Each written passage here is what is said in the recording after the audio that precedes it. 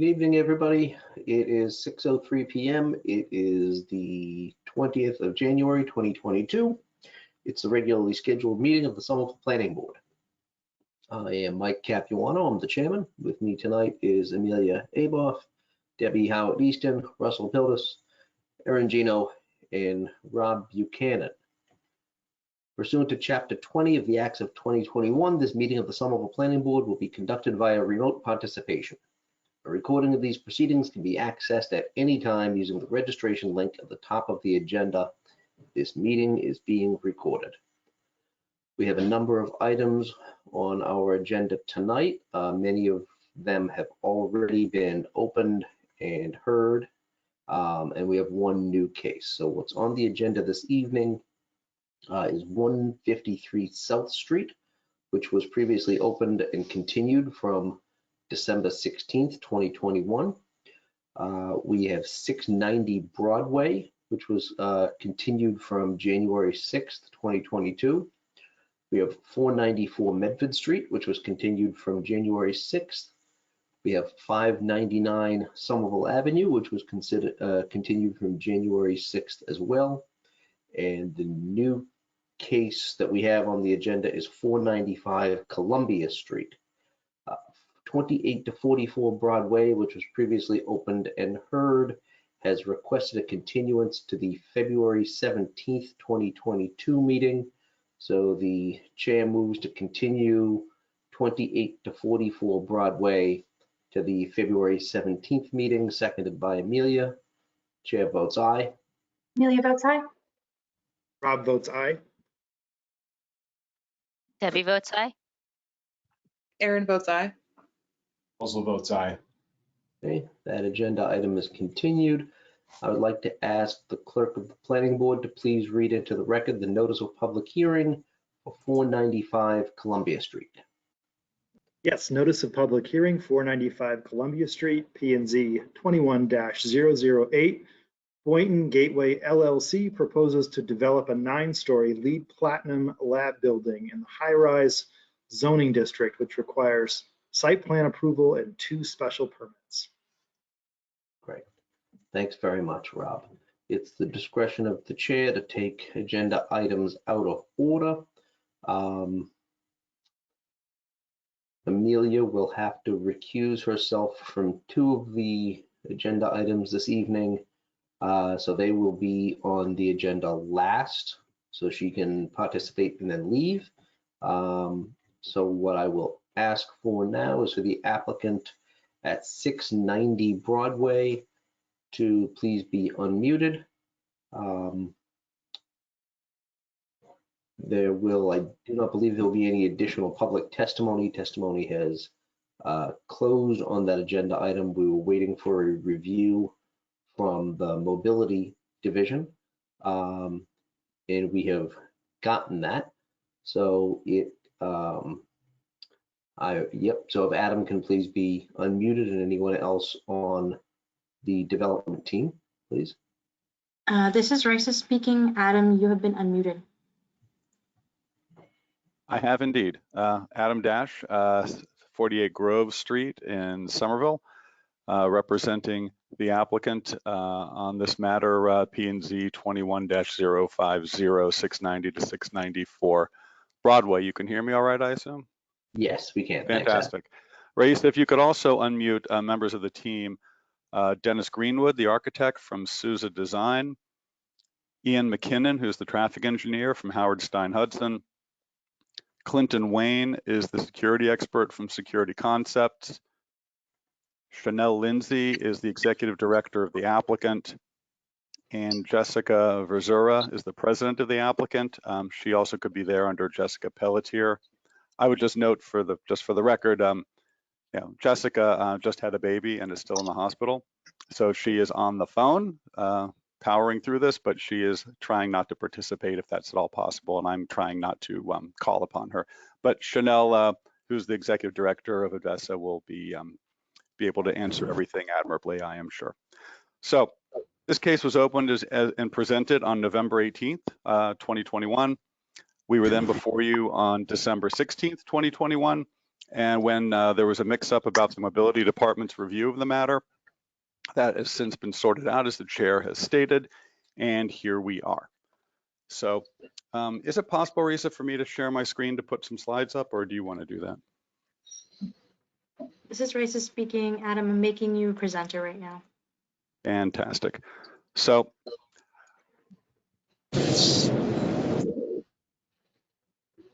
and boom. Do you see the slide deck? Yes, we do. Excellent. All right. So I was not handling this case back on November 18th, but you may recall that I was in December.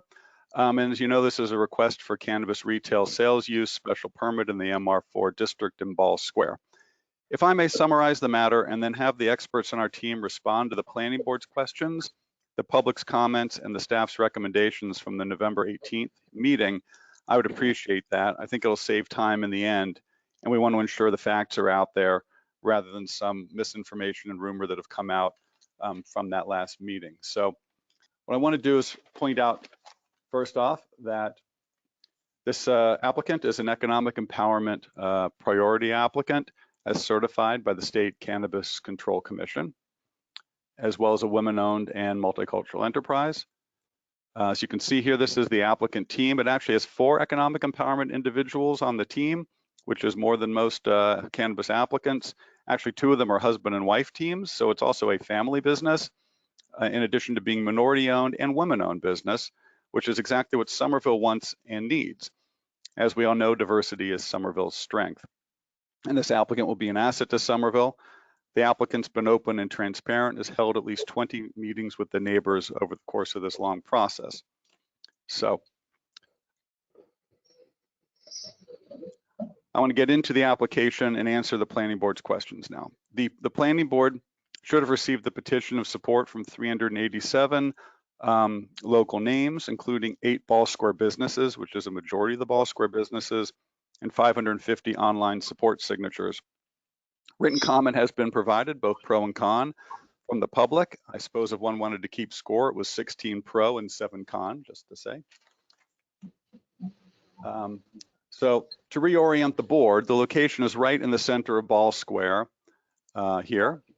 It is diagonally across from the GLX proposed station. And this is an existing commercial single-story building, as you see in the pictures on the right. And on the plan, this is the property. On the plan, you can see over here, where my cursor is the location of parking being proposed by the applicant across the square in Medford. I'll address this shortly. So here we are. You can see here where the block of stores is located, just to give you a orientation. Here's Broadway, here's Rogers Ave, here's Kelly's Diner, over here's Josephine. So this is the property here that sort of swings around the corner from Josephine to Broadway. And as you know, Ball Square has a bar, 2 liquor stores, other food, retail, office uses. So it's a fairly typical Somerville Square in that regard. I would say as former counselor, now Niedergang, said in his eloquent written comments that were provided to you, that the council spent time discussing where cannabis stores should go and decided that they should be in business centers like Ball Square rather than being banished to industrial areas. And this location is one of those chosen areas where cannabis was favored to go. This was the decision of the council, and this is Somerville policy, as you well know.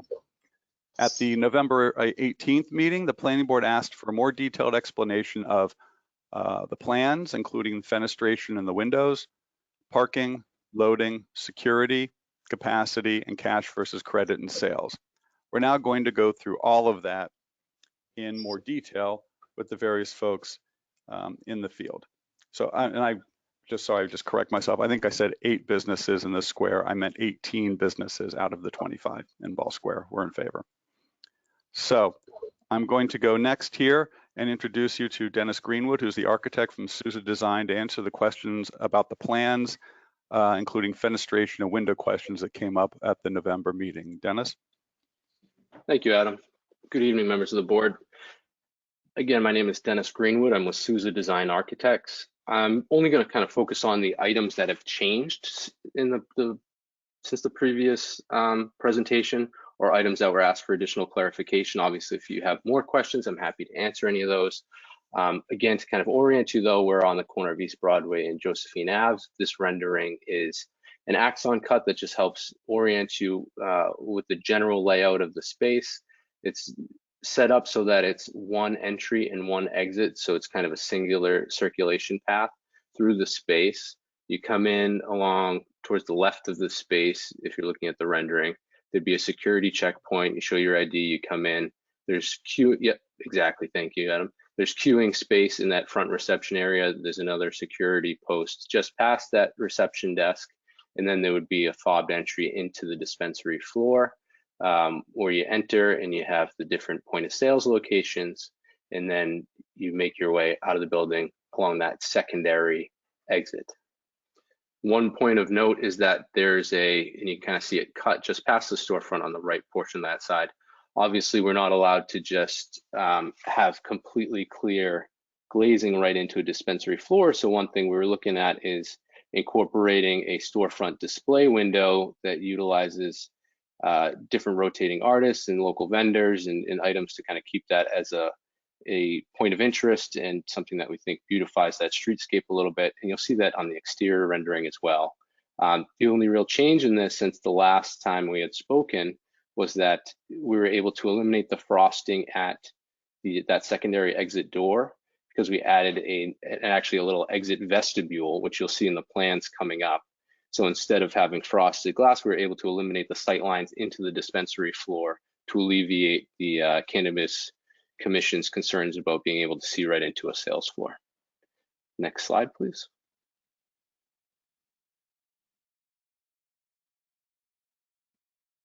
So here on the floor plan, again, just kind of the 2D view of what we described.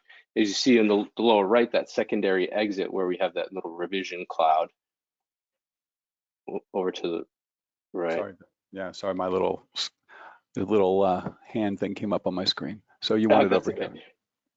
a little further to the right. So that's the door to the right. The yeah, cloud, right I'm there. sorry, So what? Yes, Yes. So what we were able to do is eliminate the frosting on that door per request, so that we can create basically an exit vestibule. And again, we can kind of beautify that a little bit inside with the piece of artwork and that type of element, but to eliminate the concerns of having frosted glass right along Broadway, the overarching concern being sightlines into the space and not creating kind of a blank wall up against the streetscape.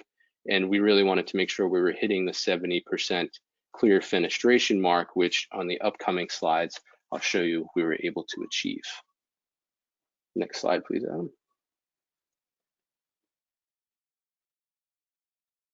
Okay, so this slide is the exterior rendering in the upper left for quick reference, but really it's a diagram on the elevations of how we were able to achieve the 70% fenestration along Broadway. So the existing clear fenestration is only 25%, which you'll see in the next slide because there's a series of opaque vinyl graphics within that chiropractor space that were really blocking out the transparency of that window. We were obviously going to pull those away. Everything on the left that opens directly into the reception area is completely clear and transparent in.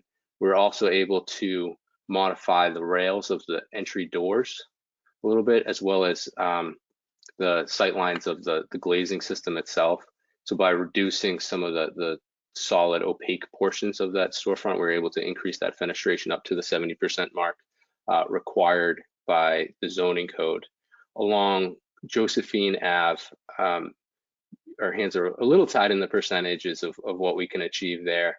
I think we're at 9% fenestration along that street facade between the 2-foot and 12-foot mark that's required as part of the calculation. So that stays untouched. Obviously, we're not worsening the condition, but there wasn't very much we could do to improve it. There'll be a marginal improvement based upon the sightlines of that new storefront framing system, but not enough to really increase that percentage. Next slide, please. And so this elevation shows the opaque portions of the existing condition. So if you see in the upper left as a reference image, where really they've kind of blocked out that existing storefront system along Broadway and eliminated that 100% clear transmitted glass. So we're removing all that. We're bumping up from 25% that's existing now up to 70%. And then I believe the next slide should be the exterior rendering. That, whoop, just kidding. We have signage demonstrations here. Okay, so we're in full compliance with all of the zoning ordinances for the signage sizes. So we've provided a chart that shows all those sizes and the locations. We're happy to kind of go through that in detail, but essentially, if we start from left to right, there's a sign within the storefront in that reception area, correct? And then there's a small door sign at the entry. And then above that, we have halo lit can letters that again are in compliance with the wall sign sizes and application types. That's in the same line with the existing sign band that exists now. We're leaving some of the existing sign lights that are up above to help add a secondary lighting element. And then along Josephine Ave, we have a small emblem signage, again, wall signage. That one is just externally illuminated via the sign light that's existing up above. Next slide, please. And here's the rendering that kind of shows it all pulled together. So again, working left to right, we have 100% clear fenestration into the reception area. We have a small sign on the interior of that reception area, one on the entry door as well. And then up above, there's the halo lit letters, the Blue River, yes. And then over to the right along Josephine Ave, we have that small emblem logo with the lettering below that's externally illuminated with from the sign light up above. And in that whole corner piece, you can see that we have created that window display that, again, we're looking to kind of enliven that streetscape. And we thought it was a pretty creative solution to kind of get to a point of what we think the intent of the zoning ordinance is, as well as still complying with the regulations that we have to comply with for the Cannabis Commission. On the right corner, you know, we're imagining that as almost a display where we can feature sculptural pieces as opposed to just two-dimensional pieces. And we're looking to put some mirrored elements behind it so that it's very engaging, and kind of the perspective of it changes as you walk around the corner of Josephine and Broadway. And obviously, if it's a rotating piece with local artists, we think would be kind of an interesting piece to kind of help engage the community as well. In terms of the rest of the exterior scope, we're not doing too much. Really, what we're looking at is there'll be the upgrading of the window glazing that's going to be in full compliance with the requirements of the zoning ordinance. That reduces the sight lines of some of the framing. And then overall, we're going to be painting kind of the pilaster to the left and then up around that sign band to help punch our facade a little bit. It also helps the transparent glass really pop off of that building a little bit as well. But that's more or less it in terms of what's changed architecturally since the last presentation.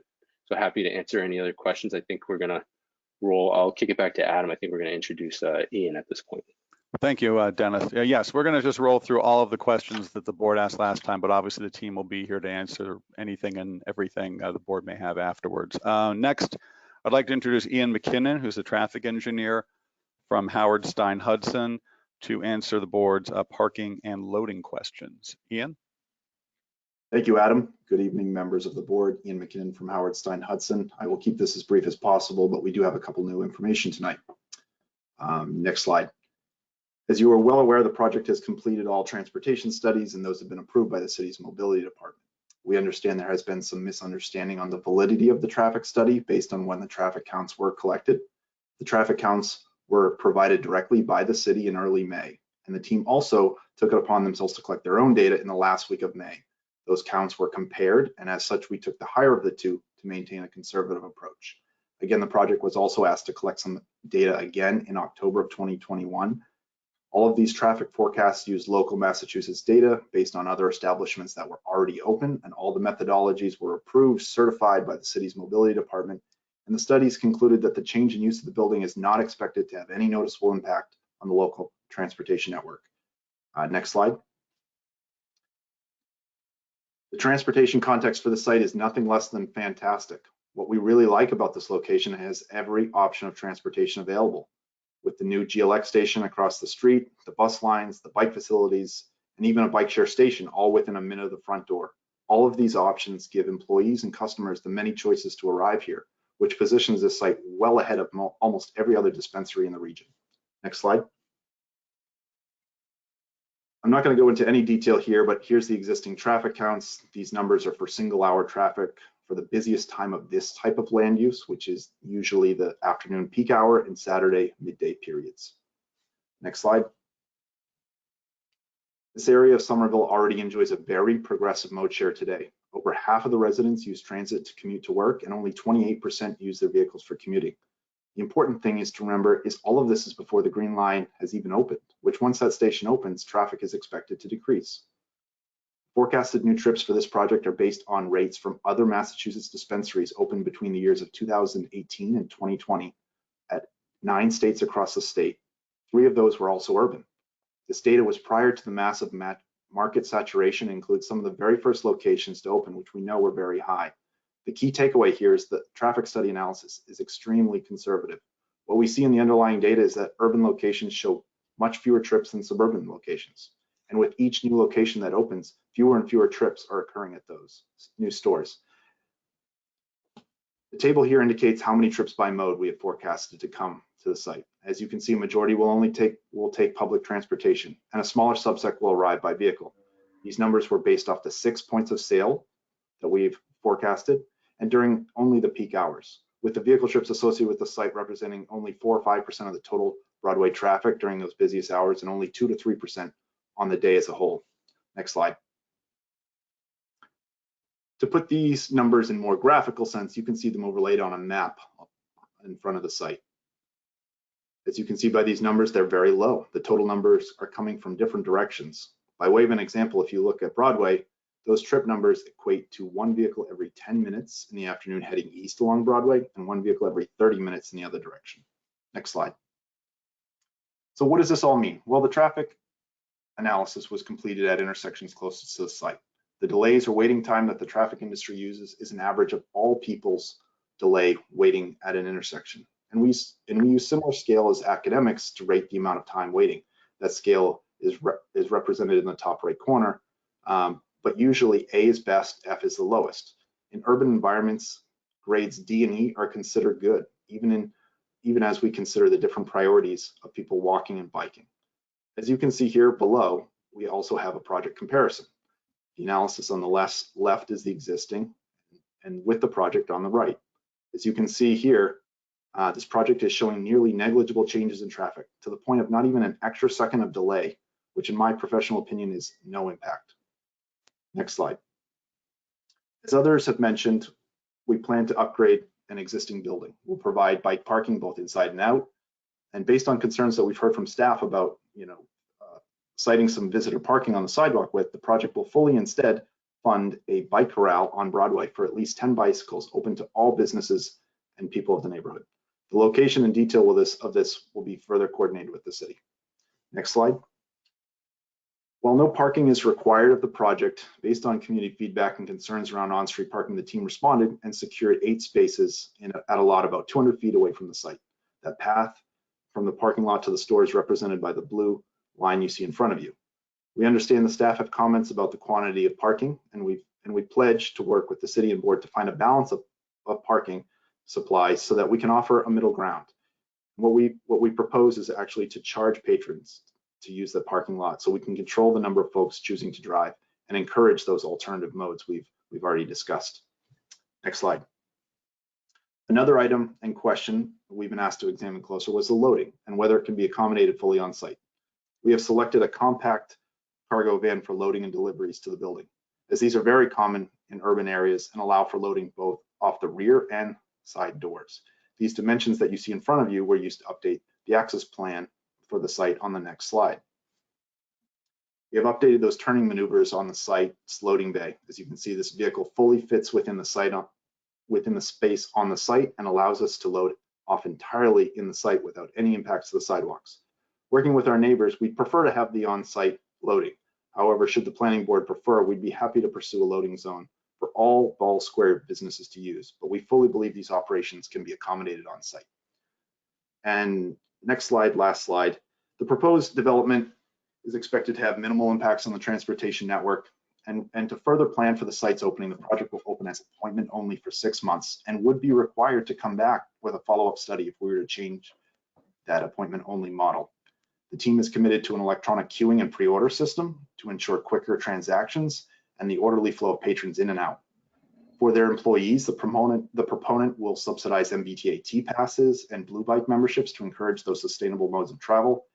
And within the lobby and facing the street, the project will have a transit screen that will show anyone walking on the street when the next Green Line train is coming or when the next bus arrives.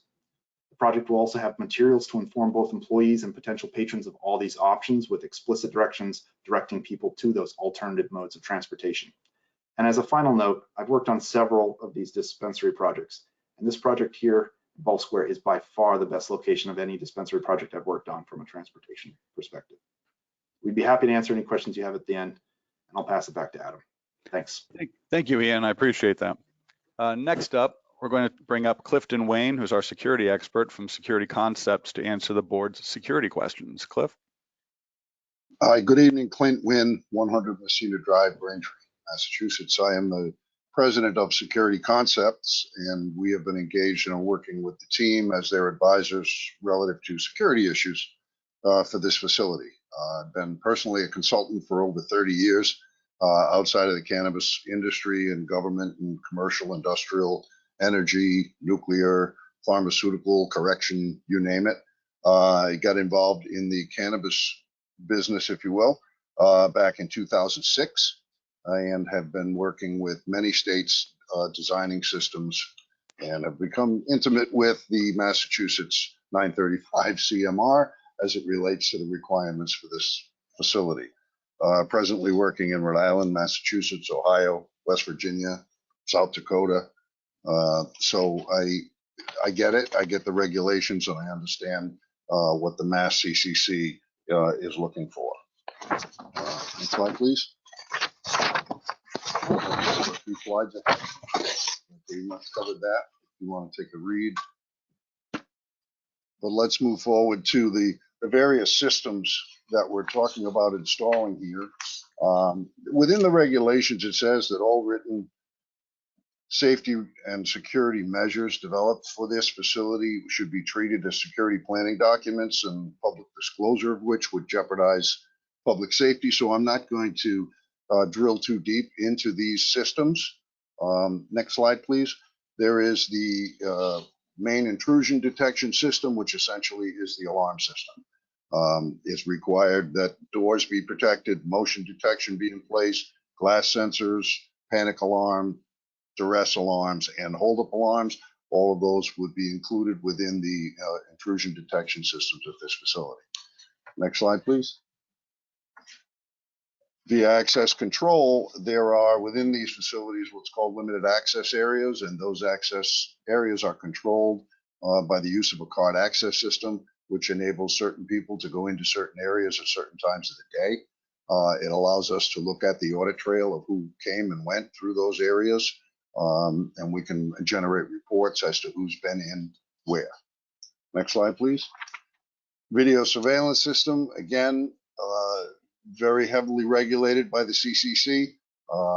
All areas of the facility where cannabis is present or can be present has to be covered by video surveillance. It is recorded for 90 days as a minimum, which we intend to do. And the perimeter of the building also needs to be covered. So it allows for video verification of access control. It needs to be backed up via UPS above and beyond the normal, in the event of a power failure, of course, right? And the secure server is in its own room and has to be controlled via access control, and can only be accessed by a very short list of people, including the CCC. So the plans have been developed, and the team has presented them, and I understand that the police department has reviewed them and has accepted them.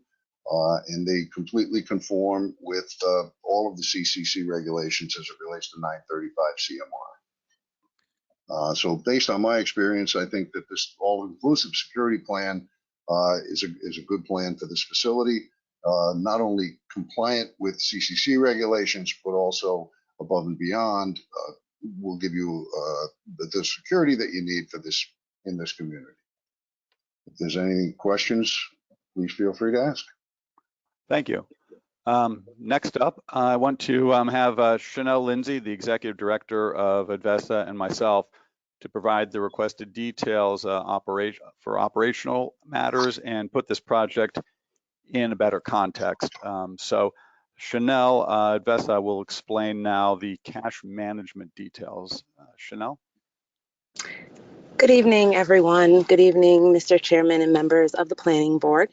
So just to tell you a little bit more about our plans for cash, just to start out, I think it's important to note that the primary form of payment for our industry is debit card.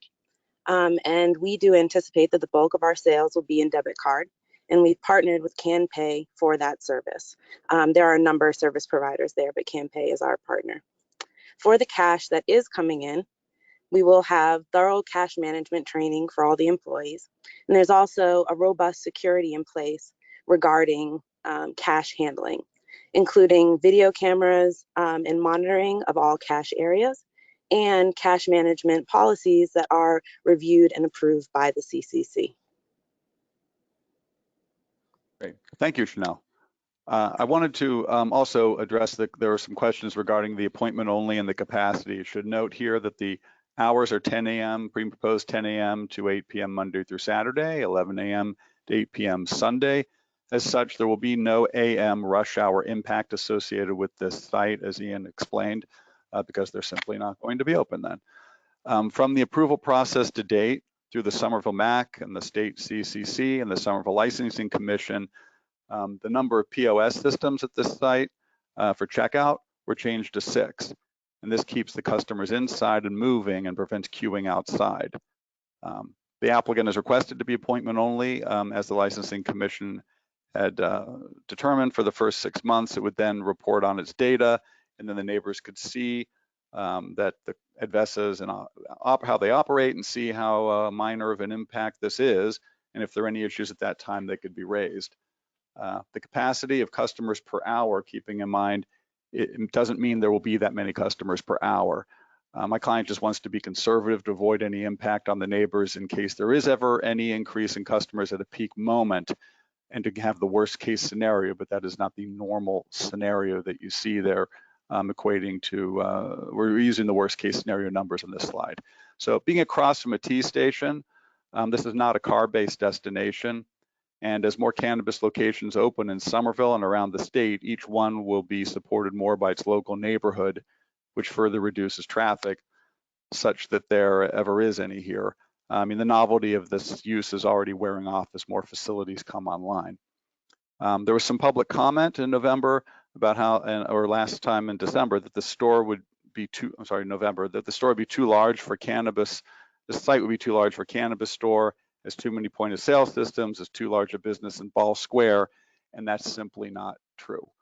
So what we did is we provided some data here that Advesa's proposed size in comparison with what you see elsewhere in Davis Square. So we're proposing 3,065 square feet, and it is not the largest cannabis retail store in size or number of point of sale systems in Somerville. And you see here, of the others, we're looking at 3,065 square feet and 6 point of sales. And you can see we're actually tied with the smallest for points of sale. And of all of these that we're showing on the screen, we're actually 1 foot smaller than the smallest. So actually the store is actually on the small side as far as square footage and point of sale goes for a Somerville cannabis location. With regard to the size of the property and as far as Ball Square businesses are concerned, this is the actual data on this slide, that we're at 49 linear feet and 3,065 square feet. We're not the largest business in Ball Square. By linear feet of frontage and by square foot, we are far from being a large space in Ball Square. In fact, as you can see, and I'm not going to go through all those, we're actually on the small side. So as with any cannabis use, as the board knows, a lot of the square footage of the space is back of house storage and such, and is not for sale to sell space for the public. So I want to conclude here that there's been public comment about Somerville and this area not being able to support multiple cannabis stores. And I would note the City Council resolved this in adopting the new zoning, and the MAC and the Licensing Commission have moved this application forward. This issue came up, I can tell you, about 8 to 10 years ago when I was handling cases with the frozen yogurt wars in Davis Square, where 4 shops opened and then ended up opposing each other in front of the zoning board and ended up suing each other. And the zoning board at that time said they were not going to pick winners and losers. That was up to the marketplace. You know, all retail businesses, they come, they go, and the board should review, as you know, each application on its own individual merits. The tug between neighbors wanting parking and the city not so much wanting parking comes up a lot in various applications. Parking may not be required here, but we do feel that offering some, as Ian said, at a cost to the customer, so it's not free, bridges that divide between neighbors who want us to have off-street parking for customers and the city not wanting parking at all, while still incentivizing not using your car. And with the bus stations right there and the bike lanes and the T station, we feel that that's going to resolve the issue. And I would also note that the parking lot is in Medford. So the applicant meets, to sum up, the applicant meets the Somerville zoning special permit requirements for this use. The Somerville policy is to have cannabis in business centers and in Ball Square specifically. The intent of the Somerville zoning ordinance is for cannabis to be in this MR4 zone as an allowed use. The City Council actually amended the zoning in 2020 to say that just that. The capacity of the transit network is not negatively impacted by applicant. The principal entrance's location, visibility, and design is very well done, inviting, and as open as the law allows for cannabis, even going so far as taking a non-compliant ground store fenestration situation along Broadway and making it compliant, as Dennis stated. So I hope this answers the board's questions. I'm sorry we took a little while, but there were a lot of questions. We hope you will approve this use of the special permit use tonight for this minority and women-owned business as recommended by staff. We have our entire team here in case there are any other questions, and I want to thank you for your attention and time. Thank you very much. Just as everybody knows, this is an application that has gone through several planning board meetings with multiple opportunities for testimony, both oral and written. And it's the planning board's practice to offer additional testimony to the public when new information is provided, where an application has changed in a substantial way, for example. And that is not what happened here. This was the applicant responding to questions and considerations by the board and from staff and from the public. So tonight we'll be discussing this application with members of the board and with the applicant and with staff. So Adam, thank you again for your application. I do have a couple of questions, some of which were generated by the Mobility Division's review of your loading zone. And I don't know if we've got someone on the meeting tonight who can speak on behalf of mobility, but one of the concerns was, and I know that you addressed it in the slide, was the size of the vehicle that would be used for deliveries being too big for the space that you've got. The questions that mobility had brought up is one, I'll just take a look at my notes here. Do you have control over what vehicles are used during delivery? It seems like it's not just going to be a UPS truck or whatever it might be just to get the products to your store. It'll be maybe something that you own. Is that right? Mr. Chair, this is Adam Dash. I will put the slide back up just to illustrate. I don't know if Chanel or Ian, if you wanted to answer that, but I think the answer to your question is, do we control the vehicles for delivery product? The answer is yes. And we are proposing the vehicle, which I believe you can see there. That's the van. We searched for one that would fit. And the beauty of these doors on the side is they slide, they don't swing out. So actually it does fit.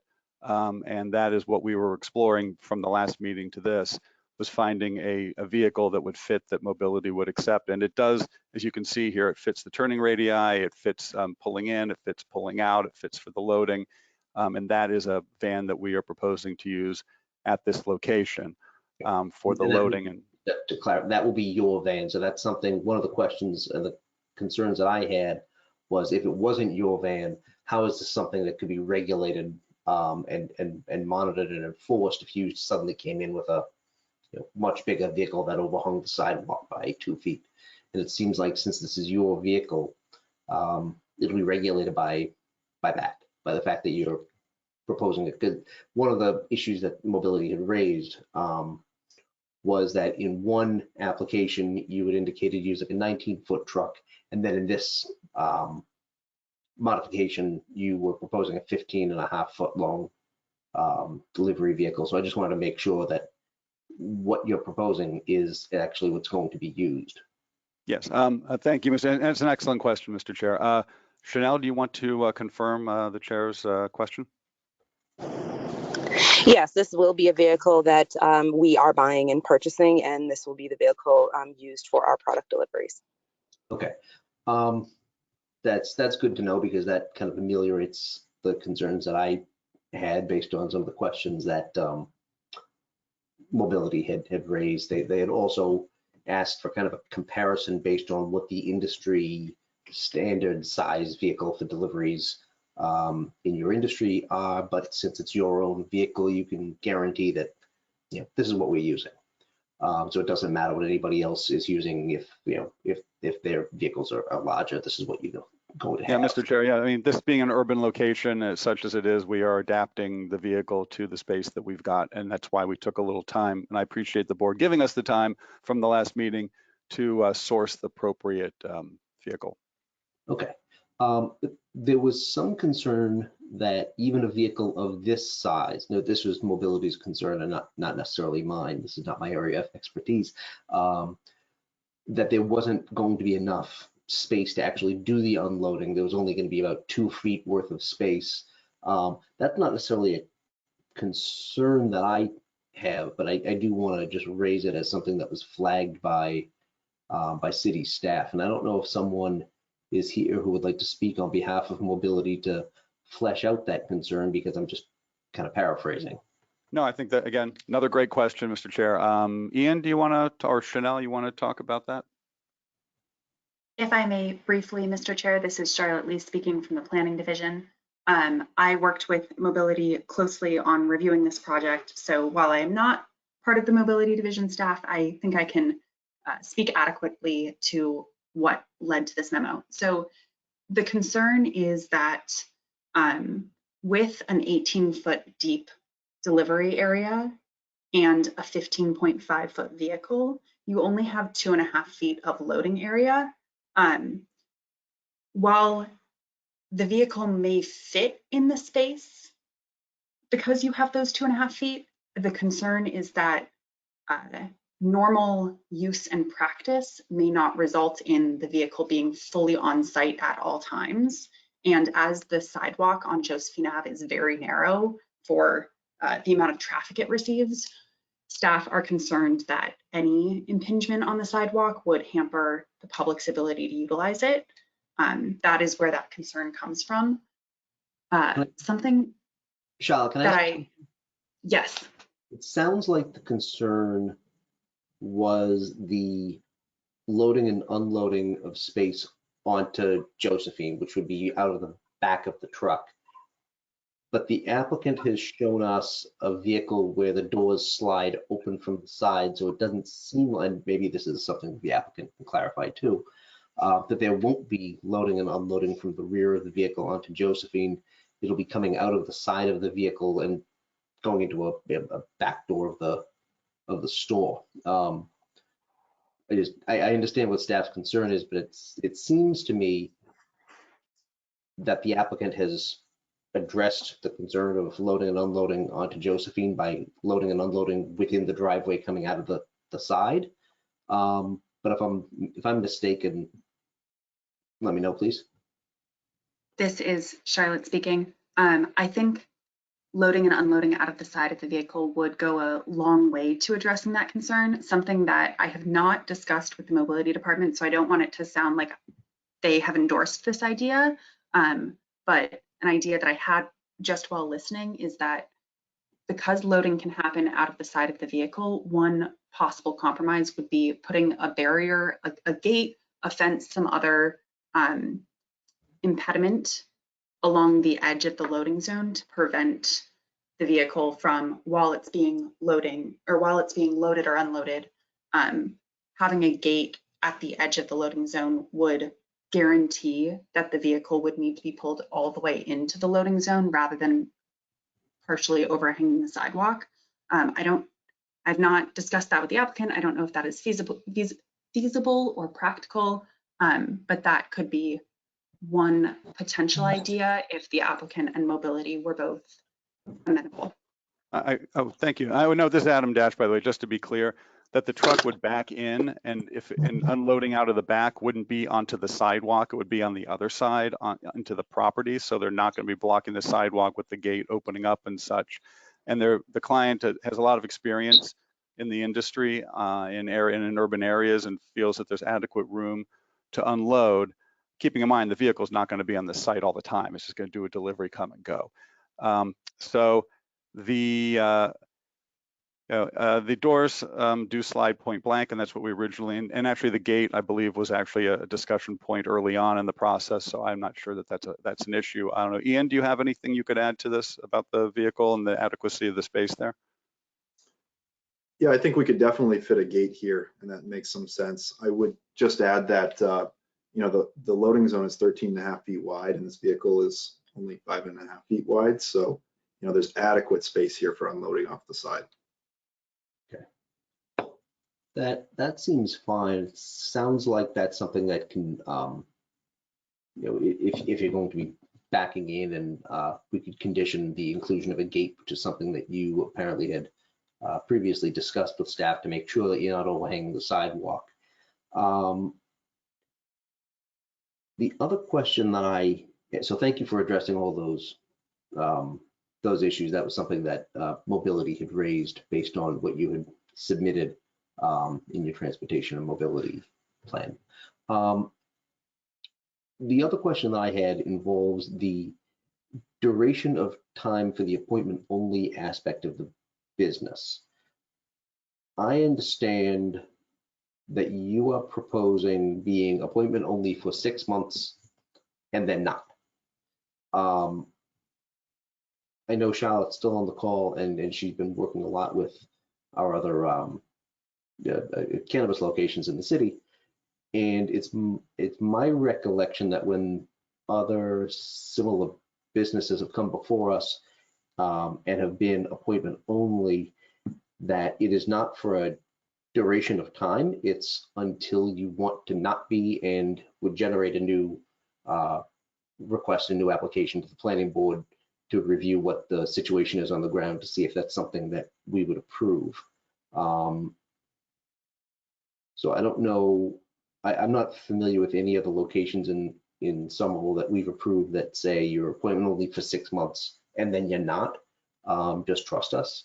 It's always been your appointment only until you want to not be, and then you've got to show us, the planning board, that it's appropriate for you not to be, because there is, I think, reasonable concern by neighborhoods, because even though you are in a business district, which is exactly where we intended for you to be, you do abut, you know, residential neighborhoods right behind you.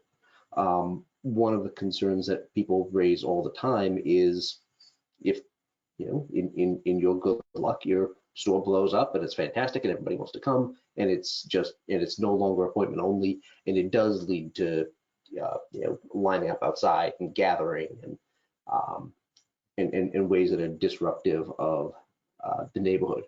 So I'm just curious, Charlotte, are you familiar with any other cannabis retailers in Somerville that we've just said appointment only for a period of time and then you're not? This is Charlotte speaking. I think since both the Somerville Licensing Commission and the Planning Board can impose conditions on cannabis dispensaries. I think there can sometimes be confusion about the conditions that are imposed by the Somerville Licensing Commission versus the conditions that are imposed by the Planning Board. The Somerville Licensing Commission, it has been their practice to impose a condition saying that you will be appointment only for 6 months and then you can stop being appointment only. That has not been the practice of the Planning Board. The practice of the Planning Board has been to impose a condition saying that you will be appointment only until we can make new additional findings regarding the impact that not being appointment only would have on the surrounding transportation infrastructure. Great.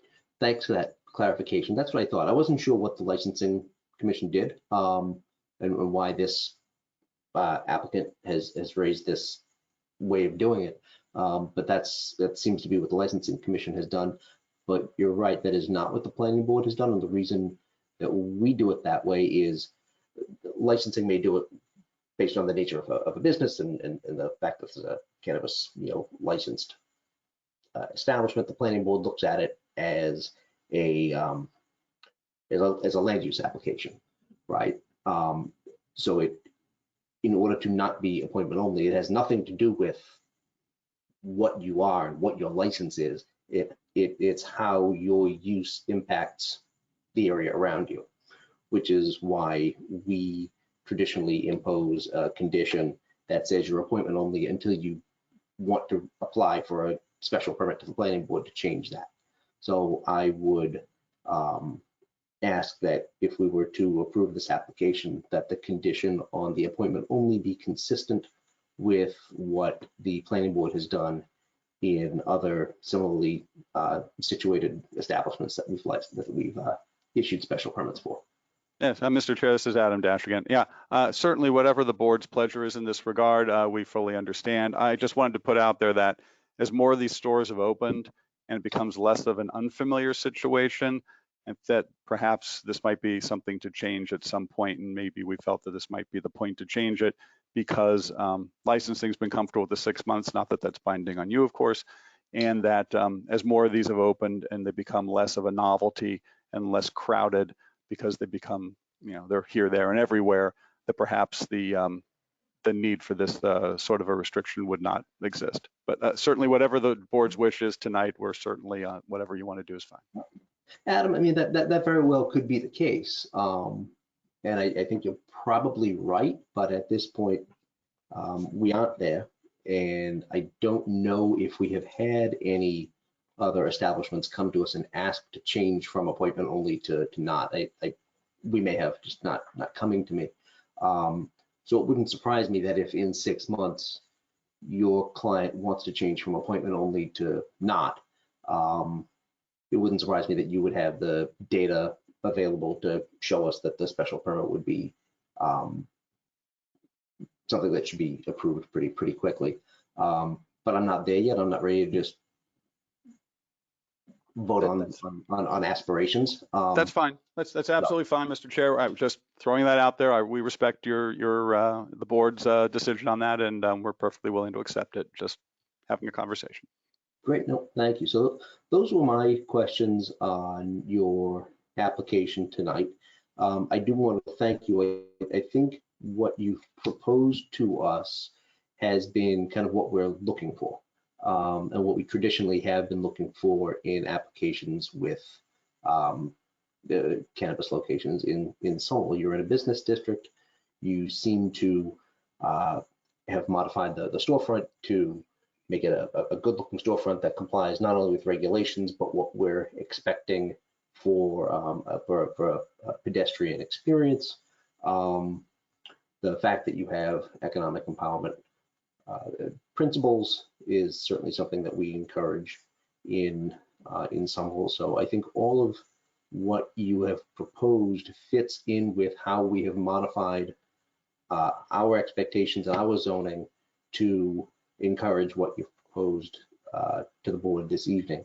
So those are my comments, and I'm going to open it up to anybody else on the board who has questions or comments. So if anybody wants to raise their, yes, Amelia. Thank you, Mr. Chair. spent a lot of time for a project of this scale trying to really do my due diligence to understand what was going on here and understand this proposal and the various community issues that had been raised in response to it, because I think this has been a somewhat public and contentious process to the state. So first of all, I really appreciate the applicant sort of presenting cohesively a response to the questions that have been received and the sort of clarity of carrying that narrative through, since I think we've got a lot of information detail. I did have one question of clarification I was hoping to ask of the applicant, and one clarifying question for staff, because these were both points that informed my thinking. I did, in trying to understand the business and the community reaction, go through the state filings for a basis operation here, and I noticed that there was a requirement with the state to submit the sort of marketing plan and graphics and sort of brand identity of the retailer. And I know that that was under the like Advesa Wellness brand, and that we've since pivoted in this location to Blue River, which is I think different product identity. And I was wondering if that's something that gets updated with the state, or if that's something that would be reflected in any way here. I was just trying to sort of track the consistency across it and was hoping, I know that's not the purview of this board, but I'm just curious and was hoping you would indulge me. Yes, Adam Dash again. Chanel, can you speak to that? Yes, we did submit the DBA with the state. It may not have processed yet, but that is something that we update across the board. Got it. Thank you. And then I know that a number of community members who had raised concerns about this wrote about its sort of inconsistency with the Ball Square neighborhood plan. And I was hoping to just confirm with staff. My understanding is that the 2017 Ball Square neighborhood plan is not an official City of Somerville document, but was a planning study completed by a student organization.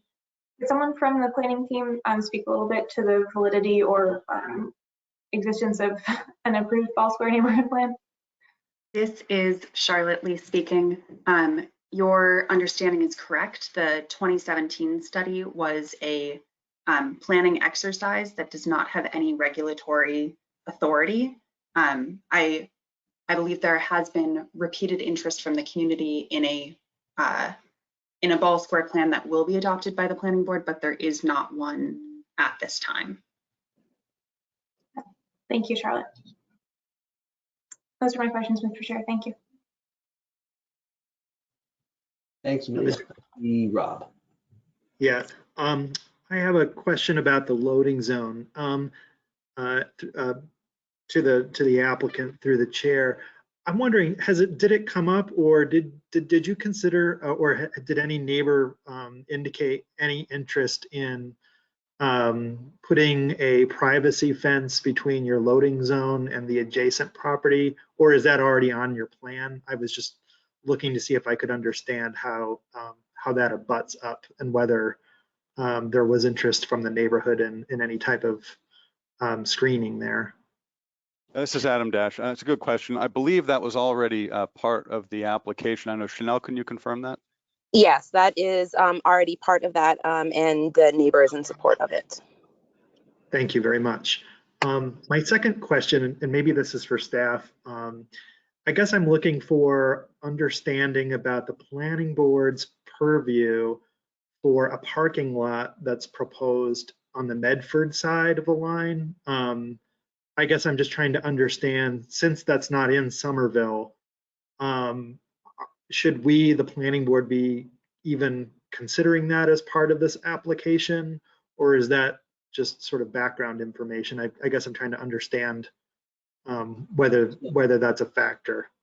So Rob, I'll explain some of what the planning board has done in the past. I don't think, and somebody can correct me if I'm I don't think it matters that it's on the Medford side. I think it happens to be. The issue that the planning board faces with some frequency is the ability of the applicant to secure off-site spaces, kind of irrespective of where it is. We've done it in Teal Square for a project. We've done it in Davis. So we've definitely seen this type of a proposal before. And the condition isn't that you find a site in Somerville. It's that you find a site that will allow you to use those spaces, irrespective of where it is, so long as it's a reasonable distance from the facility. So I think it is within the purview of the planning board to be able to look at an off-site parking agreement and include it as a condition that, the applicant has proposed that they will secure eight off-site spaces, and that it's a condition that they do so as part of the application. That's what we've traditionally done. So I don't know if somebody on the staff has a different interpretation of the planning board's authority to condition that, but that is something that we have. This is done. Charlotte Lee speaking. Oh, apologies, Chair. I did not intend to interrupt. I wanted to confirm that our interpretation is similar. I would think of this not as regulating a parking lot that is in Medford, but instead of as regulating the actions of an applicant that is before you for a special permit. I will note that in the, I'm going to mix up dates, but in the November staff memo, the addendum from Mobility staff specifically, Mobility indicated that their overall desire is to have as little dedicated motor vehicle parking as possible associated with this use, as dedicated motor vehicle parking tends to generate motor vehicle trips, which is not in keeping with the investments that the city has made in bringing the Green Line to Somerville, and in the fact that this location is approximately 200 to 300 feet away from a brand new Green Line station. That said, Mobility in November had suggested a condition that that rather than eliminating all of the parking, although that is their preference, they would also be open to the applicant charging customers for parking. So in other words, passing all costs of providing parking onto the users of that parking, even if they happen to have secured parking that they are distributing, but again, charging the full cost of securing that parking to the users of that parking, so that it's not being passed on to anyone who is not using the parking. I'm happy to answer any other questions, but wanted to bring that up. Thank you. That's enormously helpful, and I would be supportive of a condition to charge, let the applicant charge for parking as they have proposed. Thank you.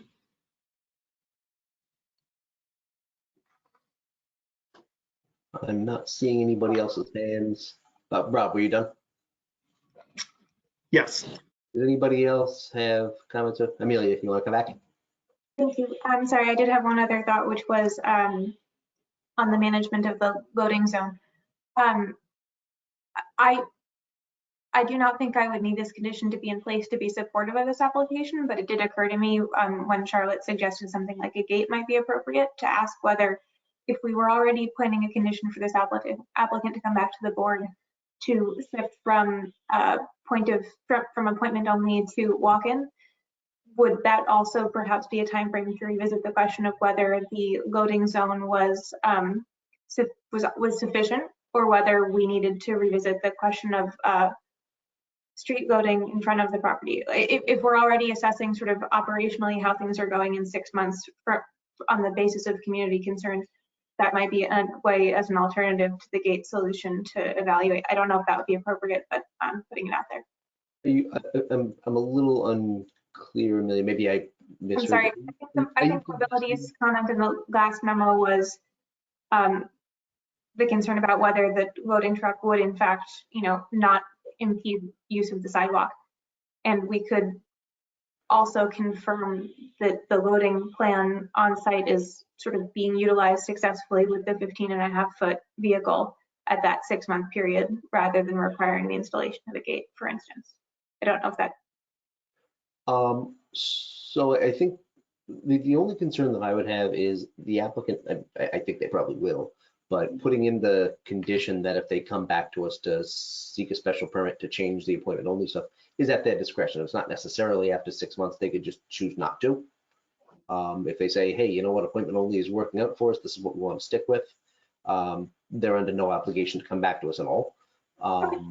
So The only concern that I have is tying, because they've already acknowledged that they would be willing to put in a gate.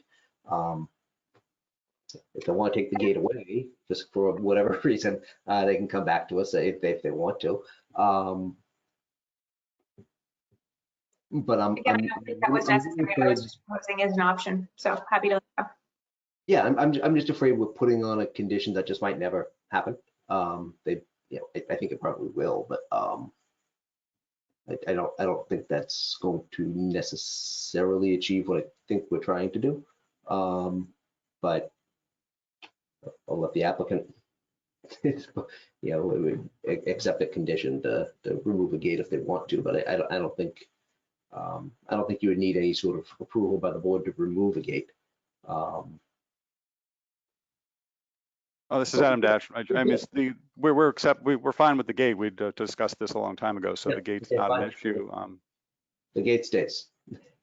So I mean, I don't know if they'd want to come back in 6 months. I think that's speculative at this point. So I agree with you. I don't know. Yeah, so great, the gate stays.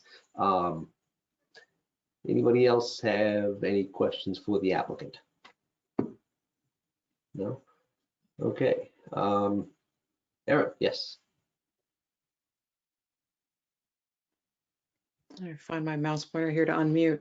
This is not so much a question for an applicant, but maybe rather just a comment with some of the public opinion coming back saying, they're talking about sort of multiple sites of retail cannabis use in Ball Square, including this proposed Shield station. And I was just hoping to get some clarification from staff that proposed Shield station has, or the other site sort of across the bridge, has not actually made any requests for a special permit. And they're still pretty early on in the process. I guess looking at the public comment, it didn't seem sort of like this is the only type of use in the square, at least that I'm aware of, is coming through the pike. And really just wanted to maybe comment that I saw those public comments, but I don't like the Shield station seems a little bit of a red herring to me at this moment in time, where it is more planning than it is reality. So This is Charlotte speaking. I'm not sure. Would you like me to provide context, or did you just want to make that comment? I guess kind of both. I wanted to make the comment that, I saw the public's comment of, not wanting sort of multiple types of this business so close together. And then maybe just get some clarification from staff as to, what the current state of retail cannabis use in Ball Square is. I am happy to provide that. For the record, this is Charlotte speaking. Shield Gas, i.e. 620 Broadway, Botanica has received a host community agreement to establish a retail cannabis dispensary at that site. They are very early in the process. As part of their kind of overall plans, they will be building a new building at that site in order to house the cannabis use that they have proposed. That building will require site plan approval, which your board is very familiar with that process, as that is a lot of what you see. They have not yet had their first neighborhood meeting for that site plan approval process. So I would, on the early end, they're still a couple of months away from coming before the board. Okay, I think that's really helpful, and I really just wanted to sort of air that as a concern that I read, and I understand, but at this current moment, it's host community agreement, as we all well know, does not equate to a approved special permit. So we will see what they come with and evaluate on that case basis when we have that real world evidence to evaluate. At least that's sort of my, I guess, opinion / comment on that.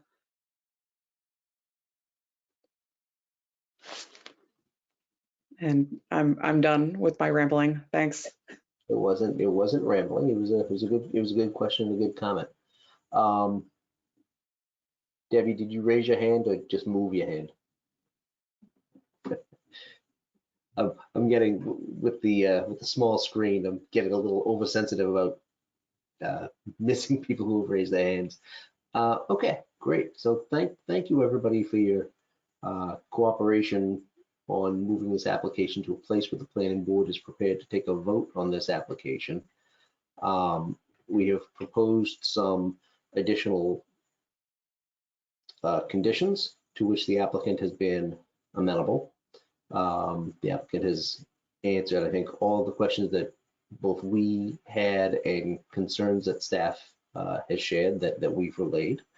So at this time, following public testimony, review of the submitted materials, and deliberation of the required considerations outlined by the Somerville zoning ordinance, I move to approve the special permit to establish a cannabis retail sales special permit as conditioned. Seconded by Amelia. The chair votes aye. Amelia votes aye. Rob votes aye. Erin votes aye. Debbie votes aye. Also votes aye. Unanimous decision. Congratulations and good luck. Apologies, Mr. Mr. Chair. This is Charlotte Lee speaking.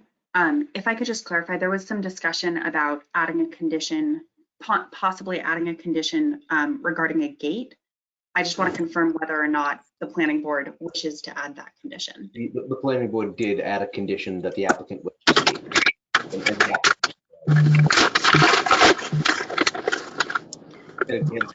bound by that condition. Okay, so added the condition of the gate, and then I also just wanted to confirm that the planning board is imposing the conditions that were recommended through the combination of the two staff memos, one dated November 10th and one dated December 9th. Yes. Great, thank you. Just wanted to make sure that it was crystal clear for the record. Yes, it is. Thank you very much. On behalf of the entire Advesa team, we worked really hard for this and intend to be amazing neighbors and an amazing business for the square. And thank you, Mr. Chair. Members of the board will leave you to the rest of your agenda. Oh, apologies, Mr. Chair. Before the applicant leaves, there was also discussion about charging for parking versus not providing parking, but I don't know if there was a conclusion on that. It was the intent of the planning board to have the applicant charge for the off-site parking. Great. Okay.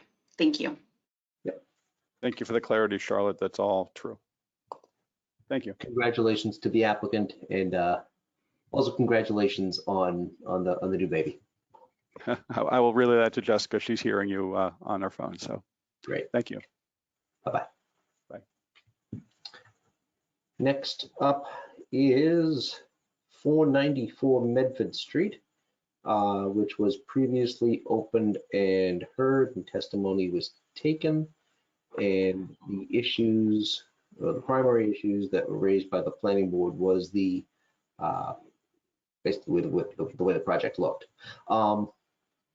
So if the applicant and their screen or screens be shared.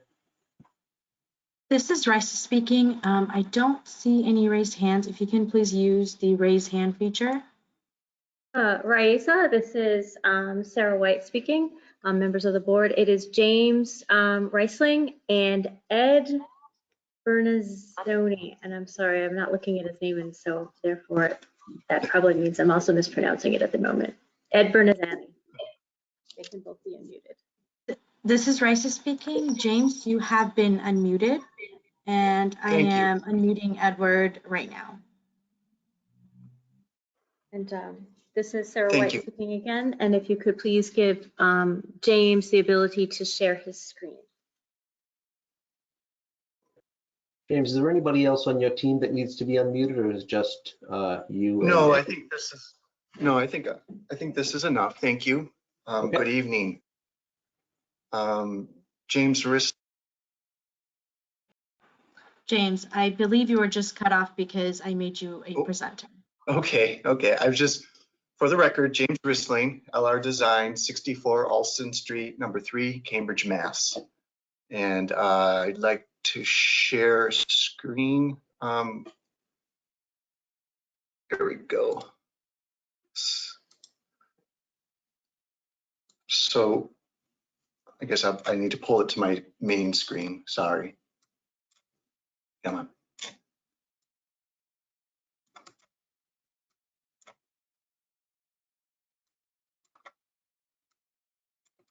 Okay.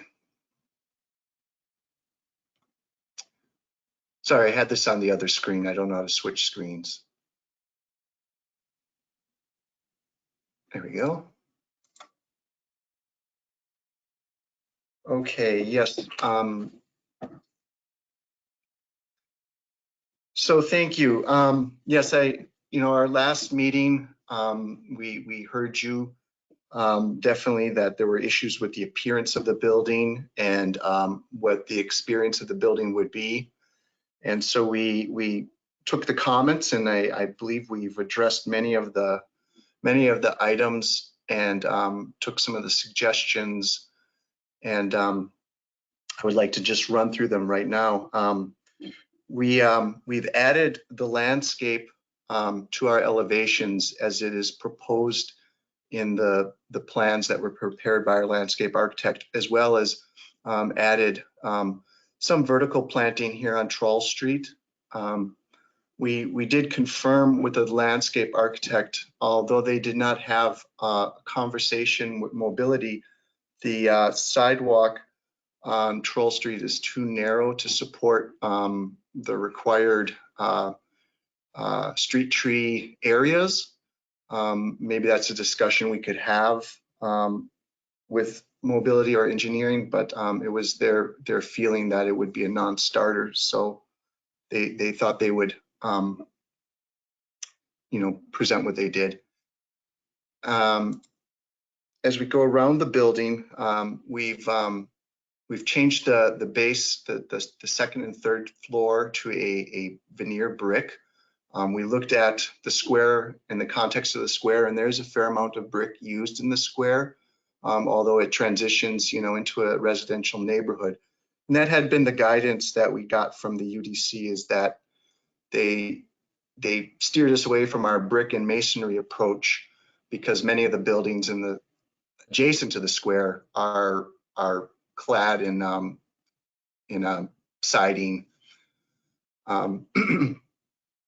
We are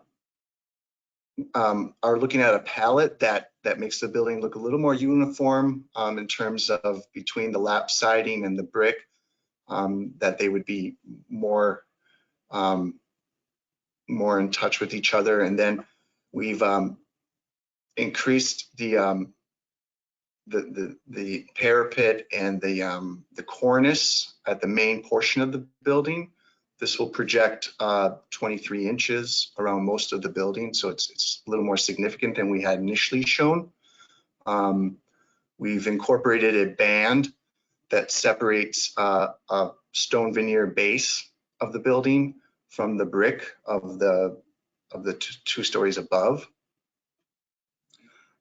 We've looked at a new window composition that sort of plays on the 2/2, sort of the classic window layout, a residential window layout that we've sort of made a little more modern moves with, hopefully. And then also, as I mentioned, we've shown the landscape. As we go around the building, we've again are showing the landscape in the building in the round. The Medford Street side has the stone base, 2 stories of brick. We've stepped the 4th floor back on Medford and Troll Streets. And then as we move around to the neighborhood side of the building, we've gone back to the lap siding, so that we're in a palette that's familiar to the neighborhood rather than coming around with a brick. And then just wanted to show that there is an intent of having a privacy fence between our property and the next, after this shared easement passage here between the two properties. So it was a busy couple weeks. Hopefully we've addressed some of your concerns, and maybe we're a little bit closer.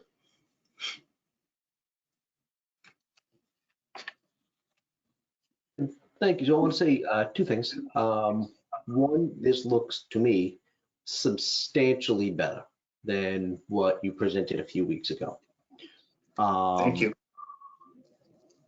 So that's comment number one. Comment number two, I heard the dreaded word veneer brick. It is the practice of the planning board to condition the use of real thick, full course, actual brick and not veneer. Okay. So just so you're on notice, this is a long-standing kind of policy by the planning board that we don't do veneer.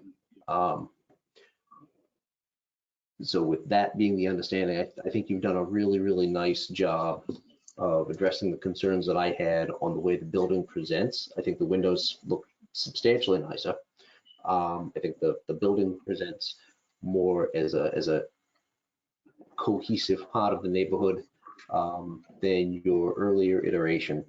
And I think you've done a great job in including that vertical green space, that green wall that got taken out in the middle of things.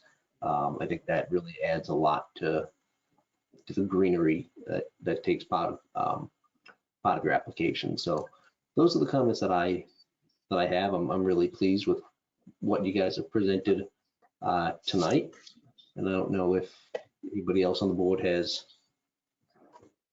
comments or questions. I'm gonna make sure that your images are a little bigger so I can see hands. Okay. I saw Rob.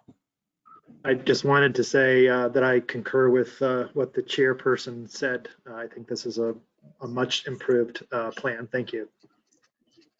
Thank you. Erin. Yeah, likewise, my fellow board members, I first off applaud the green wall. I think it's really nice. And thank you for adding in the cornice. I think this sort of bringing the eye line a little bit down makes the building feel a little bit more scaled as you have that challenge of stepping between, the residential and the MR district. So I just want to say, great, busy 2 weeks of work, but your work paid off and I think it looks really good. And I do just want to reiterate comments from last week of, again, thank you for putting in 3-bedroom units. I think this is a really important feature of this application. We do have a pretty serious dearth of those in the city.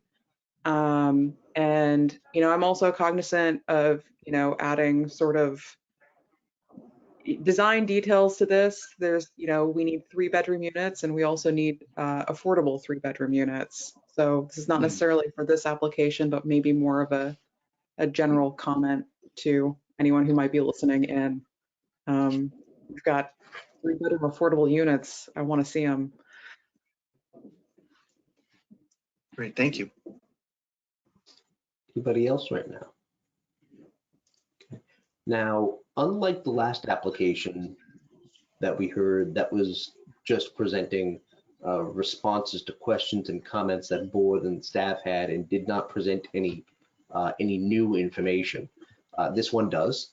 It does show a new rendering with a new facade, new greenery, and basically a completely new looking building.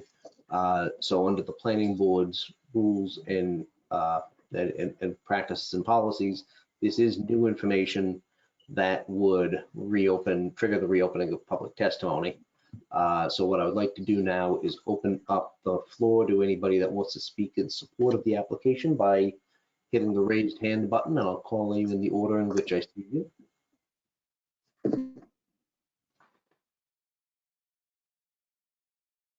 I see two people. The first person I saw was Stephen Cody. This is Raisa speaking. Stephen Cody, you have been unmuted. If you can please state your name and address for the record, please. Yes, my concerns had been to the previous application, so I withdraw my concerns. I was disappointed there was no public comment, but I have nothing to say about this proposal. Thank you. The next person I see is Tori Antonino. If Tori can please be unmuted. This is Raisa speaking. Tori, you are self-muted. Thank you, Raisa. My name is Tori Antonino. I live at 65 Boston Street.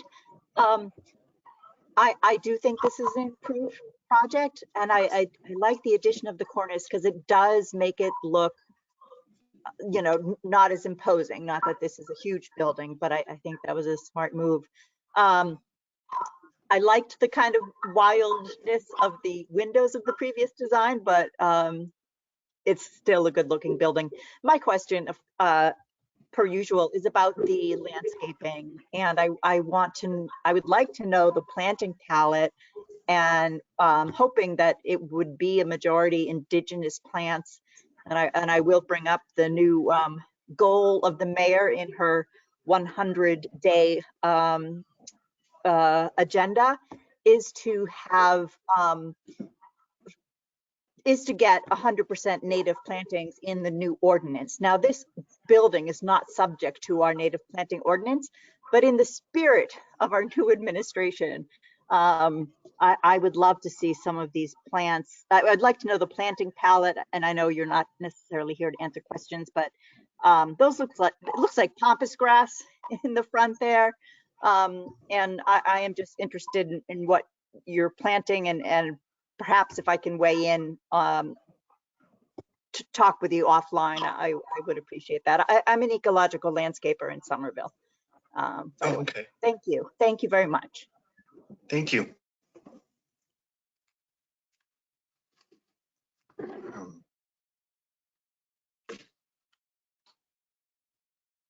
I am not seeing any other raised hands. I'm going to do one more scroll. Seeing none, I'm going to close that portion of the public hearing, and I'm going to open it up to testimony for anybody that wants to speak in opposition to this application or otherwise express concern. I see Meredith Porter's hand raised, so if Mr. Porter can please be unmuted. This is Raisa speaking. Meredith, you are unmuted. Okay. Meredith Porter, 104 Josephine Avenue. Not necessarily opposition here, just a couple questions slash concerns. One, this is just a technical one. When I look up this application, I see an Urban Design Commission recommendation that's titled 494 Medford Street UDC recommendation, but then the text of the recommendation talks about 379 Somerville Avenue. So there seems to be some sort of a mix-up on that point. It may just be a typo, I don't know, but I just wanted to raise it. The only other thing that I wanted to comment on was, yes, this looks much better than what I've seen before in terms of plans, but I will note that the previous plans included two renderings, and I'm not seeing that in this set of plans. It's not quite as illustrative as the previous set of plans, if you like, but it does look much better to me. That's all. Thanks. Thank you very much. I'm looking to see if anyone else has their hand raised, and I do not see any once, twice. I will close that portion of the public hearing and proceed to any additional comments from the board before we move on to a vote.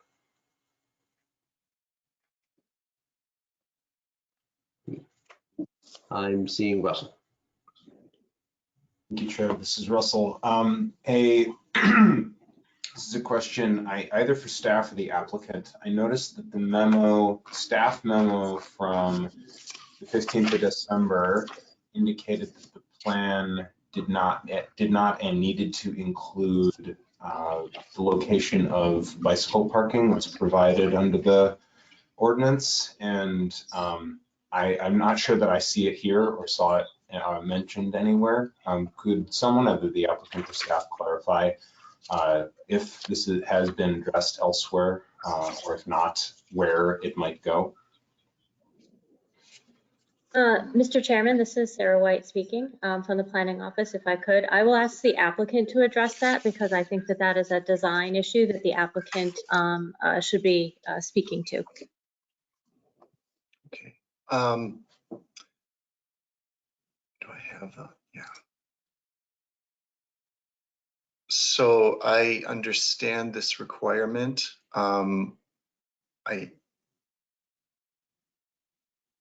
We have not, I'm trying to get to the plan here, I'm sorry. We have not identified the location.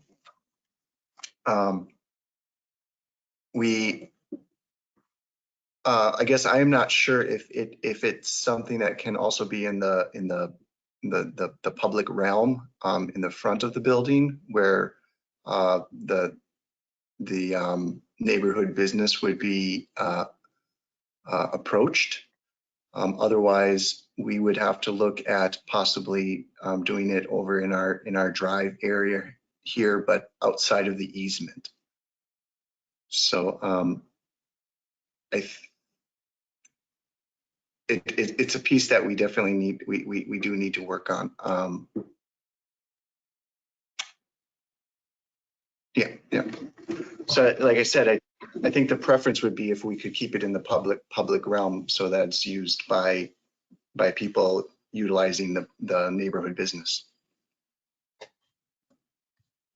I think that's a good point, but I'd point out as well that with the business generating traffic, this being with an adjacent commercial area, and there also being dwelling units, and being within a half mile of a transit stop, that supportive infrastructure for active transportation shouldn't necessarily be an afterthought. I'm not accusing you of doing that, but that this has the potential to be a prominent component of the transportation access to this site. So that's something that should still be addressed, and it looks like it has to be anyway under the ordinance. Okay. I believe, Russ, there might be something that we could condition as deferential to staff as to the appropriate location.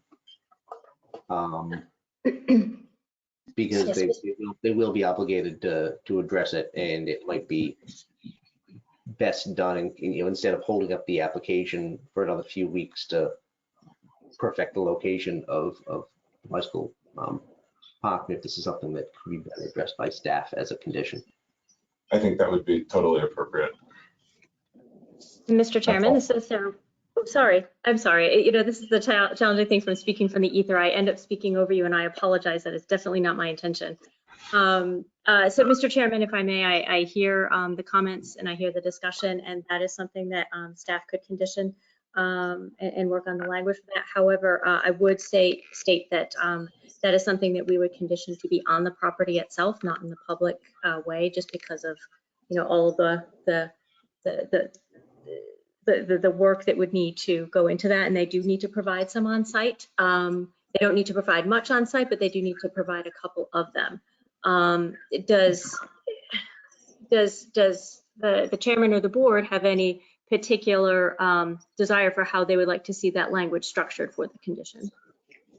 Usually what we do is we draft a condition that says the applicant shall work with staff to come up with an appropriate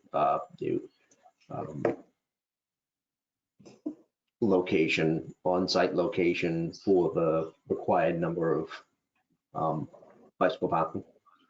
Okay. very good. So I will make a note of that, as well as the note of adding a condition about the full-size brick as well.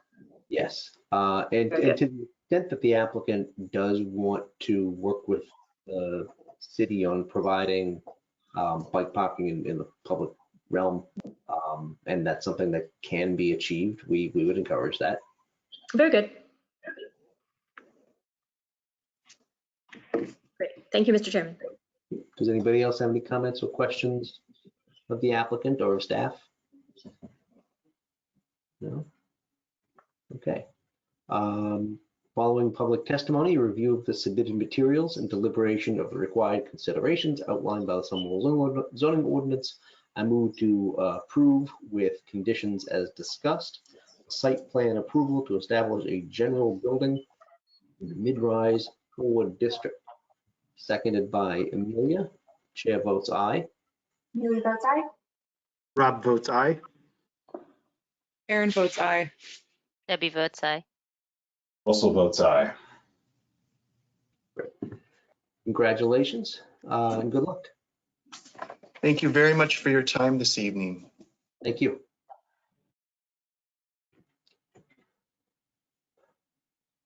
Next on the agenda is 599 Somerville Avenue. So if the applicant could please be unmuted for whomever the team is, if they want more than one or two individuals. This is Raisa speaking. I see a Russell Preston. Russell, you have been unmuted. Great. Good evening, everyone. Thank you for having us this evening. Could you also unmute Rob Elfer and Carrie Pike? They'll be joining me this evening. Let me, and also, may I have the ability to share my screen as well? Yes. I'm making you the presenter right now. Super. Let me give the technology here a second.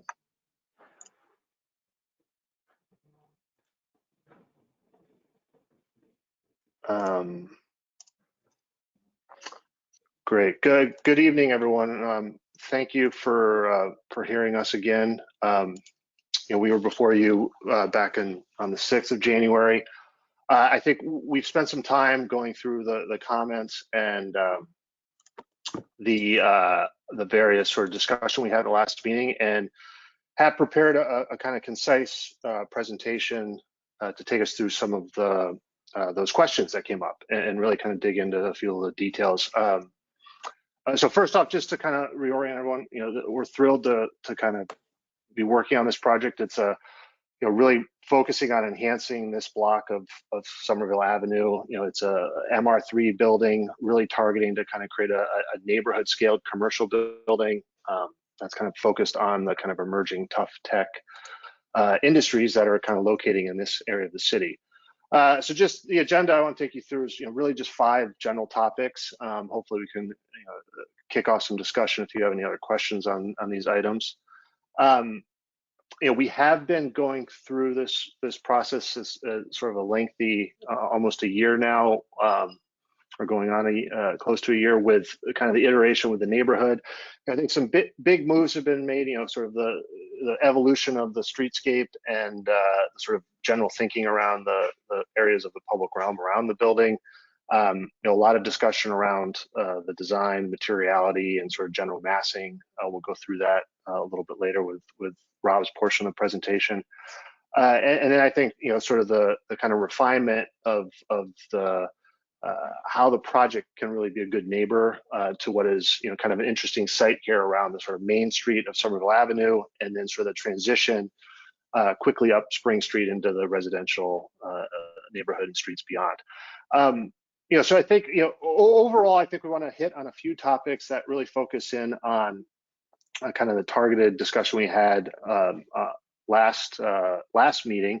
I think the project is really trying to deliver a fabulous sort of streetscape experience, and kind of really looking to make some strategic investments in the parklet, the sort of inline bus stop, the elevated crosswalk going across Somerville Avenue, and then really been thankful that the mobility and other various departments in the city have been trying to help kind of coordinate the thinking of this as we've been going through the process.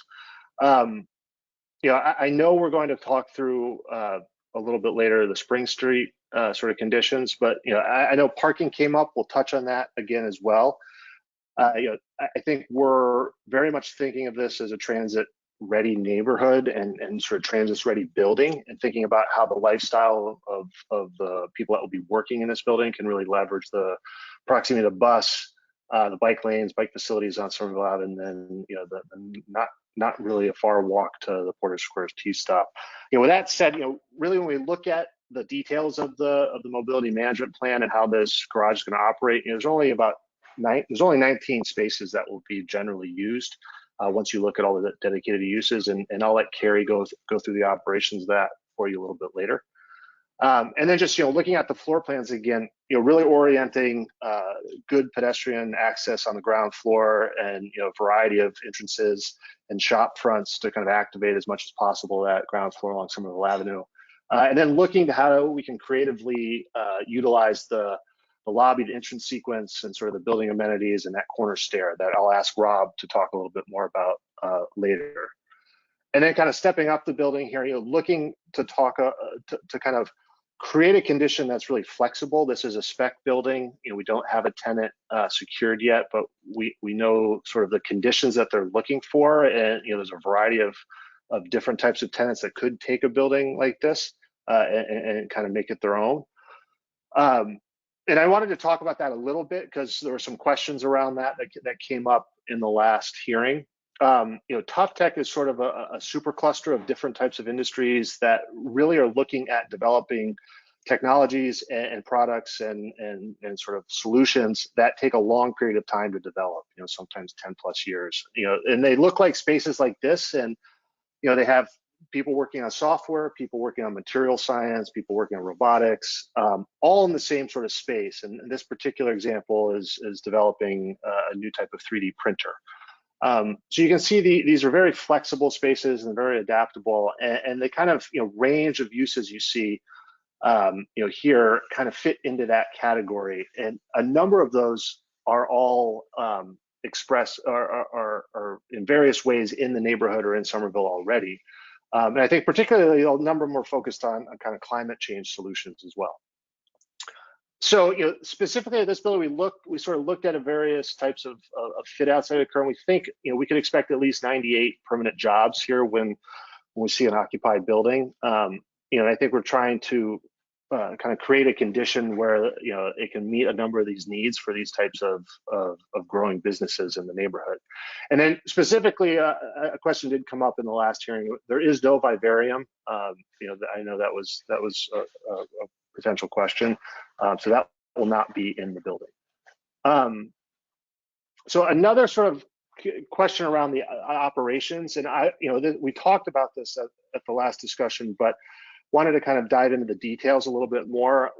We do appreciate one of the neighbors took a lot of time, and we had a lot of correspondence with him and discussed this issue and met on site. And I know he was having a variety of conversations with the folks at 40 Pittman who live there.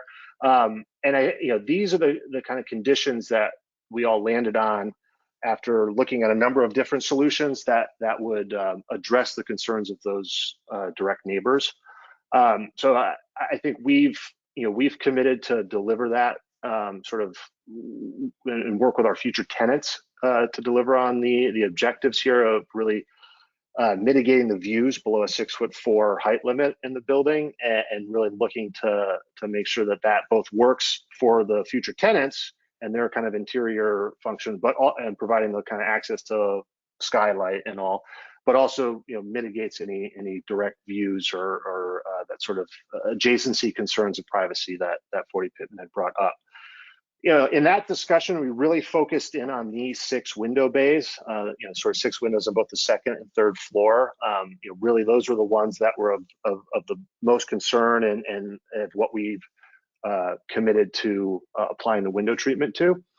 And you can see those here again in elevation. We did have a number of conversations about the landscaping in the context of this discussion, and working with our landscape architects, tried to sort of move around and kind of think about the plantings there to maximize the evergreen qualities of those plants, and ideally over time they can grow up and help with this privacy concern as well. Another question came up around noise. I think this is an important one that the project team has really taken seriously.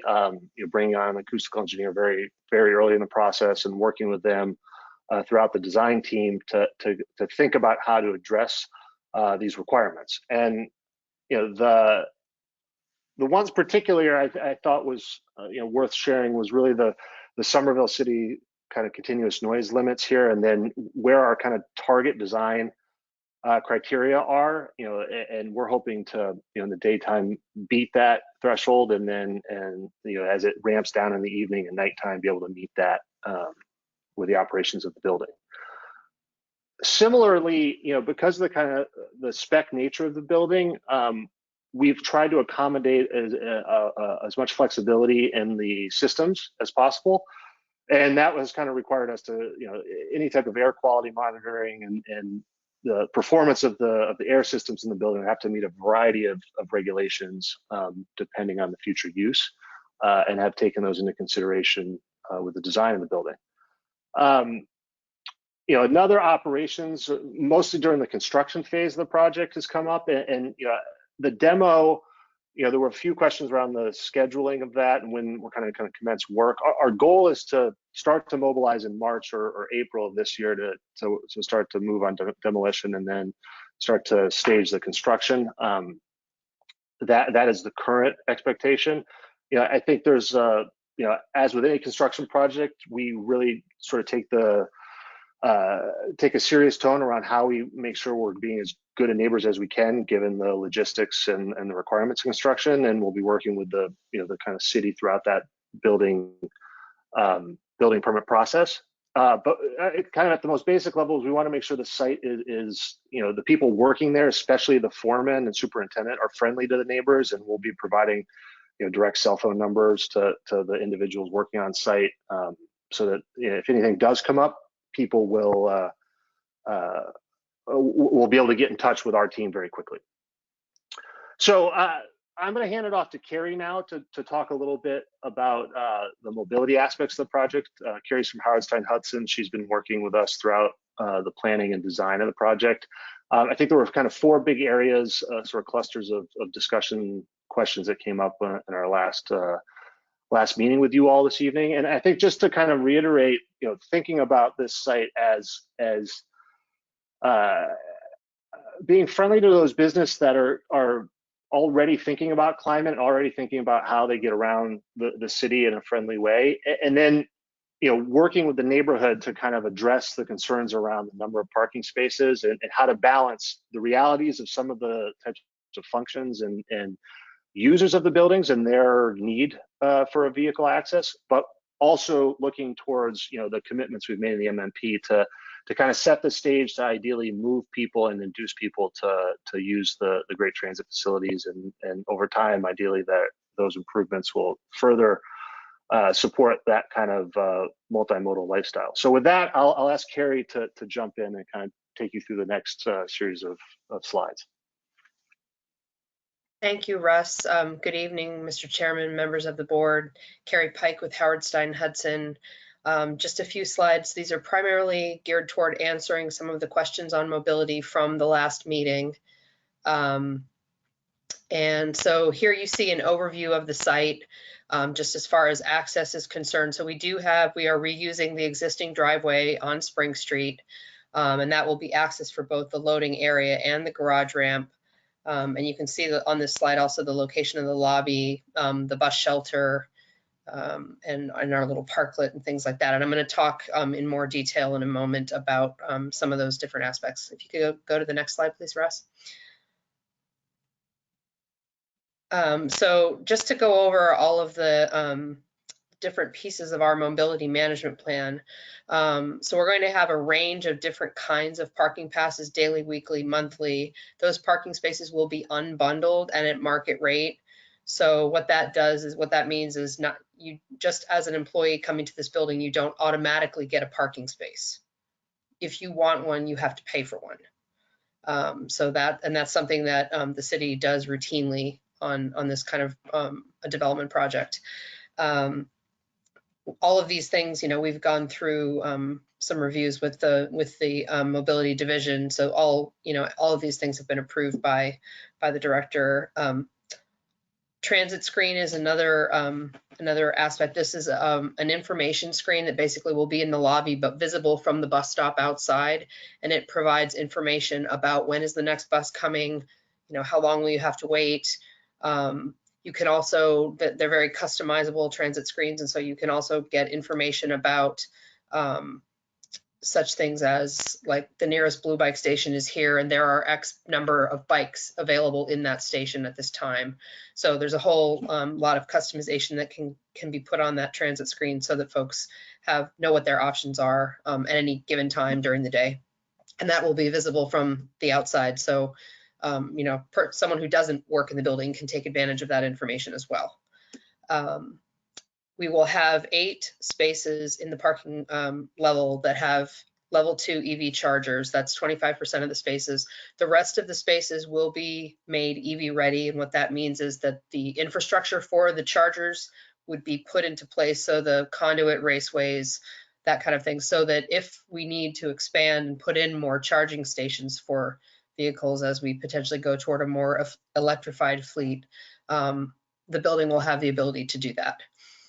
We have 2 spaces in the parking that are reserved for carpool, van pool, and 2 spaces for car share. So that's like Zipcar or Enterprise also offers a car share option. There are a number of different companies that are doing that now. Next one, please, Russ. We will have a bicycle repair facility on site and showers and lockers. The initial mode split commitment is 37% vehicle share, and this is a little bit what Russ was talking about. So in Summer Vision, the city is really gearing a lot of its policies, as I'm sure you all know, toward trying to reduce dependence on single occupant vehicles. And so we're starting out with a commitment of 37%, but working our way toward trying to get to 25%. So no more than a quarter of the people coming to this building getting here by single occupant vehicle. And so all of these policies are in place, and all these different things that we're proposing to do to give people those options to make it easier, more convenient, safer for them to use the other options and not bring their car. But then, as Russ said, we are kind of straddling the line of what is now and what we want to be, right? So, we're trying to balance those things in working towards getting to that. We will have a transit pass subsidy. At least 50% of the T-Pass cost will be subsidized by, if not the tenants, then by RAFI.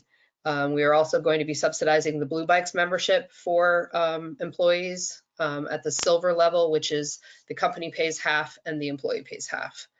And then the project will also be a dues paying member of the Transportation Management Association.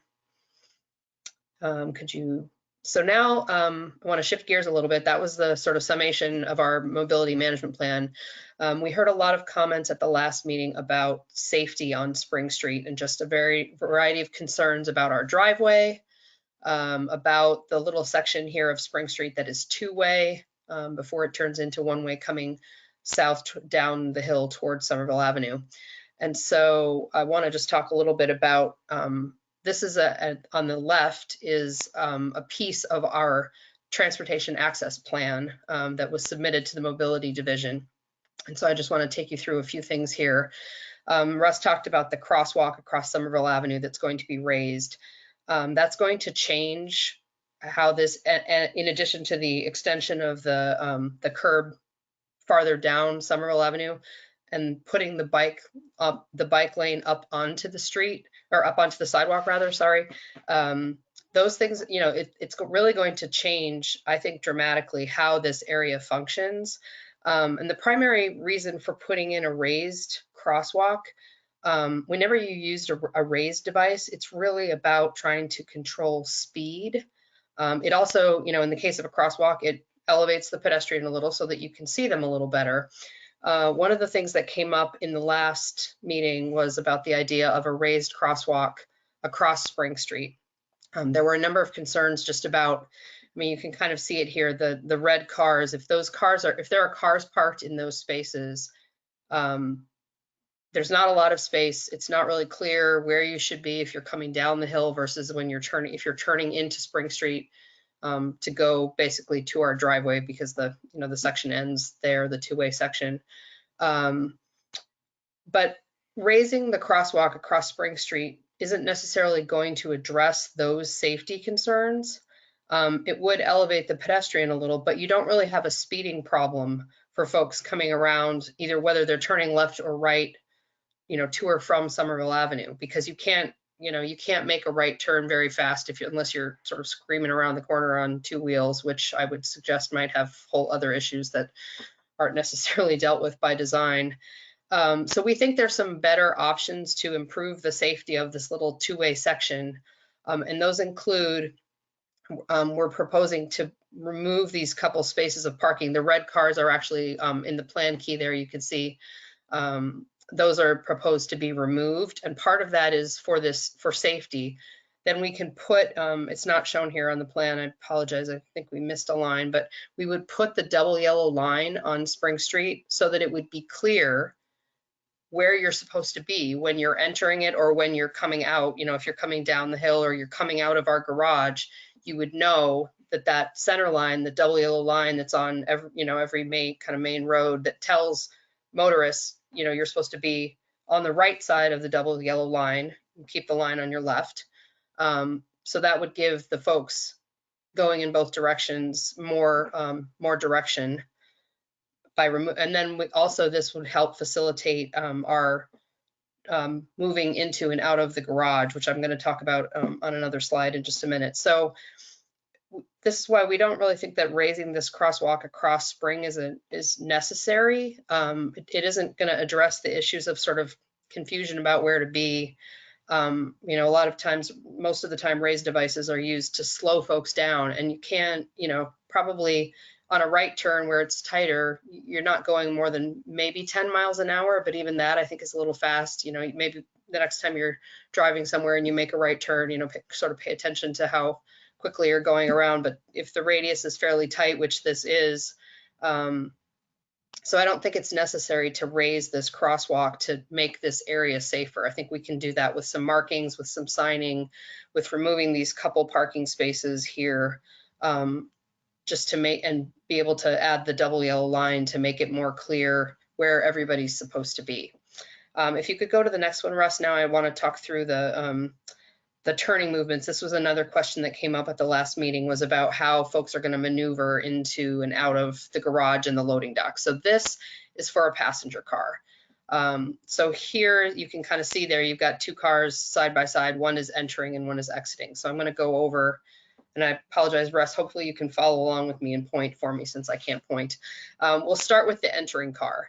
So the car turns onto Spring Street and it kind of maneuvers onto the right side of our driveway. And then it just basically moves in and down the ramp. And what you're seeing there on the screen are the wheel tracks and also the overhangs of a standard passenger car. And then exiting, it's basically the opposite. So you can see that they can maneuver in and out. And then, the car would come out to the little stop line there at the stop sign and then make their maneuver out back onto Somerville Avenue. If you go to the next one, please. So now this one is for a trash truck. So this is, I'm just showing the entering because I think it's a little bit, this one is a little bit more complicated, but you can kind of see how, again, the lighter lines are the wheel tracks. So the trash truck has to come up and it goes a little bit past where the one-way section is there, and then it backs in to be able to then empty the dumpsters or recycling bins, whichever one it's picking up, that are in the loading area there. And then it would pull back out. The out is much easier, so we just showed you the entering. But again, this is all part of the transportation access plan that we submitted to the mobility division. And then on the next one, while we do not expect, this is what we call a WB40 truck, which is a small tractor trailer. We do not expect many of these, but this is the largest truck that could potentially come to this building. So we wanted to make sure that it can actually maneuver and get into the loading bay. So again, you see it come around the corner. In this case, it's showing it turning right from Somerville Avenue. And it comes up, and again, it pulls a little bit farther up on Spring Street, and then it backs in to the loading dock.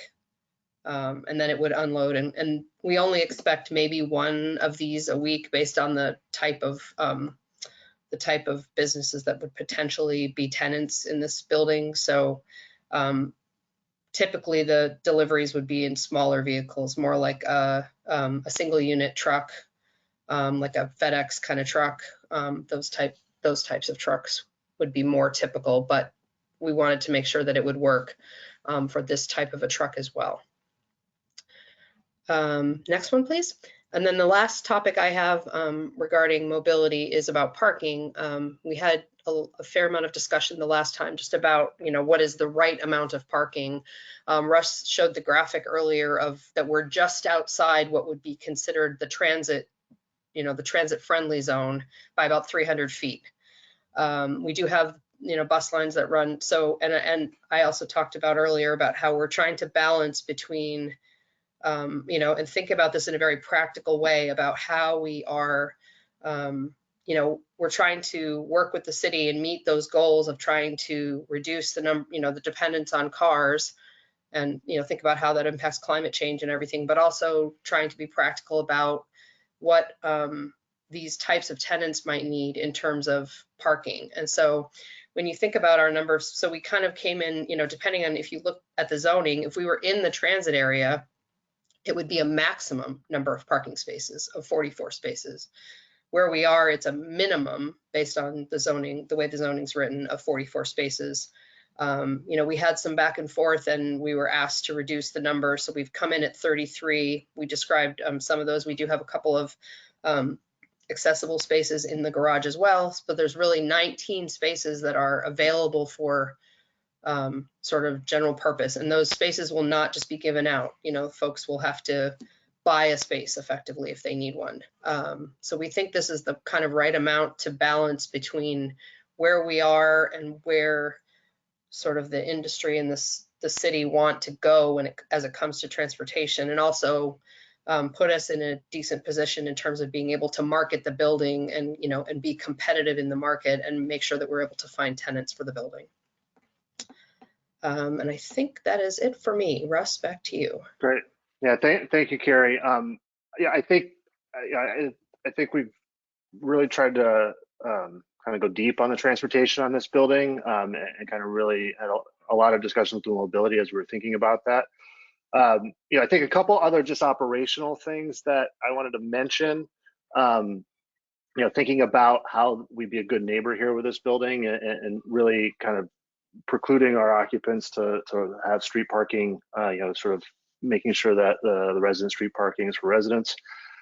Kind of thinking about Pittman Street and the unique and charming character of that street, making sure that is respected by the tenants. I think the operating of the loading dock, wanting to kind of limit those hours from what would otherwise be acceptable is something we've discussed with everyone. And then of course, no idling, kind of making sure that we're being sensible about the deliveries and the trucks that might arrive at the building.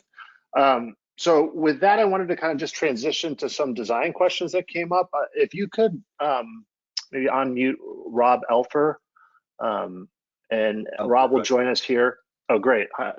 I think I wanted to hand it off to Rob. We've really been thinking about how to carefully about how to detail this building and think about this building as a contributing structure to the overall experience of the corridor. And I some details popped up in the last discussion that I thought Rob could kind of share some thoughts about it, and I'll hand it off to him to do that now.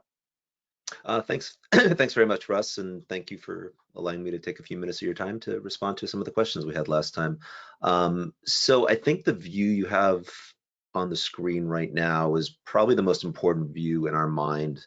That corner is the main entry of the building. It's where we're concentrating, trying to really activate that street front. So on the exterior of the space, we've got the parklet. The primary entry to the building is on that corner as well, although it's a little offset from the corner. And I think one of the questions, if you flip to the next slide, Russ, if you don't mind, sort of so you can plan. So one of the questions was the corner stair, I believe, and making sure that it was actually kind of an engaging piece of the architecture. And what we're trying to show you in the next two slides, it was actually kind of one of the primary focuses of the design. So putting the stair in that corner was really very intentional, and it was put in place, as I said, to activate both the corner and the building from the exterior and the interior. So I think in that space, you're seeing kind of the main entry, sort of a cafe lounge area, primary circulation for an elevator. But that stair is really intended because it's a smallish building. It's only 3 floors. We really want the tenants to be using the stair more than the elevator. So the placement of the stair in that position is really intended to encourage that movement up and down in the building. So I think if you flip to the next slide, Russ. The way that stair is designed is actually taking up more volume than you would normally put into that space for a stair. So it's a little bit inspired by more of a European stair where it sort of winds around an open space in the middle, going up from the second and the third floor. The key, if you it's a little hard to see in that view, but what we're working with is shrouding the guard itself with a metal mesh, or it's looking right now like a perforated panel. And if you switch, I think, to the next view, Russ, really quickly, let's sort of describe it. It's a little small, but if you look at the building, item number 4, which is intended to be a perforated metal or similar accent material, it sort of shows up on different parts of the building. So that's kind of like a highlight material in the building. So in the exterior, we've got these few locations where that pops out, trying to complement the brick. And then the material of the stair itself is meant to work with that, not necessarily be exactly the same material, but work with that. So it would have that kind of quality. So what we're imagining, the light coming down to that central space will kind of really from an interior perspective, illuminate that stair in a subtle way. So, and everything about this building is meant to be a little bit more subtle than overt as well. We're trying not to be a building that screams, hey, we're here, but it's really intended to be fairly subtle but timeless. And then I think in the same realm, I don't know if that responds to the questions. I believe Mr. Buchanan, you had raised that one in the last meeting. The next topic on that really had to do, I believe, with the bricks itself. So I think in this view, when you look at it and you sort of see the brick qualities on the top, the feedback that we did get from the UDC in our multiple meetings was they wanted to see something that was a little bit more cohesive and not quite as originally there was a red on one side and it was a different color on the other. They wanted to see something that worked more with these kind of gray tones. So what we did, and I think if you flip to the next slide, these are actually pictures of mock-up panels that we did. Russ, I don't know if you can flip to the next slide real quick. Okay, perfect. So what this slide does, these are actually pictures that we took outside of mock-up panels. These are sort of like 2.5 by 2.5 foot mock-up panels of the actual bricks and the mortar. We're playing with this 2 different qualities of bricks. So on the left-hand side, which is the left building, the quality is a little warmer. The materials of the bricks sort of are a little bit more variegated. So they have, you can sort of see they look almost a little bit historic. They've been there for a while, and we start to play with that. So on the upper level of the building, it's this dense umber, and we're using a light mortar on that. On the lower level of that building, so the base of the building, it's this vestro wall, is what it's called. Again, with a light mortar. The flips, I'm sorry, I'm saying that in reverse. It's the base is the the base is the dense umber, and the vestro is the upper level. The flip side on the next building is to the building to the right, is where we're actually using a similar brick color, but we're actually playing with a change in the mortar color. And we really wanted to look at, we start to realize is by just changing the mortar color itself, you get a completely different appearance from the same brick. So really by using 3 bricks, but playing with mortars, we're getting a lot of variation in the 2 buildings. But the whole goal here is to have everything work really, really nicely together. So there's a whole palette in this that really kind of is very vibrant, is very rich, but is subtle. And so I think if you flip to the next side, what you can see in the difference on that, if you can imagine those bricks, Those were the original facades that we presented to the UDC, sort of more red and like kind of almost a white color. And then the next slide, which pops it out, is the current one. So if you imagine those bricks you just saw, that's what gets applied to these renderings. So I don't know if that answers the questions, or if you guys have any questions specifically on those choices, I'm happy to address them. If not, I'm sorry, go ahead. No, I was going to say, thanks, Robert. Thank you very much.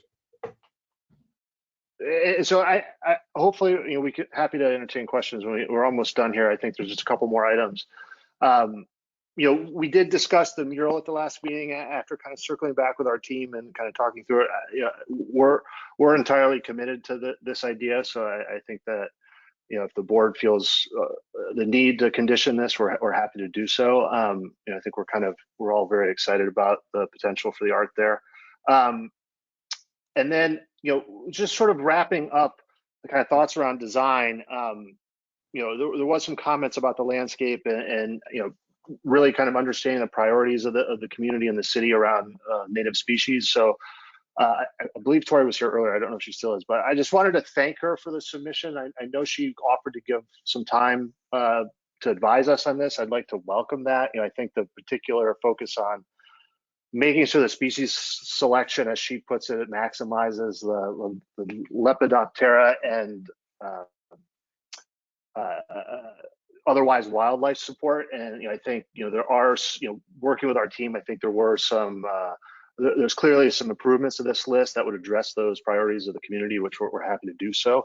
And we kind of welcome that collaboration with her and or anyone from Green and Open Somerville in that regard. So again, we're really thrilled about this building. We're kind of excited to kind of continue to work with the neighborhood and the city, and thank the board for the time to kind of dig into it a little bit further with you this evening.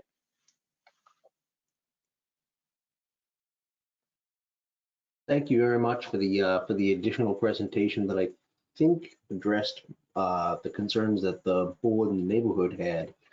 The staff, for anybody who's in the audience and may or may not be aware, the staff has drafted a supplemental memorandum dated yesterday that adds certain conditions that reflect what we had discussed the past meeting and what the applicant has discussed now. Just so everybody's aware, the proposed additional conditions include to mitigate transportation impacts, the intersection of Spring Street and Somerville Avenue must be improved with a raised crosswalk. Crossing Spring Street and final design must be approved by the relevant city departments. I think the applicant's presentation on how to mitigate that intersection makes a lot of sense as to why a raised crosswalk might not be the most appropriate thing to do, but has come up with specific and concrete examples of ways to enhance the safety of that intersection. I think makes more sense in that application than that proposed condition rather. So I would be in favor of amending that that additional condition to reflect the applicant's suggestions. I think they seem to make more sense than a raised crosswalk, which doesn't seem to meet the concern that was raised by the neighborhood. The additional conditions were to mitigate noise pollution, outdoor events are not permitted. That's something that we had discussed at the last meeting, and the applicant was on board with not having loading dock parties. Then site and building design, a public art mural must be provided on the left western exterior wall. In good faith, efforts must be made to solicit a local artist or artists to design and install the mural. That's something that we just talked about, as the applicant is on board to having artwork and a mural on the side of the building. And the applicant seems to be on board with using best efforts to find someone local to do it. The additional condition was to mitigate privacy concerns. The second and third story rear windows must be treated to reduce direct views of neighborhood properties. Final treatment solutions must be approved by the Director of Planning, Preservation, and Zoning. The applicant has indicated that they've worked with the abutter on Pittman to address those privacy concerns. And if you guys can scroll back to that slide that showed the specific privacy considerations that you had discussed, there were some specific ones that I just want to speak on because I thought they were very good.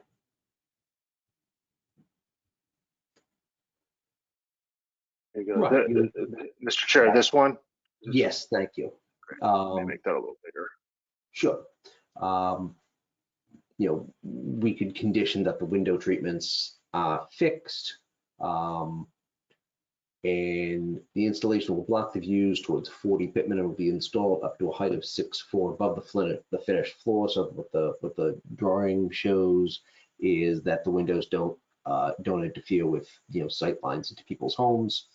And then the planting of evergreens to shield that additionally. I think that addressed the concerns of the neighbor on Pittman, and in fact, the applicant has indicated that they have specifically worked with those abutters to come up with these privacy considerations. And I want to clarify, Russell, is that right? Is the abutter on board with what we've proposed, and that's a discussion that you've had? Yeah, yes, that's true. I met with him in the backyard, and we looked through this. We had some email correspondence that, you know, I should thank the counselor for participating in some of that as well. You know, so I think everyone has been on board. I didn't hear from anyone the last couple of days otherwise. So yeah, I think this is a solution that all parties know we can kind of work with. And you know, given the fact that the future tenant isn't at the table yet, I think this provides us the flexibility to kind of make sure we're able to provide those needs too. So. Great. So thank you for working with the neighborhood to come up with a solution to what they raised as a concern individually and through the counselor. So the way I look at this application is it's great. The neighborhood seems to be on board. Your parking relief is something that the neighborhood was in favor of at the last meeting. I like the different uses of the transportation options that you provided with adding EV and options for more. So I think all of the staff additional conditions address the questions and the concerns that everybody had raised. I don't think there's anything outstanding, but I'm wondering if anybody on the board has any additional comments or questions on what was presented tonight as it reflected our discussion last meeting. Debbie, yeah. Oh, well, first I wanted to say that if we do go forward and the condition regarding the mural on the wall, if we could add something indicating that the applicant will coordinate with the Somerville Arts Council to kind of put them together with potential local artists. And also, I suppose it's inherent in maybe how we've been discussing it, but make clear that the cost associated with that installation is on the developer and not on the Arts Council to come up with grant funding or something along those lines. And just one question I had on the parking. I think there was a mention that only 19 spots would be regularly used. And I was just curious what the other 14, what's the anticipated use for those? Are those guests visiting the building, or what's anticipated there? If I could respond to that, this is Carrie Pike again. Yeah, go ahead, Carrie. I think maybe the way I explained it wasn't clear. What I meant is, so there are the other 14 spaces. Those 14, 2 of those are for handicap accessibility. 8 of those are reserved for electric vehicles. So in other words, you can't park there unless you have an electric vehicle. 2 of those are carpool, van pool spaces. So that's what I meant by then the other 19 don't have any of those kind of restrictions on them. So, you know, if you wanted a parking space and you have an electric vehicle, for example, you would likely be assigned an electric vehicle space, you know, that would be what your parking pass that you're paying for would give you. Did that clarify? Clarifying that. It does. Thank you. Mm-hmm.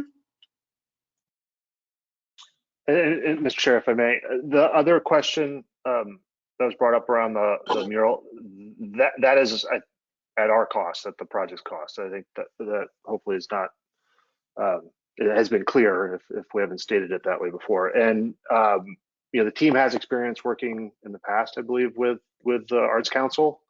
So I think that's something we would welcome. And kind of, I think, as we think about a larger public art program, clearly they would be someone we'd want to include as well. So I don't think that's something we would preclude in the process. And if you feel it needs to be conditioned, I think that's acceptable to us. Thank you. Debbie, I think it makes sense just to condition working with the Arts Council and that the applicant has indicated that they're willing to cover the cost of the artwork. I think that makes sense. Thank you. Yep. Did you have anything else to add? No, that was it. Thank you. Okay. Anybody else? Mr. Chair? I see Amelia's hand. Thank you.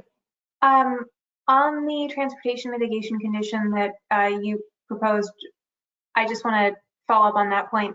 I appreciate the applicant's efforts to better communicate the way that the loading would be handled and the proposed improvements or interventions to Spring Street to improve the safety there. I tend to agree with you, Mr. Chair, that the applicant's proposed solution is better than the idea of the second raised sidewalk. However, I am not a traffic engineer and I do not know. I would appreciate if staff on this case could either update us on whether the proposed solution that the applicant presented to us tonight has already been vetted by mobility or whether that's something that would happen next, because I don't want to preempt mobility's condition by something that this board approved having less expertise in a technical sense. Mr. Chair, this is Andrew Gurminski. I could address that comment. Hello, everyone. Andrew Gurminski, Planning, Preservation, and Zoning. The applicant team has worked with mobility, specifically on the intersection of Spring Street and Somerville Ave, and have determined that a raised crosswalk would not be the most viable solution. And so, Russell, correct me if I'm wrong, but you've had those conversations over the past couple of months with the mobility division.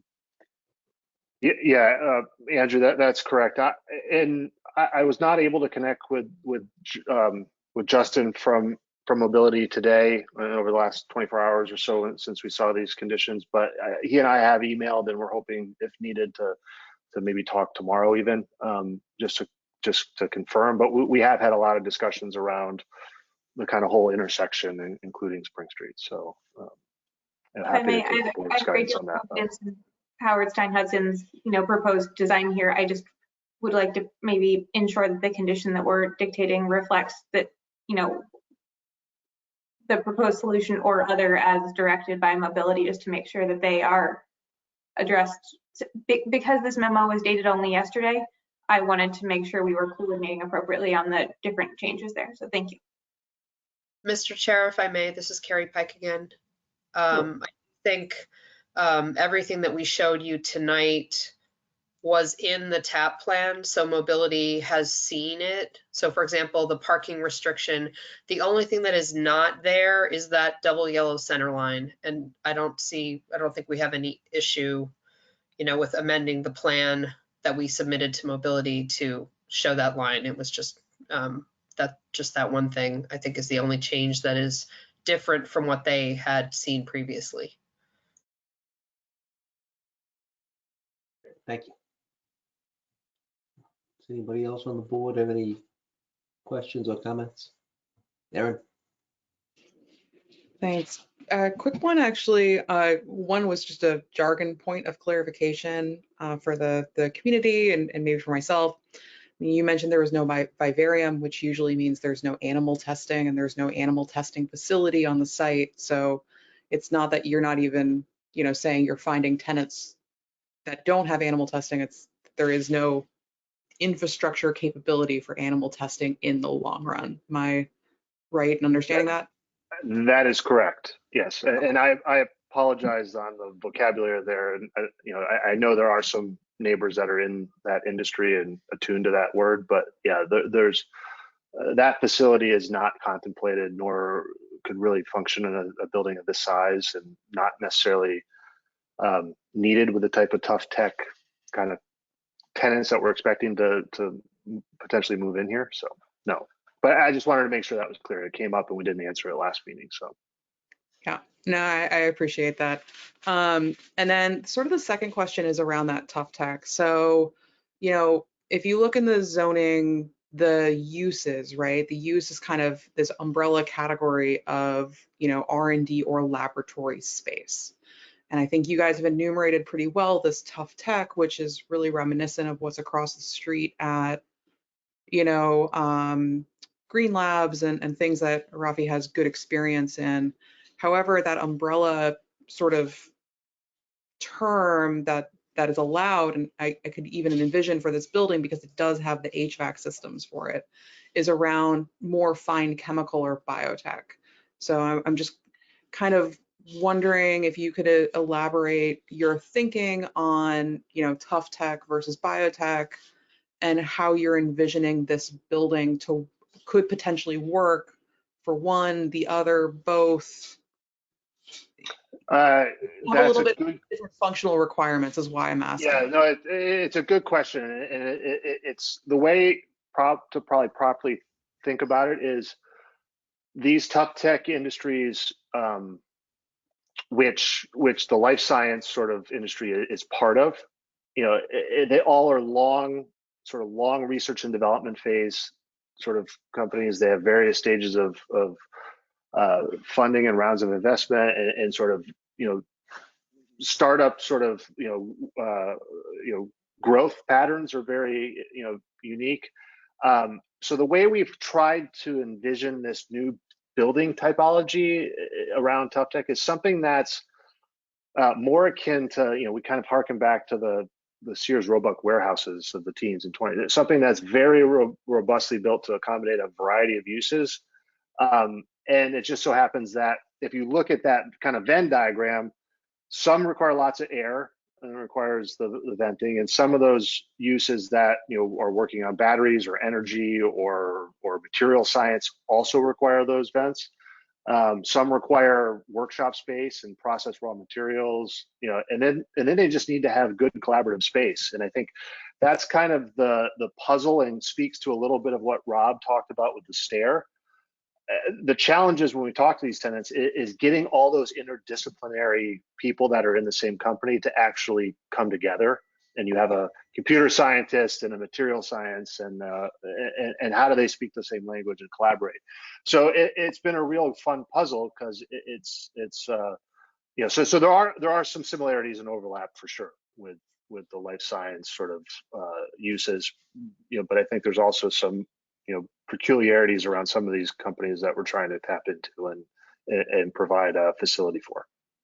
And I guess maybe follow-up question on that, and this is specifically for fine chemicals, just because they have some very particular mass sort of fire regulations and et cetera.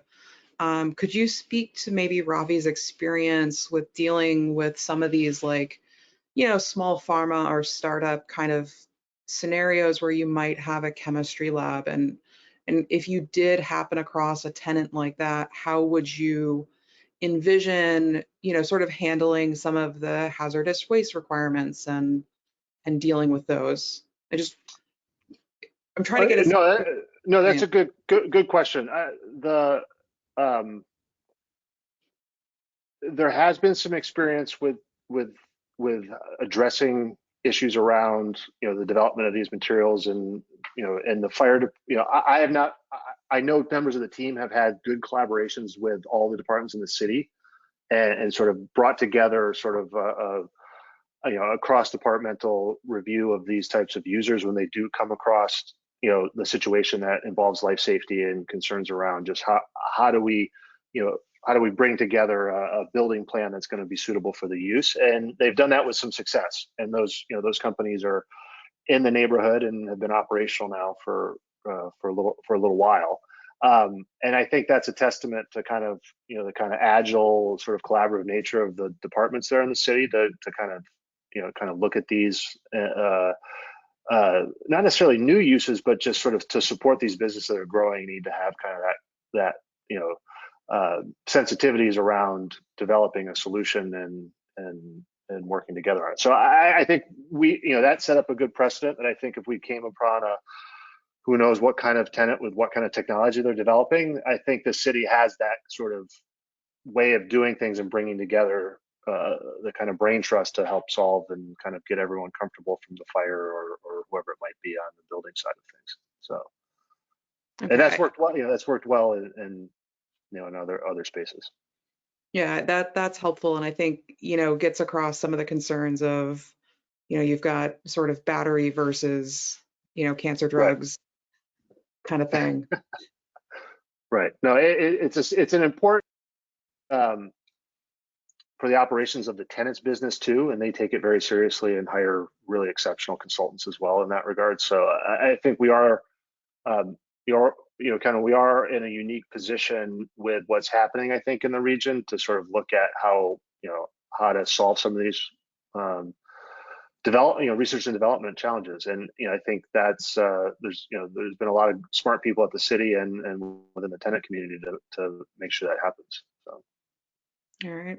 Yeah, thanks very much. I don't have any further questions at this time. Thank you, Rob. Yeah, I just wanted to express my gratitude to the applicant team for just so thoroughly going through all the discussion points.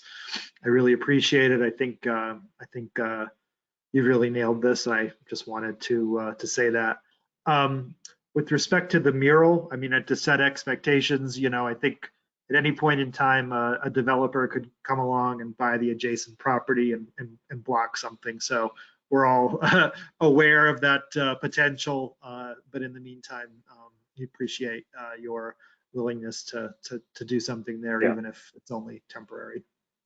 Yeah, of course. Thank you. Thank you, everybody. One last thing on the materials end of it that struck me as you were making your presentation, and it was something that I had raised with the previous application as well, that you had mentioned using some brick, and the planning board doesn't permit brick veneer, so we do ask for the real full course brick that actually looks nice and looks appropriate to a building of this magnitude. So, just going back, Mr. Chair, going back to that photo of these are the actual bricks in their actual mortar. Yep. Great. It's pretty nice. Yes, I actually think it looks really nice. Thank you. Did I see Russell's hand? Yes, thank you, Mr. Chair.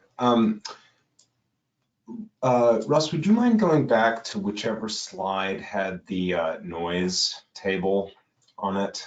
That went by quick enough that I missed the numbers.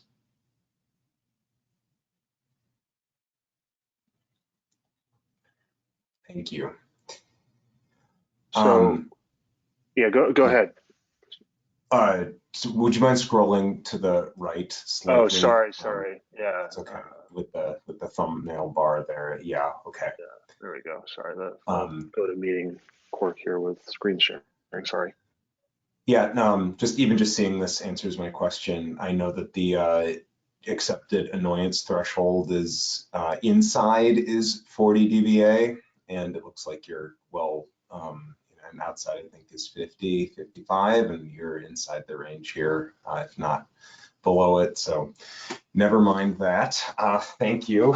And the other thing I just wanted to say is I really appreciate the lengthy explanation about the transportation situation. I wanted to just echo what Amelia said earlier, noting the date of the memo from Mobility, just to make sure that we don't preempt them. I think that makes sense. I know that there are other streets that head off of Somerville Avenue, like Lowell and Porter nearby, where despite the fact that the turns seem sharp, there are a lot of heroic drivers that take it much quicker, and with the one way coming down, it may not be an issue there, but Mobility may have something in mind. So I just want to make sure that we make the condition worded in such a way that they have the chance to communicate whatever they were thinking.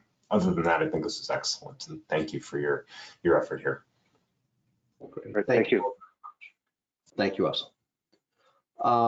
So if there are no other comments or questions from the planning board, we do have the supplemental conditions that we've discussed and we have amended. So if nobody's got anything further, I want to thank the applicant for the presentation and for the responsiveness to all of our questions and the neighborhood's concerns. So we have 2 votes to make on this building. So following public testimony, review of the submitted materials and deliberation of the required considerations outlined by the Somerville zoning ordinance, I move to approve the site plan approval with conditions recommended. Now, this is admittedly something that staff has asked us to clarify. Recommended by staff, except for the 3rd and 4th sustainability conditions relating to USGBC registration, and incorporate conditions from the January 19th, 2022 supplemental staff memo that addresses the issues raised by the staff and also incorporates the supplemental and corrected conditions that were in that supplemental memorandum.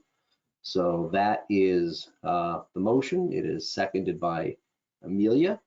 Mr. Chair, just clarification, that includes the revision that Russell and I discussed of the mobility item being put back to mobility for final approval, correct? Yes. Thank you. I'm sorry? We're back to the roll call. My apologies. We are, yep. Seconded by you. Chair votes aye. Amelia votes aye. Rob votes aye. Aaron votes aye. Debbie votes aye. Russell votes aye. Great. Congratulations and good luck. Thank you again for your application and for working with us. Yeah, thank you, everyone, and appreciate all the time and attention to this. We'll see you soon. Okay. It is now 8:40. We've been going since about 6. Mr. Chair, this is Andrew Graminski. Did you get the motion for the special permit? Was that included in there? I did not yet. You are absolutely right. We have one more vote to take. Sorry, guys. Following public testimony, review of the submitted materials, and deliberation of the required considerations outlined by the zoning ordinance, I move to approve the special permit for parking relief for the reduction of 11 spaces, seconded by Amelia. Chair votes aye. Amelia votes aye. Rob votes aye. Aaron votes aye. Debbie votes aye. Russell votes aye. Right. Thank you. Congratulations. Yes, thank you again all. Good evening. It is 8:40. We've been going for a while. The planning will be in recess for 5 minutes, so we can all do what we need to do before we reconvene for the last 2 items on the agenda. And also, Amelia. Mr. Chair, may I take this opportunity to recuse myself? You might. Thanks all. Amelia will not be rejoining us. We have 2 other items on the agenda that will take up in 5 minutes. Thank you.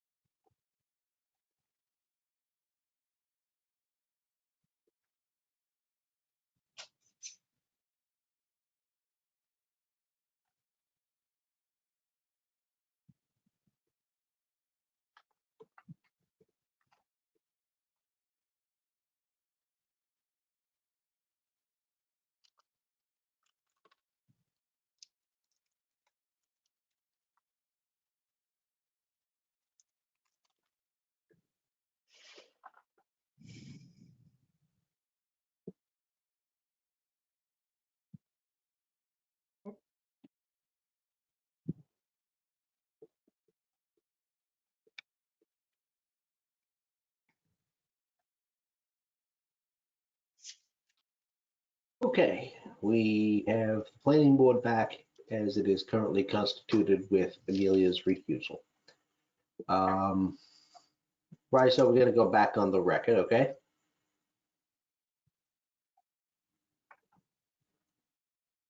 You may proceed. Thank you. Just wanted to confirm that we are back on the record. It's 8:46. We have the last two items on our agenda.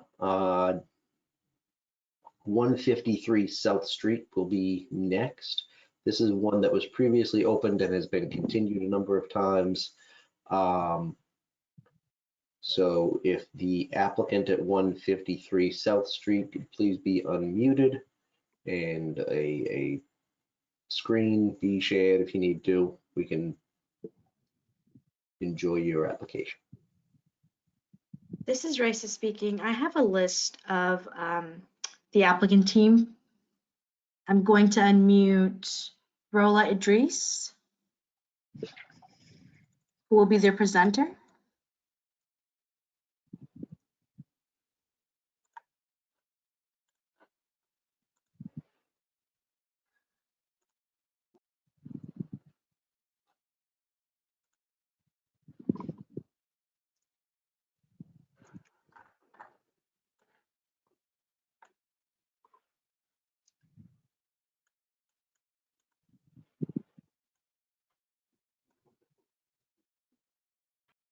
Good evening. Can you all hear me? This is Rola. Yes, thank you. Can you all also see my screen? Yes, we can. Great. Is John Fenton unmuted? This is Raisa speaking.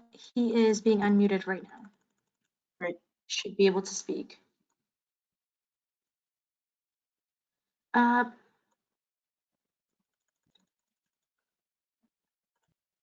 This is Raisa speaking. John, you may be self-muted.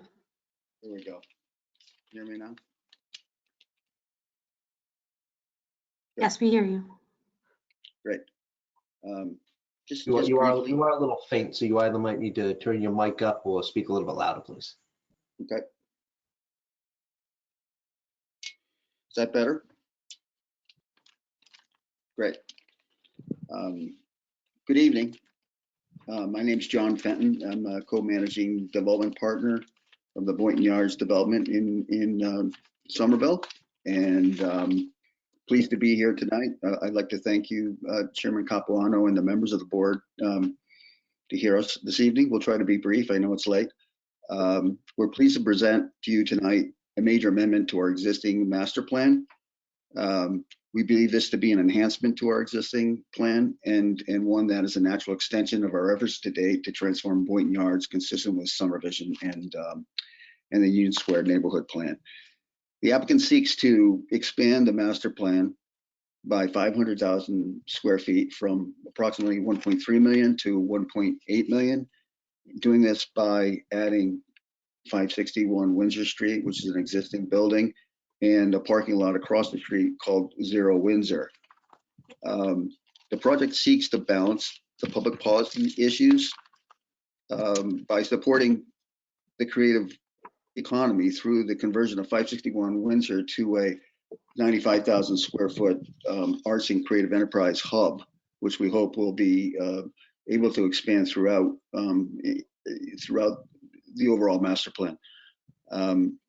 We would also propose expanding much needed housing with an addition of approximately 100 units, bringing the overall unit count from approximately 350 units to 450 units, with 20% of those being affordable, which is adding an 88 unit count to the existing inventory.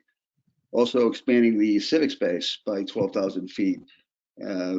Notably, there's also an existing 30,000 square feet of open space that is part of the public realm, but not necessarily defined as civic space. So we're doing a lot of things that I think, help the community, help Boynton Yards become a more diverse and 18-hour environment. And we're really looking forward to making this happen. So our plan has always been to try to fully realize the transformational attributes of Boynton Yards, and I'd like to hand this over now to Rola so that she can walk you folks through the plan. Thank you. Thank you, John. This is Rola again. And thank you, Mr. Chair, and members of the Planning Board for being here tonight and hearing us so late. So I'll try to go as quickly as possible. And of course, you can interrupt me or we can answer your questions right after. So our agenda, again, and a quick intro, we'll show you our master plan that we have already permitted with you guys, and then walk you through our updates and talk a bit about ecology, sustainability, mobility, and lastly, the community. So as you all know, our process, we saw you all in the summer, we saw you all a bunch of times, but in the summer of 2020, we got our first master plan amendment, first master plan permit, and we are here to amend that today. We have gone through a pre-submittal meeting, a neighborhood meeting. We've submitted our special permit application, and we're here with you tonight. In the meantime, we've also gotten our site plan application permit for building 2 and the first civic space. So the area outlined in blue, of course, is Boynton Yards District. In red is the current master plan that we have permitted with you all. And in yellow are the 2 parcels that we're seeking to amend to our master plan tonight. And those are 561 Windsor Street, the Taza building, and 0 Windsor Place, which is a parking lot that currently holds 77 parking spaces. So that's a view, pretty recent. You'll see 101 South Street, which is complete today, our first lab building. And then on the right side right here is the 561 Windsor building, which you all know as the Tata building. And then the parking lot right there, which is 0 Windsor Place, that we're adding to the plan. That is an aerial taken this past week, showing you again 101 South Street, a temporary park, which is half the civic space with its improvements, and then 808 Windsor Street, which is our second building, currently under construction, so foundation work has begun there. And this is the master plan that we permitted with you all, so this is what our current state is without adding those 2 new parcels, which is this one and the parcel right here. And we had 3 lab buildings, 101 South that you just saw completed there in the image, and then the residential piece up here, which was 1 large building that kind of cascaded down, and you'll see that the views. Basically, again, following a 75-25% split between commercial and residential. And the total square footage here was around 1.3 million square feet. This is the kind of massing that we had before. 3 civic spaces that you'll remember, the first one here, second one here, the third one on this side, residential and commercial. So onto our amended master plan, and these are, I will highlight mainly the changes that are happening, and those changes take place on the north side of the thoroughfare. So everything south of the thoroughfare isn't really changing, that all remains the same. What's changing is everything in dash red outline. So civic space 2 also remains the same. So again, following the City of Somerville's master plan criteria, we still adhere to 75-25% split. We still have 20% civic space, which means our civic spaces have grown because we are adding square footage. We still plan on LEED Platinum commercial buildings, net zero, or passive house residential buildings as well. In terms of the street grid that we are intent on following and aligning in order to connect to the broader neighborhood, that remains the same.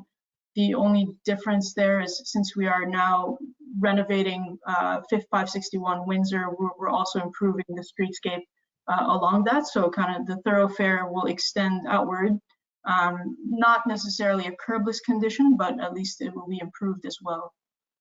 The rest of the grid remains the same as we had intended and of course all the streets will be improved.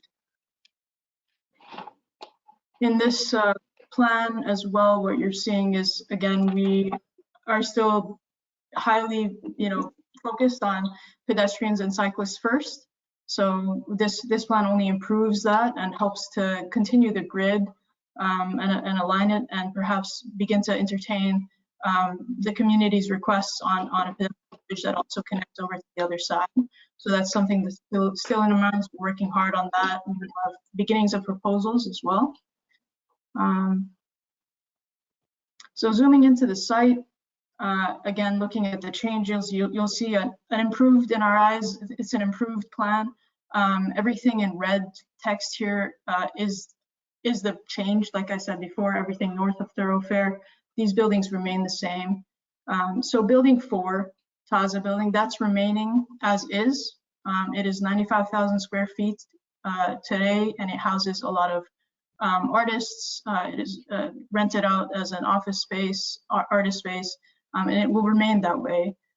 The only plan we have to do there is just to renovate the facades and improve the landscape right in front, and sort of work with the city and PSELF to kind of match and work with the other developer right in front of us here on creating something complementary.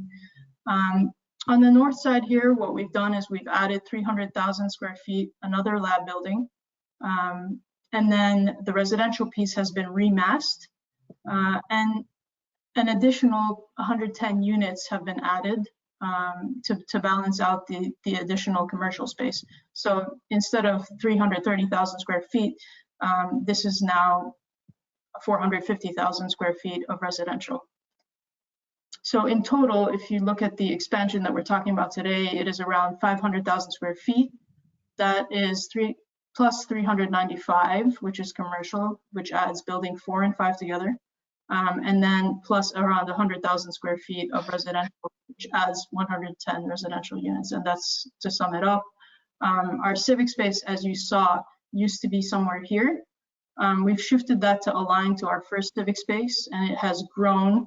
It's tripled in size. So it used to be around 9,000 square feet, and now it's, sorry, it used to be 7,000 square feet. Now it's around 19,000 square feet.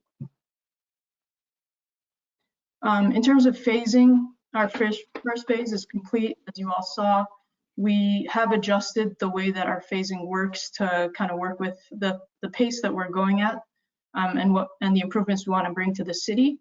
So our second phase includes this second building, which is currently under construction, improvements to Taza, and then our third building. The second civic space, we had also had this in this same phase, but the city plans to place an underground tank here. Design of that will not be done before 2025. So we are going to shift that to the third and last phase, which you'll see here. So again, I forgot to mention that this second phase will include also improvements to this curbless condition thoroughfare. So the last phase will bring both buildings and the last civic space, as well as the second one, which has now shifted to the last phase. So all in all, we had 4 phases before. Right now we're at 3 phases. A quick view of our active ground floor uses. Again, Windsor is an artist hub as we imagine it, as John spoke to. So that will mostly be a lot of arts creative use and preserving local artists and kind of protecting and supporting the creative economy there. Building 5, as much as possible, it is a lab building, but we will try to activate the edges as we have done in our first and second building.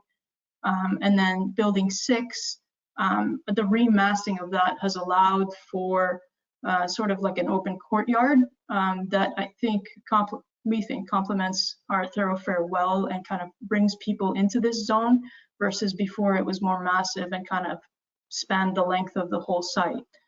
So this seems to be a bit more efficient, and we've worked hard with both the community and the city to kind of create something here that massing wise works for us better, provides more open space.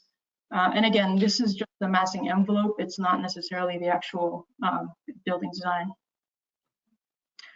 In terms of parking, we in total with 500,000 square feet, we are only requesting to add 115 spaces, which is a ratio of 0.23. And that's the minimal amount that we need just to make this development work as a whole. And we're also proposing that we may create only 2 levels that span below both buildings to create a shared parking, which is something that the city has kind of encouraged us to look at and study. And what that does is it encourages people to come up and activate the ground floor rather than just visiting your building, going up and then descending down and never going up to the ground floor to visit. So this is something that we're exploring, not super definitive on direction yet, but it may be easier to just go down 2 levels, satisfy the parking count, and be done. In terms of circulation, again, not much has changed here. We're still focused on pedestrian, again, cyclists. We have a raised cycle track. We have buffered bike lanes. We will be improving the streetscape in front of Taza.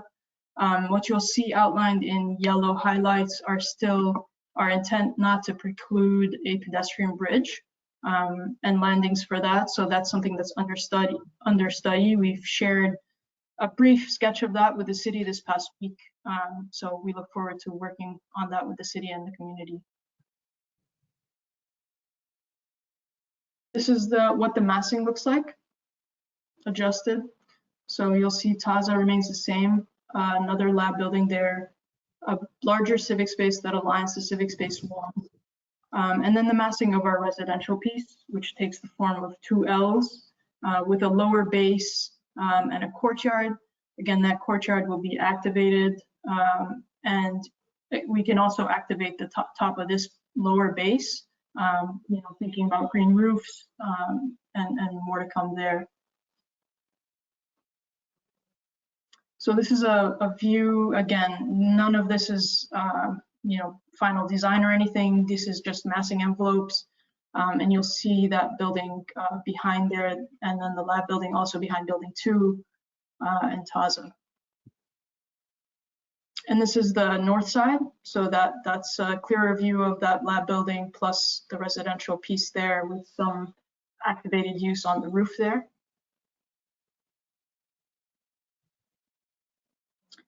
And I'd like to hand it over to Ian from Copley Wolf, if he can be unmuted to discuss landscape changes. Thank you, Rolla. Good evening, Mr. Chair, members of the board. Again, Ian Ramey with Copley Wolf Design Group, landscape architects for the project. I just want to touch quickly on 3 highlights to the open space as a result of this amendment. The first of which, as Rolla had mentioned, is the expansion of Civic Space 3. So it's now about 3 times larger than what it was in the original master plan. The other thing that I want to point out is that with the addition of Building 5 and the revised massing of Building 6, we have the ability to shift that civic space eastward to basically align with Civic Space 1. So now we have a condition there where those 2 open spaces, you can almost imagine them operating as a single central open space in the heart of the development, which we think is a really positive thing. The other thing that I want to highlight is that increased plaza space off of Building 6. So there's expanded public realm there that is activated by the residential uses at the first floor, but also serves the greater public experiencing the public realm. And then the third part of the open space to point out as a revision is that with Thoroughfare 1 and the extension of Building 5 and even the Taza building to the far west, that Thoroughfare 1 has been expanded basically from the western side of Taza all the way down to Harding Street. And we're envisioning that as a shared street that we're currently beginning our dialogue with mobility in terms of how that gets laid out for traffic calming and for activation, things that could be used almost like a festival street. You could imagine that would be shut down for special events and really activate that public realm. So those are sort of the 3 big changes as it relates to the open space and public realm. And this is a color-coded diagram that just applies some typologies to the different types of open space on the project. So again, the 3 are the 3 civic spaces that we've mentioned. Those total 20% of the total site area, which is part of the master plan requirements. The blue areas are what we call public realm. So this is open space and public realm that's within the parcel limits of each of the buildings. The blue and the green in total about 2.5 acres of publicly accessible open space. And then the pink that you see is the public sidewalk component of the thoroughfares. And of course, that is sort of the connective tissue that ties it all together and really makes the entire system of open space a continuous public realm environment. Next slide. So just to touch on the ecology, we got into this quite a bit in some of our Building 2 and Civic Space meetings with you all. Obviously, we want to contribute and increase the viability of the ecosystem and the sustainability. We've committed to doing the native trees and native plants, but I think we're taking it a step further here and applying this to the rest of the parcel. So we have the ability to work with the wildlife consultants that the proponent has enlisted to really not just use native plants, but to select plants that can be organized into specific plant communities that will be able to support the local wildlife. So not just pretty flowers, but things that have continuous bloom, things that provide habitat and forage for the local species. So that's our next step and our next charge. And then this image just shows some of the specific species that we are looking to work with. So obviously the raptors, which are something that through the architecture, we're trying to provide nesting habitat. We've been talking with the wildlife specialists about how to attract the native bat species. And then, of course, all the local birds that we know are in decline. We're looking at species that can help support them and make sure that they have a place. I believe that's it for our section. And so with that, I'll hand it over to Rolla. Thank you. Thank you, Ian. This is Rolla. So on 561 Windsor, these are some images of inspiration. And basically what we'd like to do in our vision is to keep all the artists that we can there, make sure that that becomes a space that attracts local artists and kind of complements the rest of our lab buildings. We know that usually these lab buildings may not hold all types of artists, but this is a hub, and we imagine this as a sort of hive that will keep all the local talent and local artists as part of it.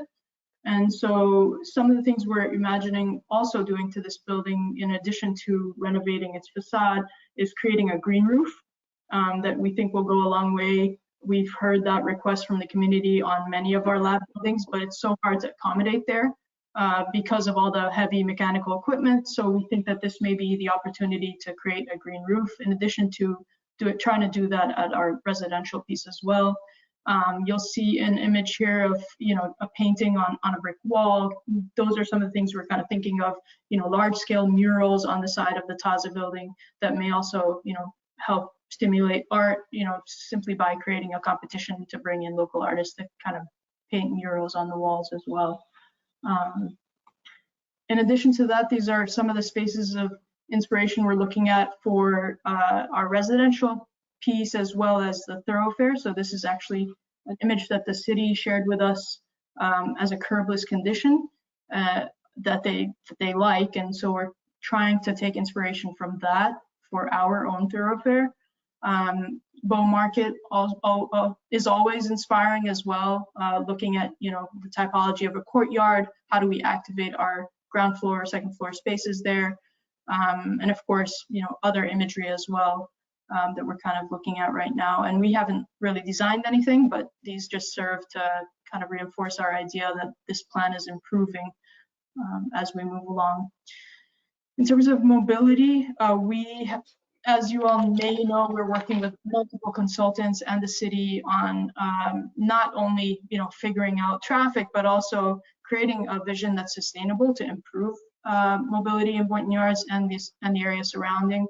And those are not just mitigating road traffic, but also improving the quality of life, boosting development, and promoting equity.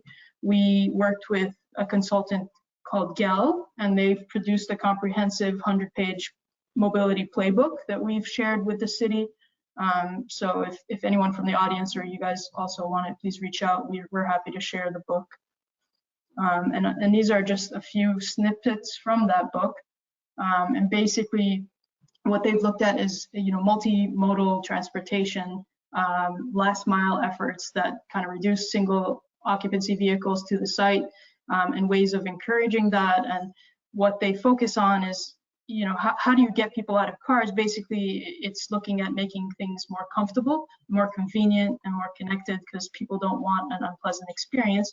So the more fun you can have and the more you encourage people to do so, I think the easier it gets to create an environment that where cars aren't really seen as the primary mode of transportation. So there's plenty of stuff to digest in that booklet, and plenty of action items that we need to move forward with, but it's a first step in the right direction, we think. And these are more pages from that book.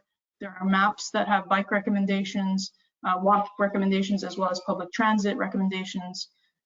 So we're digging really deep into those, and these are both short-term and very long-term, so anywhere from this year to the next 10 years in terms of improvements that we're working on.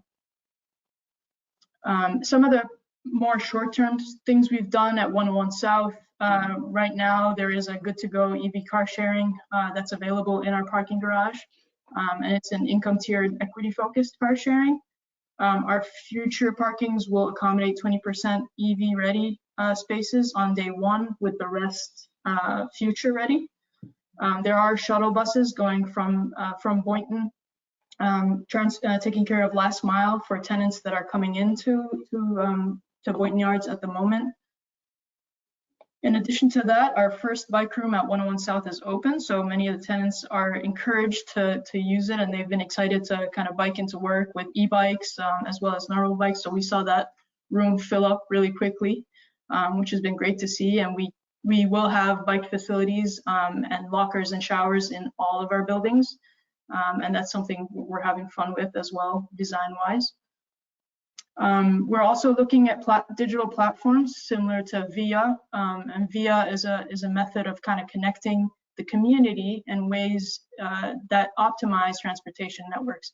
So it kind of connects people and plans better networks, and this is either through car sharing, carpooling, public transit. Through an app, it basically points you to the most efficient way to get to site. So on community, I'll pass it back to John, and these are the last two slides, so we're almost there. Thank you, Rolla. I would like to say here that we have been engaged with both the city in terms of negotiating a development covenant, which is now in the city's hands at a couple different drafts that we've been working on. Also, we have met on multiple occasions with the Union Square Neighborhood Council, and have traded back and forth some documents that represent a community benefits commitment on our part that would be in addition to what is generally required as part of the zoning conditions. So the economic benefits today with this expansion would amount to almost $30 million of combined community benefits. At stabilization, we believe that the real estate taxes will exceed $15 million annually. We will have contributed over $13 million to the Affordable Housing Trust and $3 million to the Green Line extension. But in addition to that, we're either in kind or making actual investments in infrastructure that are valued at $70 million. We talked about the acreage that's open space. This is a 7-acre site right now with the expansion, and 2.5 acres are dedicated to civic space and public realm. And then, as Rolla mentioned earlier, the $3 million detention tank, we'd love to try to advance that right now as a priority with the city to get that done, so we can actually relocate the South Street Farm from its present location to the northeast part of the site where the detention tank is going to be located. But already our first building has been completed almost. Tenants are moving in. We could have 500 employees there over the next 60 days, and eventually we hope that we'll get closer to 900 employees, maybe 1,000 employees for each one of these 300,000 square foot buildings. From a community perspective, we've been supportive of CAS and raising money in regards to their COVID relief fund. We've supported the farmers market, that is sponsored by Union Square Main Streets, and collaborated with them on many of their ventures, holiday stroll, excuse me.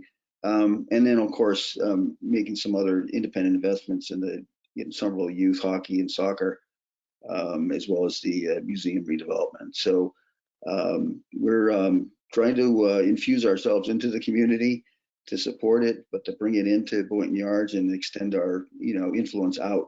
And one of these examples is a job fair that we recently did here with First Source and Shama Construction and others. Thank you, John. This is Rola again. So over the summer and fall, we partnered with local organizations like Once Somerville, Union Square Donuts, and many others to host a number of events. The community came together to enjoy outdoor activities and convene in a safe way. The activation of our site, which brought people to our open spaces that are not even improved yet, was a pleasure to see. And it was a testament that the future is bright. And as we work hard to improve the site and meet the goals of Summer Vision, the neighborhoods around us, and the city, together, I think we can build a great space here. Thank you. With that, I will send it back to you guys for any questions you may have. Great. Thank you very much, Rola. I will just start very briefly and say I very much appreciate the way that you've realigned the and expanded the open space throughout the master plan. I think it really makes the site more cohesive. Having grown up in Somerville, I know what a feat it is to be able to achieve an increase in 2.5 acres of open space. That I think is something that really should be lauded. I do at some point want to take a look at what you might have by the way of shadow studies, though, because some of the renderings that you showed in the new open space that'd be next to building 6, what's now labeled building 6A, it looks like that side of the building, the new L portion, combined with what building 5 might be height-wise, could kind of cast that open space in shadow. That's just how it looked based on how you had shown the massing and the rendering. So at some point, I wouldn't mind exploring how to minimize having a nice open space cast in shadows with a couple of very tall buildings next to it to see if we might be able to shift some of the massing so that people will be able to enjoy a sunny space. But the rest of it, I'm very pleased with the way that you've presented all of the aspects of your master plan amendments. And it looks like you, at least with 101 South, have really started moving forward in making Boynton Yards what it should have been, years and years and years ago, that we've been trying to do. And it took this long to get to a place where we could have a rejuvenation of this area of the city. So those are just my comments, and I don't know if anybody else on the board has any comments or questions. And don't forget that this is a master plan special permit, so it is a 30,000 foot view on what ultimately could be developed here, and there are no actual applications before us yet. Yes, Aaron. Thank you, Mr. Chair. I've got one actually on 561 Windsor. Just kind of looking at the Google Street View, I'm trying to get an understanding of how you're envisioning the electrical grid or any improvements to, and really in particular overhead wires, right along that building, because you are sort of improving the streetscape where those, overhead utilities currently exist. I looked through the sort of document and I saw a lot of mention about, water and sewer systems, but not a lot about the electrical utilities. So if you could just maybe highlight how you're thinking about power lines I can, along 561. I can address that, Aaron. Sort of separate from the master plan expansion that we're proposing. We bought that building subject to an existing special permit, which required a renovation of the exterior of the building and the outdoor landscaped areas surrounding it. And one of the requirements in that special permit is to relocate the aerial electrical wiring below grade, and as well as clean up and widen the sidewalks and whatnot. So there's already a scope of work that we are obligated to perform in the future as part of this. What we will be doing though is amending that special permit, not to take any of that out, but to revise the actual facade renovation that was proposed and approved previously. And we think it's going to be an upgrade. And frankly, the prior owner had gotten a special permit that allowed office use and technology tenants to be in there, some of which also qualified as ACE users. But the rents were moved from $10 a foot to a high of $40 a foot with some of these new tenants. We recently had one of these tenants' leases expire. They were wanting to grow. We didn't give them an option to grow. We probably didn't have enough space for them anyways, but we're taking their space, which was recently vacated, and now trying to put, artists and makers in there. So we're really not trying to look at how you can get around, implicating activity. I mean, arts and creative enterprise activities. We're trying to actually get artists and makers. We've already relocated some people from the Artist Asylum, and we're really trying to create a cultural attribute within this development that makes it different and interesting and sustainable. Yeah, no, that's exactly what I wanted to hear. The burying the power lines was really the key word here. Yeah. I'm really glad that you brought up, sort of the facts and data around, rents, which if you're a maker or artist, that's, top of the priority list. Yeah. So, all right, I'm all set. Okay, thanks, sir. Does anybody else have any comments before I open it up to public testimony? Mr. Chair, this is Rola. If I can just answer your question on shadow studies. Sure, yeah. We did submit a full comprehensive set of shadow studies with our site plan application, but we can send those over to you as well.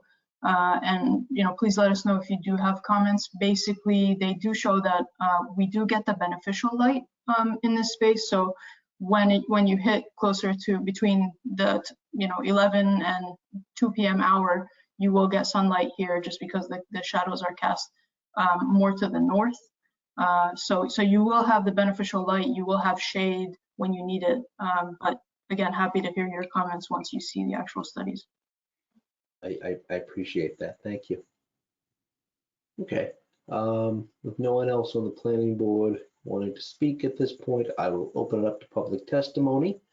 For anybody that wants to speak in support of this application for an amendment to the master plan special permit, please exercise your raised hand.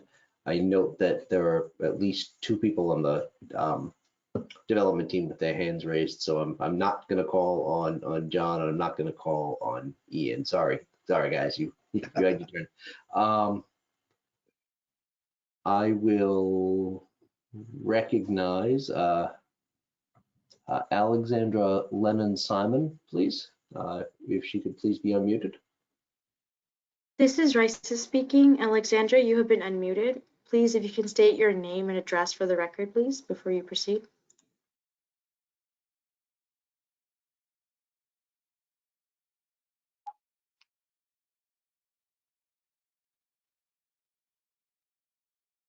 This is Raisa speaking. Alexandra, you are self-muted. Thank you very much, Raisa. Hi, my name is Alex Lennon-Simon. I live at 45 Walker Street in Cambridge, and I'm the Executive Director at Groundwork Somerville. And I wanted to comment on our relationship with Boynton Yards. Obviously, changes in this region will dramatically impact our organization, and we're relying on our friends on the planning board as well as Boynton Yards to help find a reasonable solution for us. Currently, we're engaged in ongoing discussions with Boynton Yards regarding how we can work together. And I'd like to report that we've made some really excellent progress, including rough plans to use more land for temporary farming space, as well as the possibility for Groundwork Somerville youth to design and plant some native plants throughout their campus, which would be a really cool design challenge for our youth and an impressive thing for them to add to their resume. So we're really pleased with that. I would like to note that as we all know, the farming season in New England does provide us with some interesting challenges in regards to the narrow window for our growing season. And so we'd like to just ensure that Groundwork Somerville still has access to land as well as sunlight. The concerns around shading, around shadows are there for us too.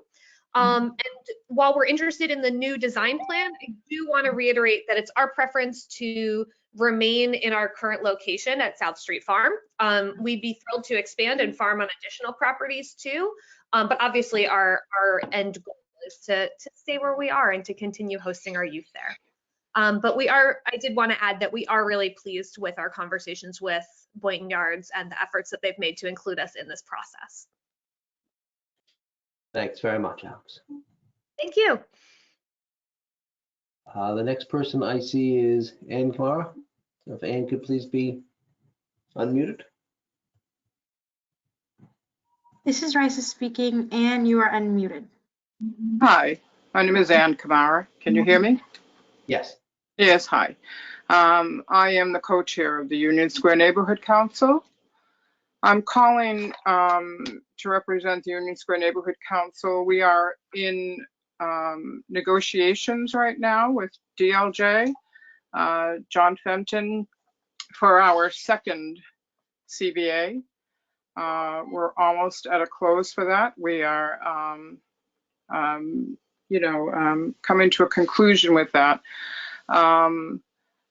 We find DLJ listened very well to what we asked for in this CBA, and is coming around to what we think is very important for this community.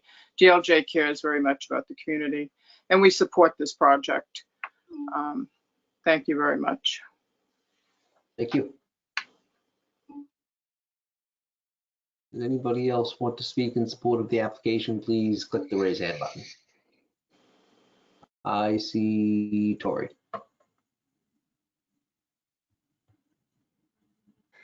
This is Raisa speaking. Tori, you have been unmuted. Hi, this is Tori Antonina, 65 Boston Street. I'm also a member of the Union Square Neighborhood Council, and I just want to say that DLJ has not been good community partners. They've been great community partners. They have just, it has been such a pleasure to work with DLJ, everyone on the team. Negotiating a community benefits agreement with them was not pulling teeth. It was, you know, when they proposed their first master plan, you know, would you be interested in doing this? And it was a yes. It wasn't something that needed to be in a covenant negotiated with the city. It was a yes, and how do we make this happen?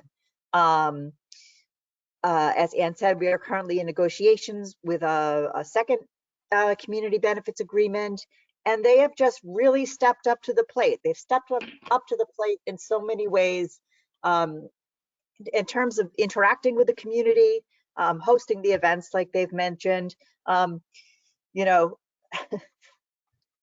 having things like, well, you know, will you guys consider putting raptor habitat into your design? What about bats? And they didn't blink an eye. I know I'm running out of time, but it's just such a it's refreshing to work with them. And John, I really appreciate you, and I look forward to continue working with you and Rola and Ian and everyone on the team. Thanks. Thank you. Thank you, Tori. Is there anybody else that wants to speak in support of the application? Please raise your hand. Going once, going twice.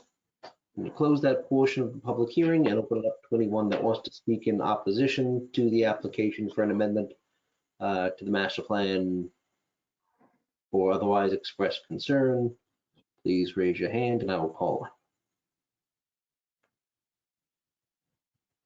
Once, twice, seeing none, I will close that portion of the public hearing and bring it back to the planning board for discussion.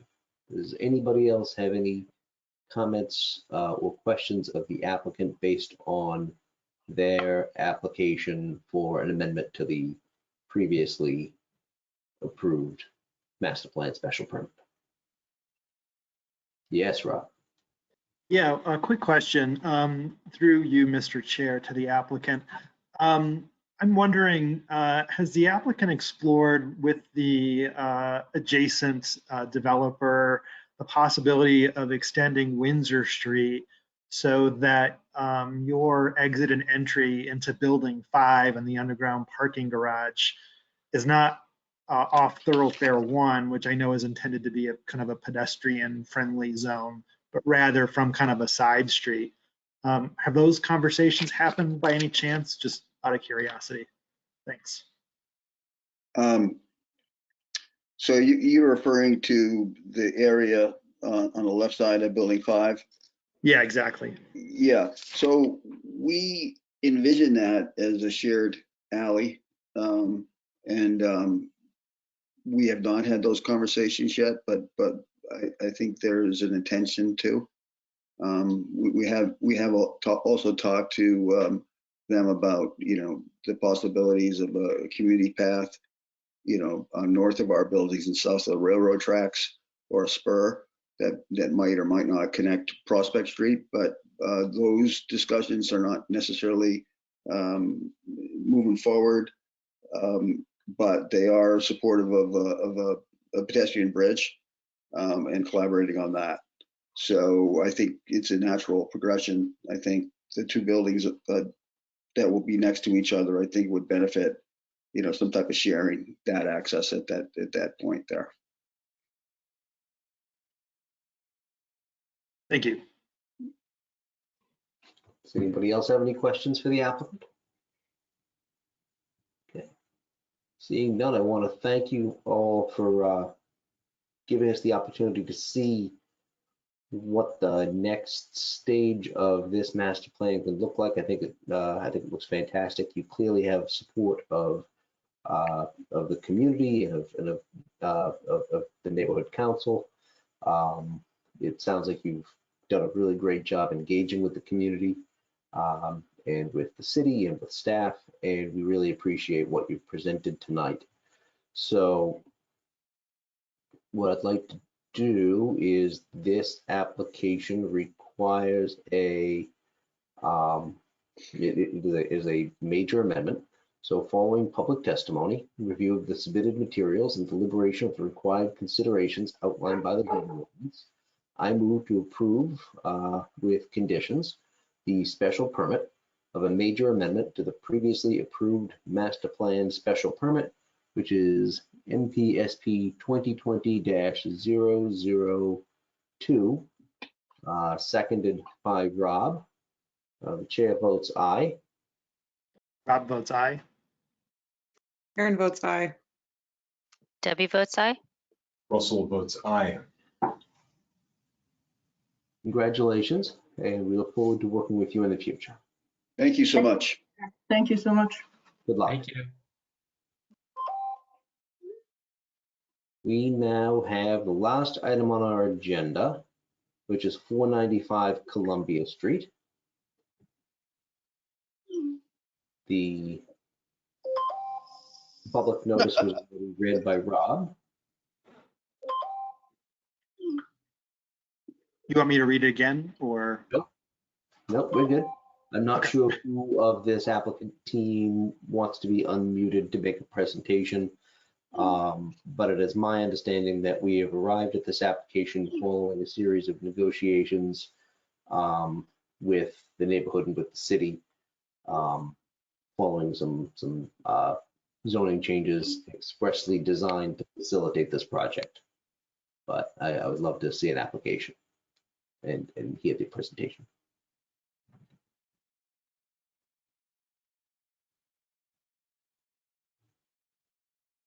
Raisa? Who should be unmuted? The Alexandra Phillips hand raised. I'm not sure if she's the right person. Dick Galvin. This is Raisa speaking. If the applicant team can all raise their hand so I can unmute everyone at once.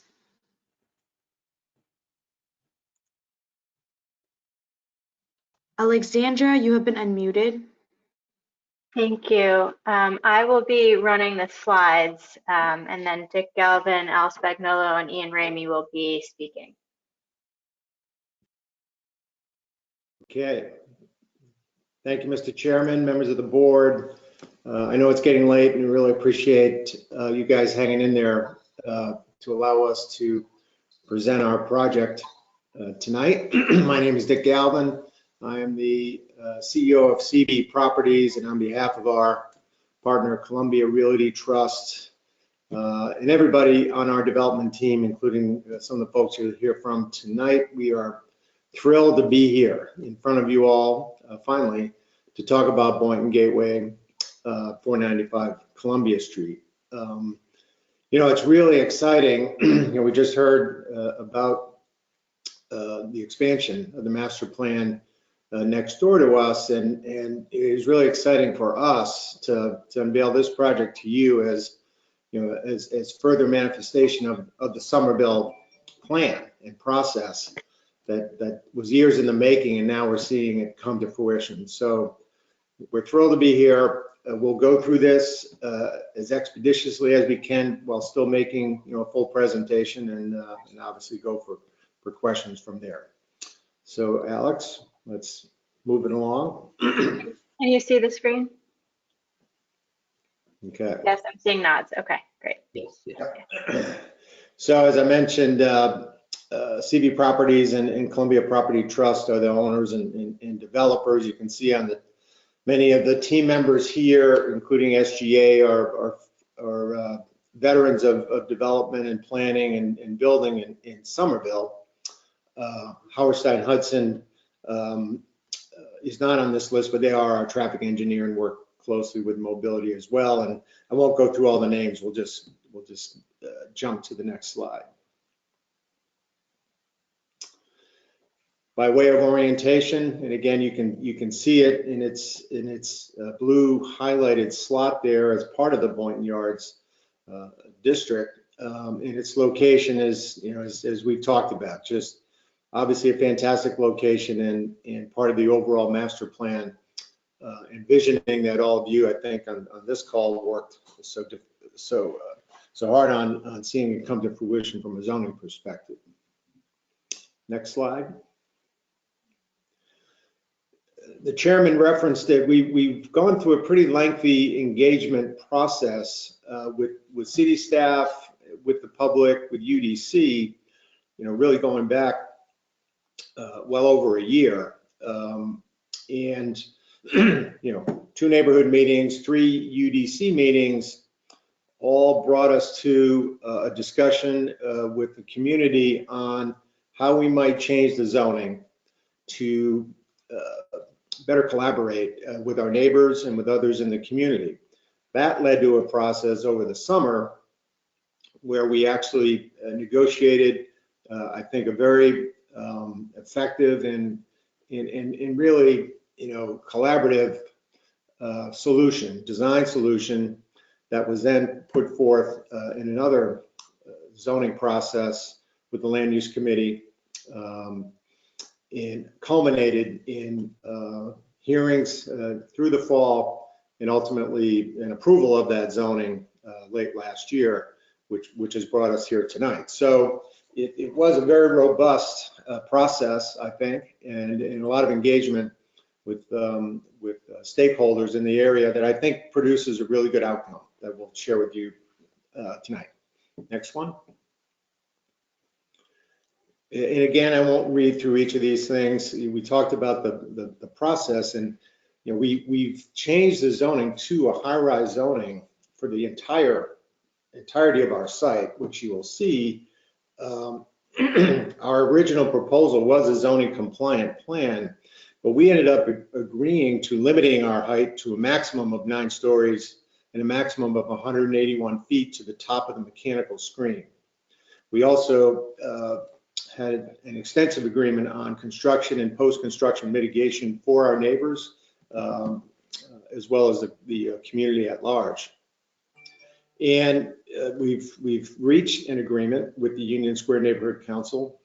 You see the contributions here, and again, what we're excited about, not unlike what you heard from my friend John Fenton, is we view this as the beginning of our relationships with both these organizations, but with the entire community. And we have a pretty strong track record in Boston of doing that, and really look forward to engaging in Somerville, and not just financially, but on the ground with people and being a real contributor. Some additional benefits include the native plantings that you've heard so much about, workforce development. We were fortunate enough to hire a woman who ran DE&I and workforce development for the Encore Casino and the MGM for the Mass Gaming Commission. So she's a full-time member of our staff and will work collaboratively with the workforce development organizations and the unions on driving job opportunities for Somerville residents and residents of color as well, in really advancing their careers. And even, as you heard Tori mention earlier, yes, we are definitely excited about seeing what we can do for the Raptor community on the roofs of our buildings as we go forward. Next slide.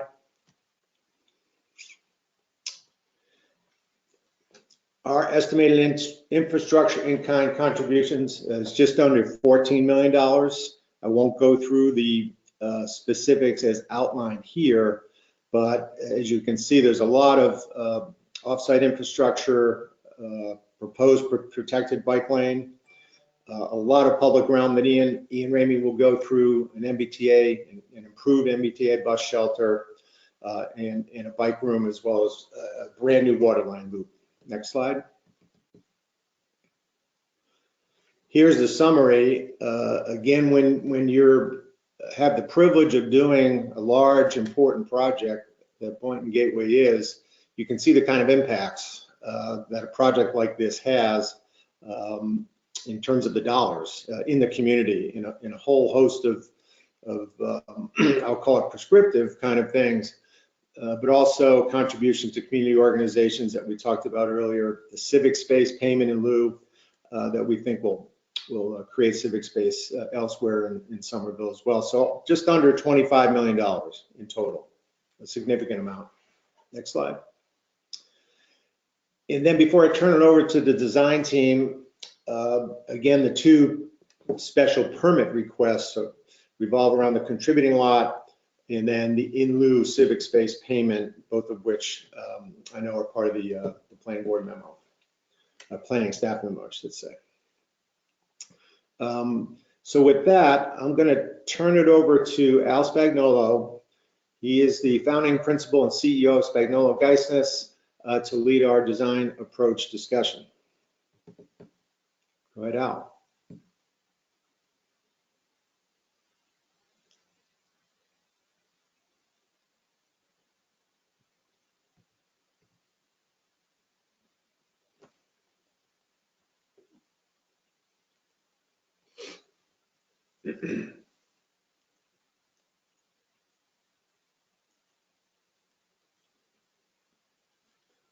Al, are you on mute?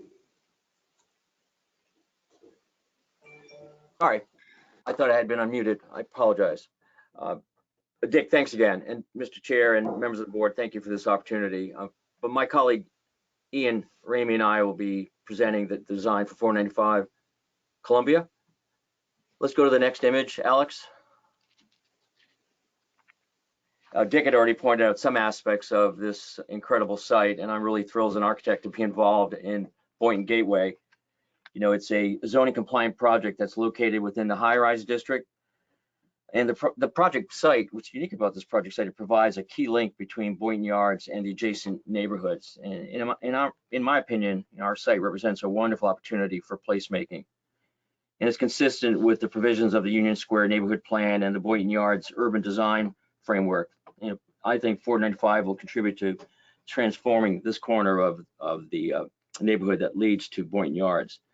You know, we envision a vibrant mixed-use urban employment center and life sciences cluster. It's an attractive site with many options for access, as you see in this plan. Easy walking distance to the new Green Line station towards Union Square. Emphasis on pedestrian access, transit, biking, as I'll point out in a few minutes, is a critically important aspect of our plan. And lastly, vehicular access. Next slide. This image, and you'll see more detailed renderings in a few moments. This image depicts the future context. Here's our building in the center. You see 80 Webster Avenue in the front of the building from this west view. To the left of the additional developments underway with US 2, you can see the new building that's underway beyond D3 to the left. Boynton Yards, you just heard about the expansion of Boynton Yards and its movement towards our site. So it's a great urban composition that's depicted in this particular imagery. Next slide. We're all familiar with the existing conditions that within Boynton Yards and Boynton Gateway. Some of these shots, some of them were completed this week, since the demolition has occurred around 80 Webster, gives you a good indication of the existing context. View A is towards 80 Webster at the intersection of both A and B at the intersection of Webster and Columbia North. A view from the garage, I shot this towards the new US 2 development towards Union Square. D is a view looking north on Columbia East, as well as the view E, and then the looking down on Beach Avenue in this view with 80 Webster on your right, you can again see the close proximity of Boynton Yards and how we'll become part of this important cluster. Next image, please. We're referring to this as the previous conditions. This is before the demolition occurred, and we all know that this area from this drone image, has been classified with not only residential uses that are important, but also some of the grittier industrial uses that have existed for a long time in the Boynton Yards area. Vehicle salvage operations, body shops, things of that nature. So when you see the transformation to the next image, please. This drone shot was taken by my office 2 days ago. So the demolition is complete. It shows the extent of the site that's now defined as the HR district, this L-shaped configuration that helps to inform our design. Next image, Alex. In our design. And you can see just from the previous drone image to what's proposed here, this articulated L-shaped building that occupies the HR portion of this site, which is almost the entirety of our site, I should say. It depicts the changes in the public realm, and Ian Ramey will get into a lot of detail, but from the pedestrian movement around the edges of the building to the urban space, the park that's illustrated between 80 Webster and our building, it's quite a transformation. You also see points of vehicular access along the Beach Avenue access. So at the top of the page at Webster Avenue, there will be a short distance there with access to 2 levels of below grade parking.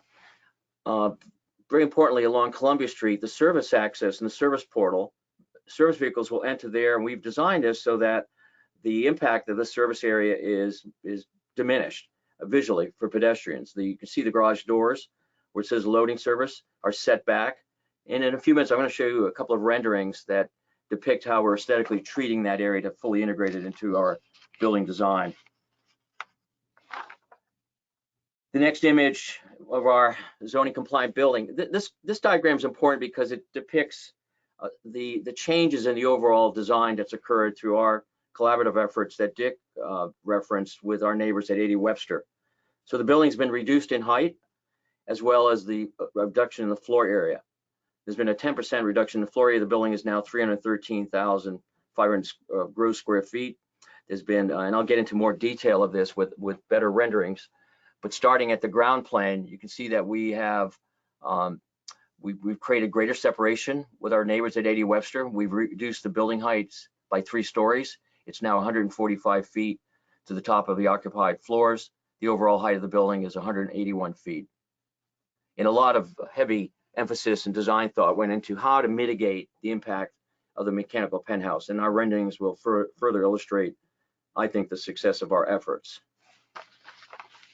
The next image is the building program itself. And I just touched upon one aspect of the building program, but in this axon that's divided up into multiple sections, the board can get a clear understanding of the various uses vertically through the building, starting with the 2 levels of underground parking, and I'll speak more in detail when you see those plans, and the important ground plane floor that you see here at level 1, back of house operations, as we call it in the life sciences world, to the left, and the important activation along Columbia North with the arts and creative enterprise uses, as well as our lobbies. There are 2 lobbies, and very importantly, the bike storage rooms, and I'll show you that in a plan in a moment. And then the midsection, what we call the tripartite approach to these designs, are the lab floors, and they continue up into all the way up to level 8. Level 9, and you'll see a plan in a moment, has both the amenity space and the active and creative enterprise uses. And lastly, at the very top of the building, the mechanical penthouse requirements to support a viable life sciences function at this site. The overall plan depicts, again, 302,000 square feet of office, R&D, and lab uses, 10,500 square feet of tenant amenity space, 1,000 square feet of accessory retail. We've got 2 levels of below ground parking, as I mentioned, and we'll get into more detail as we go through these images. And Alex, if you can go back, let's keep this plan up on the screen. Again, I talked about how the ground floor of these life science buildings, and we were the architects for 101 South, it's arranged in a similar manner, although I think we've got some features here that I think will appeal to the board. The left side of the back of house operations, loading and other critical functions to support the lab functions above. But what's most important, I think, on this is also the expression of bike storage. You see 2 bike storage rooms, one just below the 80 Webster Street footprint, with direct access at grade to bike storage, visually accessible off of Columbia Court, which will be a beautifully landscaped passageway to the small park between our building and our neighbors, and a second bike storage room that's proposed along Webster Avenue. And then to help with the activation of Columbia Street, and you'll see this in renderings in a few moments, we have the arts and creative enterprise uses all along the entire edge of Columbia Street, along with a small cafe that helps to activate one of the lobby areas. We have a secondary lobby at the gateway to Boynton, at the gateway to Boynton Yards, which is our entry along Webster at Columbia North. Go to the next plan, Alex. This particular building, because of the setbacks and dimensional requirements, we call it a side core life sciences building. So you see the cores are pushed up against the exterior facade, and that actually creates some advantages in our relationship to 80 Webster, and I'll point that out when we view the elevations and renderings. So you have a split core, one serving the main bar here, going from north to your left to the south on and to the southern part of our building on the left, and a secondary core up on the upper left-hand corner of the west bar of this building. Go to the next plan, Alex. I think this is important to point out to the planning board. We've given up prime space on the 9th floor of this building to arts and creative enterprise and active uses. The views up here at the 9th floor will be dramatic. Views to the west and to the right, to the north. In addition to that, we're introducing the about 10,000 square feet of amenity space on this floor for our tenants. And in the next image, we'll drop below grade. As I mentioned, we have 2 levels of structured parking. The total number of spaces are 170. We have 10% of those spaces devoted to EV charging stations. and also 25 designated for to be EV ready. So that's significant. In the lower left-hand corner of the plan, above the P1 level, if you could point that out, Alex, we have direct access for the public to the parking facility. This would be a commercially operated garage based on monthly, weekly, and hourly rates. Public will have access to it for use by both tenants and the neighborhood and the public. But convenient access at that lower left-hand corner, very secure point of access as well. Let's go to the next image, Alex.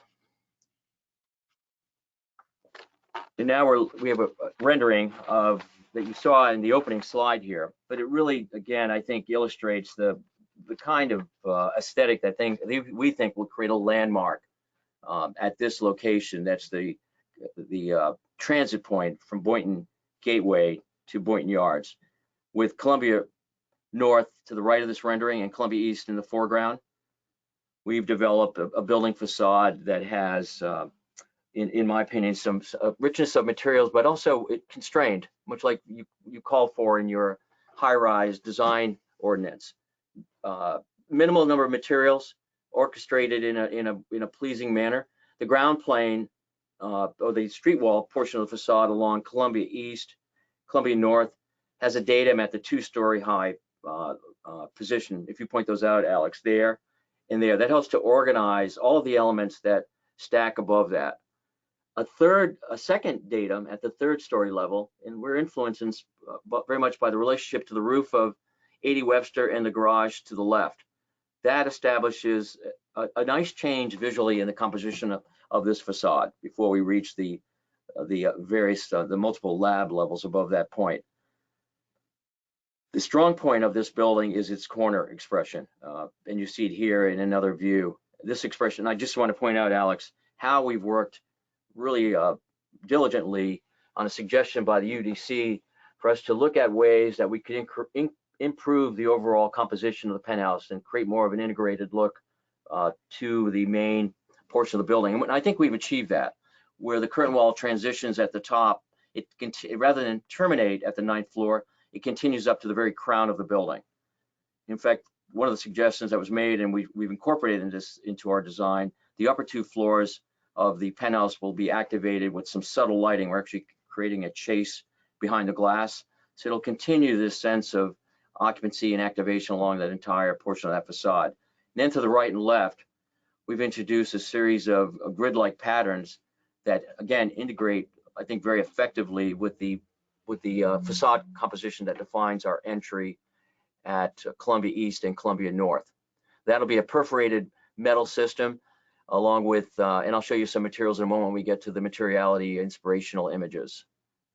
And go to the next image, Alex, please. This is a view along Columbia North. Again, the continuity of our design, the harmonious nature of the materials, a lot of consistency that we've applied to all of the facades of this building.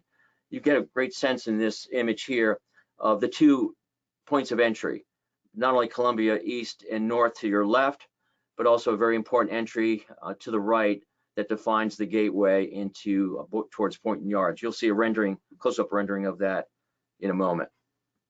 Next image. This view from the west depicts the relationship of that 3rd level datum and how it relates to Webster, and provides for some flexibility, I think, in this building's relationship to the future designs on the D.3 site to the left. It's not depicted there, but there'll be a very tall structure there. So there are datum that we introduce in these buildings that help to define relationships not only to the existing, but also to the future context. You get a good sense of the importance of the entry expression at Webster at Columbia North. You can see the separation of the 2 buildings at our at Beach Avenue, excuse me. And I want to point out some of the changes that occurred in our negotiations with 80 Webster. You see great modifications from our earlier design, the 12-story design that's now 9 stories, where we've greatly modified the impact and mitigated the impact of the penthouse. There's a significant setback on the right side of this image, on the south side of the building, where the penthouse is set back, and also along the entire edge of the west side and south, wrapping over to Webster. the building is set back the penthouse is set back approximately 12 feet. And the intent of that is to reduce the shadow impact on our neighbors at 80 Webster. Let's go to the next image. I'm being cognizant of the time, and I hope I'm not moving too quickly through this for the board, but I'm prepared to answer questions once we complete our presentation. These are some of the inspirational images that I think illustrate what we envision for the facade. Some texture proposed within the building to create shadow and visual interest. I think this enhances the pedestrian experience along the street walls that define 495 Columbia. Let's go to the next image. And there's a series of these facades. I won't go into all the details of them. They're similar in a purposeful way because there is the continuity in our design that we're presenting tonight. You see the back of house operations that I expressed earlier on the left side of this elevation, with its 2-story high podium that defines that side of the building. But you see how it carries over to the right at the corner of Columbia North. The curtain wall materials that I expressed earlier that break right through that datum at the 3rd floor, in an integration of the penthouse above. And the material palette here again is simplified. It's consistent with the design ordinance for high-rise buildings. A palette of materials that includes spandrel glass, metal frames and glass, shadow box glazing, in particular, emphasizing the 2 major entry points at the corners of our proposed building. And then the introduction of the perforated metal panels to the left and right of this heightened entry expression along Columbia and Columbia North. And that continues to, Alex, both the north and east elevations. That 2-story base really adds that consistency and continuity to the design in a very controlled expression of the articulation of the window fenestration. We're really pleased to share with you that our window wall ratio for a platinum level building, LEED platinum building, is only 34%. Yet despite that percentage, a great deal of natural light will be available to our tenants. That 34% represents a great effort at sustainability and reducing heat loads and other energy considerations for this building. If you can look closely at these dotted lines that are described as integrated core walls. I referenced this a little bit earlier in the rendering that depicted the 80 Webster Street building alongside our proposed 495 Columbia building. Those are where the side cores provide some opportunity to mitigate lighting impact on our neighbors. Those are solid elements of core elements, I should say, but we're also articulating the design of those opaque walls with similar fenestration that occurs around the entire perimeter of this building, with the exception of the fact that light will be trapped. We won't have light pollution spilling out towards our neighbors. So I think that's an added benefit to the side core approach of our design, and it helps to enhance our relationship with our neighbors. And this is incredibly important to us, sustainability and the importance of a LEED platinum building.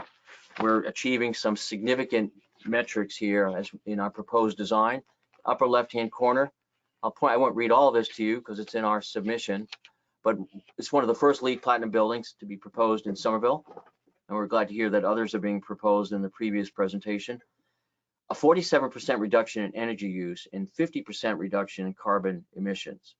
And if you look at the 2 charts at the very bottom, we looked at a lot of data that's been collected from the cluster in Kendall Square and other buildings that have been documented.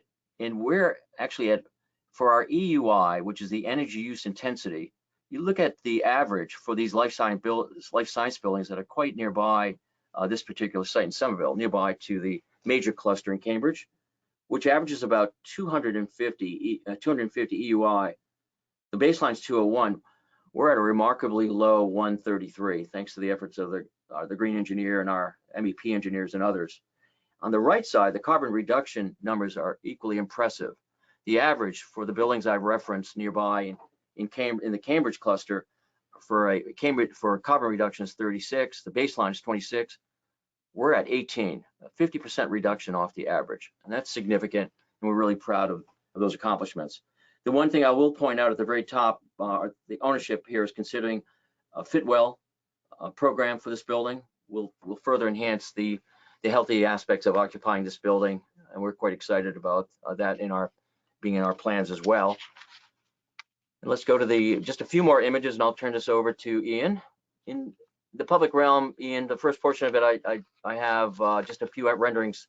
I'd like to emphasize the importance of Columbia North again, the activation of this street, the introduction of frequent openings into both the various tenant space that'll occur along the first floor edge of this building, both retail and some of the active uses that we described.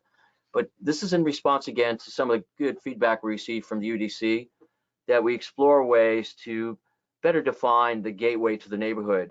And we've done that, I think, very successfully, in my opinion, at the intersection of Webster Avenue and Columbia North. And Ian will describe more of the public realm experience and the enhancement to the pedestrian experience. But you see, again, the street wall with the canopies and awnings creates, I think, a visually pleasing experience for pedestrians that are moving from one part of the neighborhood towards Boynton Yards. And another image will bring us around to the other entry, which faces Boynton Yards. This is the main entry to 495 Columbia. I talked about the cafe that's to the right. You can see some of the outdoor furnishings there that integrate with the overall lobby experience. So again, high activation, exciting urban moment here at this particular corner. Just beyond the curtain wall, we're going to see in the next image the service portal that I described earlier to the board. I think that's in the next image, Alex. At the very top, this is the view of the service portal. So the service area coming off Columbia East, where the trucks turn in and then back into that concealed service bay, I think is a successful aspect of our design. And you can see how we're dressing up that area with some special materials, including lighting, to make that visually pleasing in a safe environment as well. We're not planning to encourage people to use that space, but we're designing it in a way that it enhances the pedestrian experience along that edge of the property. And the portal from the courtyard and green space between 80 Webster in our building is illustrated in that upper right-hand corner of in this rendering. So again, some real enhancements that have been supported and encouraged by our client, and I'm excited to have the chance to present all these images to the board. Now, with that said, I'm going to turn this over to my colleague, Ian Ramey, and thank you again, board members, for this time. Thank you, Al, and good evening again, Mr. Chair, members of the board. Once again, this is Ian Ramey from Copley Wolf Design Group. I'm going to walk quickly through our site plan, which shows our expanded and enhanced public realm. Our overall concept here is to create a rich public realm experience that's befitting this important gateway site. It's really the first moment as you enter into the Boynton Yards district. And so we want to respond accordingly with the public realm that surrounds the building. The way that we're doing that is on the three sides of the building that are wrapped by Webster and Columbia Street North and Columbia Street East, is to have well-apportioned public sidewalks with various components that comply with all the aspects of the zoning. We're also trying to have through our site a strong pedestrian network system that's landscaped, including a landscape courtyard that will be publicly accessible. So we really have on all sides of the building incredible amount of pedestrian circulation and activation. So just to walk through our site really quickly, starting at the top along Webster, we have 14-foot wide sidewalks. That means that the building wall of our building aligns architecturally with the 80 Webster, which is adjacent. So there's a consistent architectural street wall there. Within that section, we have a new bike shelter. We have 6-foot wide pedestrian zone walkways up against the face of the building. And as you go to the corner, we have a unit plaza, unit paver plaza entryway, which is sort of the first entry into the site. We have bench seating there. And then as you turn around the corner, we have a 20-foot wide sidewalk on Columbia Street. And really, and I should mention that we have cross sections going through each of these different conditions that we can look at in a minute. The Columbia Street North sidewalk is 20 feet wide and really is a product of us having worked quite a bit with mobility as well as PSUF to design a complete street here. So what's been decided is that the road is actually going on a bit of a diet. The travel lanes are getting reduced, and we're introducing a raised protected bike lane above the curb. That's a 5-foot wide bike lane that's going to have a 3-foot wide vegetated strip to protect it. Behind that bike lane, there'll be a 4-foot wide permeable furnishing strip that has our street trees and our extensive plantings. The street trees will all be planted in the suspended pavement system in order to provide that requisite amount of uncompacted soil. And then behind that furnishing zone up to the face of building, we have an 8-foot wide pedestrian zone that has space for outdoor seating up against the face of the building to kind of work with that active first floor use.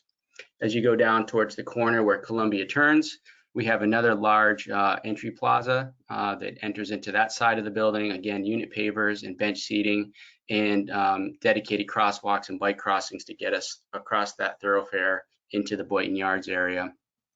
As you continue along the bottom of the page in a southward direction on that part of Columbia, we have a 12-foot wide sidewalk that has 6-foot wide pedestrian zone and 4-foot wide furnishing zone with a 2-foot edge condition. As was previously described, that collaboration and that compromise with A.D. Webster and the city to move that massing forward reduces the sidewalk to 12 feet. That brings the architectural face to align with the adjacent garage. But more importantly, on the other side where it abuts A.D. Webster, we have that dimension back to create a really strong pedestrian passage. So we now have added dimension there to provide more than 20 feet of what we call the pedestrian passage, which will be a heavily landscaped corridor for pedestrians and for bikes that travels between A.D. Webster and our building. And then just as we go into that corner of the L where we bump out for the open space, we have a 2,500 square foot landscape courtyard that's accessible to the public via the pedestrian passage, as well as via Beach Ave, which is that wider walkway that you see. That is a private way, but it's being treated as a pedestrian concourse, a shared drive. It's going to have a dynamic paving pattern that kind of introduces itself out at the sidewalk and brings people into the site. The courtyard itself is going to be richly landscaped. It'll have seating opportunities for lunch and small gatherings. It'll be used by both the tenants of this building, but also the residents of A.D. Webster, as well as the public if they choose to go in there and enjoy that open space. So if we can go to the next slide, please. So here's a blow up of what we're doing on Columbia Street North, showing some of the key components of our improvements. I think one of the things that we're really proud of and that we want to point out is the amount of vegetation that we are bringing to the site. Compared to what's out there today, we're significantly increasing the amount of green, and we're providing tree supporting growing systems that we think we're going to be able to provide a very robust tree canopy over the years. And so the diagram on the left shows how we intend or how we expect that tree canopy is going to grow with the optimal growing conditions that we're going to provide. In the middle, there's some images of different types of planting. Again, we had worked with Tori. We knew her well from the Boynton Yards project, and have selected native plants and tried to really maximize the use of those. We're well over 90% use of native plants, and that includes the materials that we plan to use on the streetscape. And then the diagram on the right just shows sort of the calculus of how much green that we have. So if you take the overall street frontage, we have about 40% of that edge is vegetated. And so that's quite a significant amount when you consider the amount of trees and also the amount of ground level understory that we are proposing on the project. Next slide.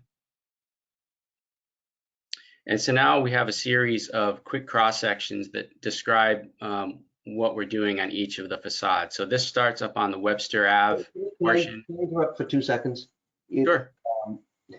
It's 10:15 and we still have people that are going to want to provide some testimony. I'm wondering if we might be able to speed it up just a little bit. Okay, sure. Yep, so here's the cross section that shows the various components. I think it kind of speaks for itself. I will note that proposed bus station is there. Next slide. Here's the section that shows that raised bike lane on Columbia North and the road diet, the 20-foot wide section. Again, we have the pre-construction photos on the top as a comparison. Here's the section along Columbia East, 12-foot wide sidewalks with our 6-foot wide pedestrian zone. Next slide. And then here's our section through the pedestrian passage. So the image in the lower right was the existing condition where the existing buildings are about 5 feet off the face of building. The image on the top shows the proposed condition where the building is slid back. And again, you can see that really robust landscape buffer that we're providing along the pedestrian passage. And I believe that is our last slide. So thank you for your time. I very much appreciate that. I will just say a few things quickly. First, I think it's a beautiful building. I think you guys have done a really great job in articulating the entrances to this pretty sizable building, which is not something that we see all the time. I think you've really done a good job of showing what we look for as a base, a middle, and a top. With some really nice materials, with multiple entrances, with multiple bike rooms. I love the fact that you guys have incorporated the 9th floor as an amenity space and as an art space. I think that's a really nice opportunity for folks in the community to be able to use an area of this building that's got such incredibly high value real estate. And most importantly, I love the fact that you guys have come to an agreement with the neighbors at 80 Webster who have written a letter in support. We've got it on the record here. We got it by email. Who want to see this project move forward. This is one of the rare instances where we see an application that's so complete and that works with the neighbors who are direct abutters who had issues with the project at the outset. I think you guys have done a great job in presenting something that we on the board shouldn't look to interrupt the negotiations that you've had with your neighbors and with the city when we have changed our zoning to allow you to move forward with the project in order to meet your obligations to your neighbors. So thank you very much for your presentation. Does anybody on the board have any questions of the applicant or of staff right now? Yes, Aaron. I just have a few that I want to ask maybe after public testimony. Okay. And particularly questions for the applicant that I don't necessarily expect answers to tonight, because even if they did give them, I wouldn't retain them. So just so they can come prepared for next time. Okay. I'm going to open it up to public testimony. For anybody that wants to speak in support of this application, I do want to note that we have received some written testimony already. Because it is so late, I'm going to limit testimony to 2 minutes per individual. So please be judicious with your comments.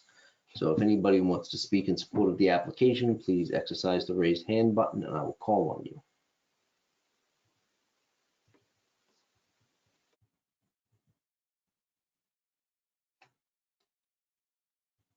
Okay, I see Tori.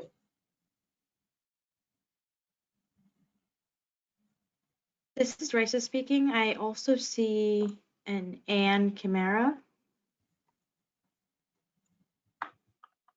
Hi again, this is Tori Antonino, 65 Boston Street. I do want to speak in favor of this project. It has been hard worked. I don't think that CV thought it was going to take this long, but they took the neighbors seriously, their concerns, and they've been working closely with the residents at 80 Webster, and they've been working closely with the Union Square Neighborhood Council. There was and we have negotiated a successful community benefits agreement with them, and there was nothing forcing them to do it. And these are the types of developers that we really hope we can continue to work with, because as I said before, it's not pulling teeth. It's, meeting on a Zoom, meeting with each other, talking with each other, finding common ground. And it was successful. A few reservations or this project I thought was going to come with a civic space, and it looks like there was a payment in lieu. I think that was a decision made by the city, and I'm going to follow up with the city to see why they did not want to have a specific civic space along with it. Anyway, yeah, grant them this permit. They deserve it. Thank you.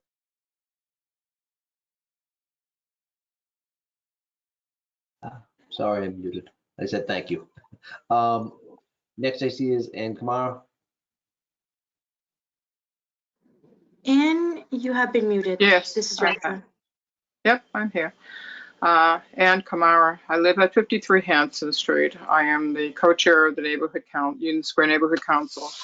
I too reiterate what Tori said. I'm here to represent the council and say that we are in support of this project. We were a very big part of supporting A.D. Webster and helping them to connect with CV properties and making sure that they talk everything out. CV properties became very open to talking to them and coming up with a compromise. We're very impressed with that. And we do have a good CBA, a community benefits agreement with them. In talking to them and teaching them and them learning about things like negotiating for Somerville Community Land Trust, Richard Galvin became very aware of things and was open to things. And so we are in support of this. Thank you. Thank you very much. Does anybody else have any testimony that they'd like to offer in support of the application? Please raise your hand. Seeing none, I will close that portion of the public hearing.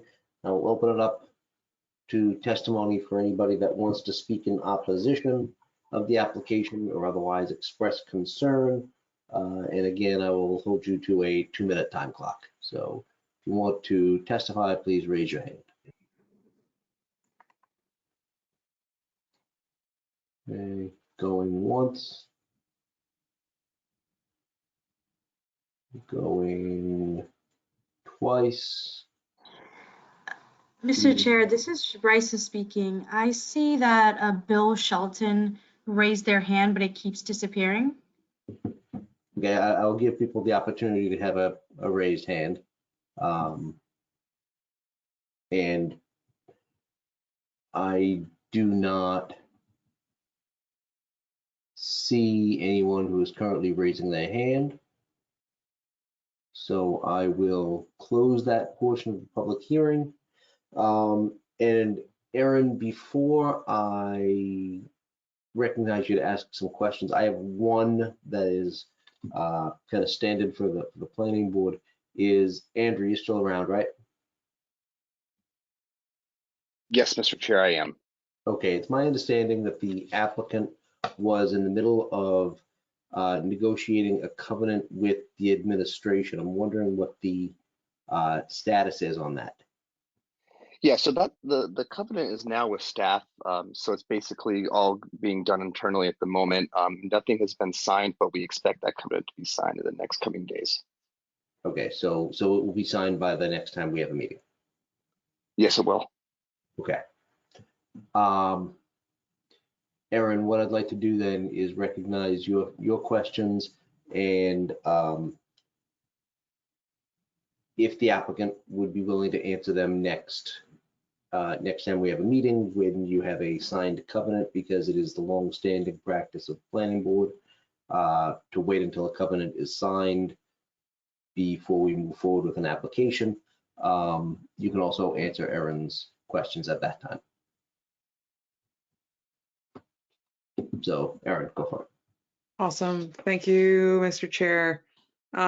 These ones are pretty quick. It's, you guys are a lab building. I'm going to ask lab buildings these same questions almost every time, which is, and you're a large lab building. So I'd love to hear maybe next time what your vision is for single tenant versus multi-tenant and some of the particular concerns that come around that for chemical handling. And then I just want to walk through some of your back of the house stuff to make sure that, you know, we're getting a 100-year building that can handle the particularities of, you know, 300 square feet of chemical waste. So that's really my questions here. And then maybe a comment from a design perspective that has no bearing on whether or not I vote yay or nay on this. But I'm kind of surprised no lab building has come to us with these vertical window styles that read like a DNA sequence. It just seems like almost like a no-brainer. Those are my two. So thank you, Mr. Chair. Right. Rob? Yeah, maybe I can just throw in some questions for next time, given the late hour. One area that I wanted to chat about during the next meeting was the garage, the location of the garage entry off Webster. I believe earlier iterations of the project had the garage entry on Columbia East, if I'm not mistaken. So I would love to explore and understand that a little bit more. Let's see. I do also want to just, one, make sure I ask for a copy of this presentation because there's just a lot in here that I wanted to absorb better. A third question that I had was whether the parking proposed counts against the Boynton Yards sub-district parking cap. I believe the answer is yes, but maybe we can come back to that next time. And lastly, I had some design comments, you know, mostly around the penthouse, and I'm happy to talk about those at the next meeting. Thank you. Mr. Chair, this is. Yeah. This is Andrew Graminsky, Mr. Chair. If I could just address Rob's comment regarding the parking just real quick, as it's a simple yes, it does count against the Boynton Yards parking cap. Okay. Thank you. Rob, are those your questions? Yeah, that's all. Thanks. Okay. Does anybody else have any questions or comments at this time at 10:28 p.m.? No. Would people like to eat? Okay. Thank you to the applicant for what I think is an excellent presentation. We look forward to seeing you at our next meeting, which is on February 3rd. I'm going to leave written testimony open because we will be taking this application up again in February to January 28th, which is the Friday before our next meeting at noon. So please submit any written testimony to planning@somervillema.gov, and we will take it under consideration. Thank you all very much, and see you in 2 weeks. Thank you, everybody. Night. Yeah, night. Does anybody else have anything that they would like to add to the good of the meeting? No, seeing none, the chair moves to adjourn, seconded by Aaron. Chair votes aye. Rob votes aye. Aaron Debbie votes aye. votes aye. Yeah. Aye, Russell. Not all at once. Thank you, everybody. Guys, we're getting punchy. Thank you, board. Yeah. Good night. Have a good night, everyone. Good night. Good night. See you.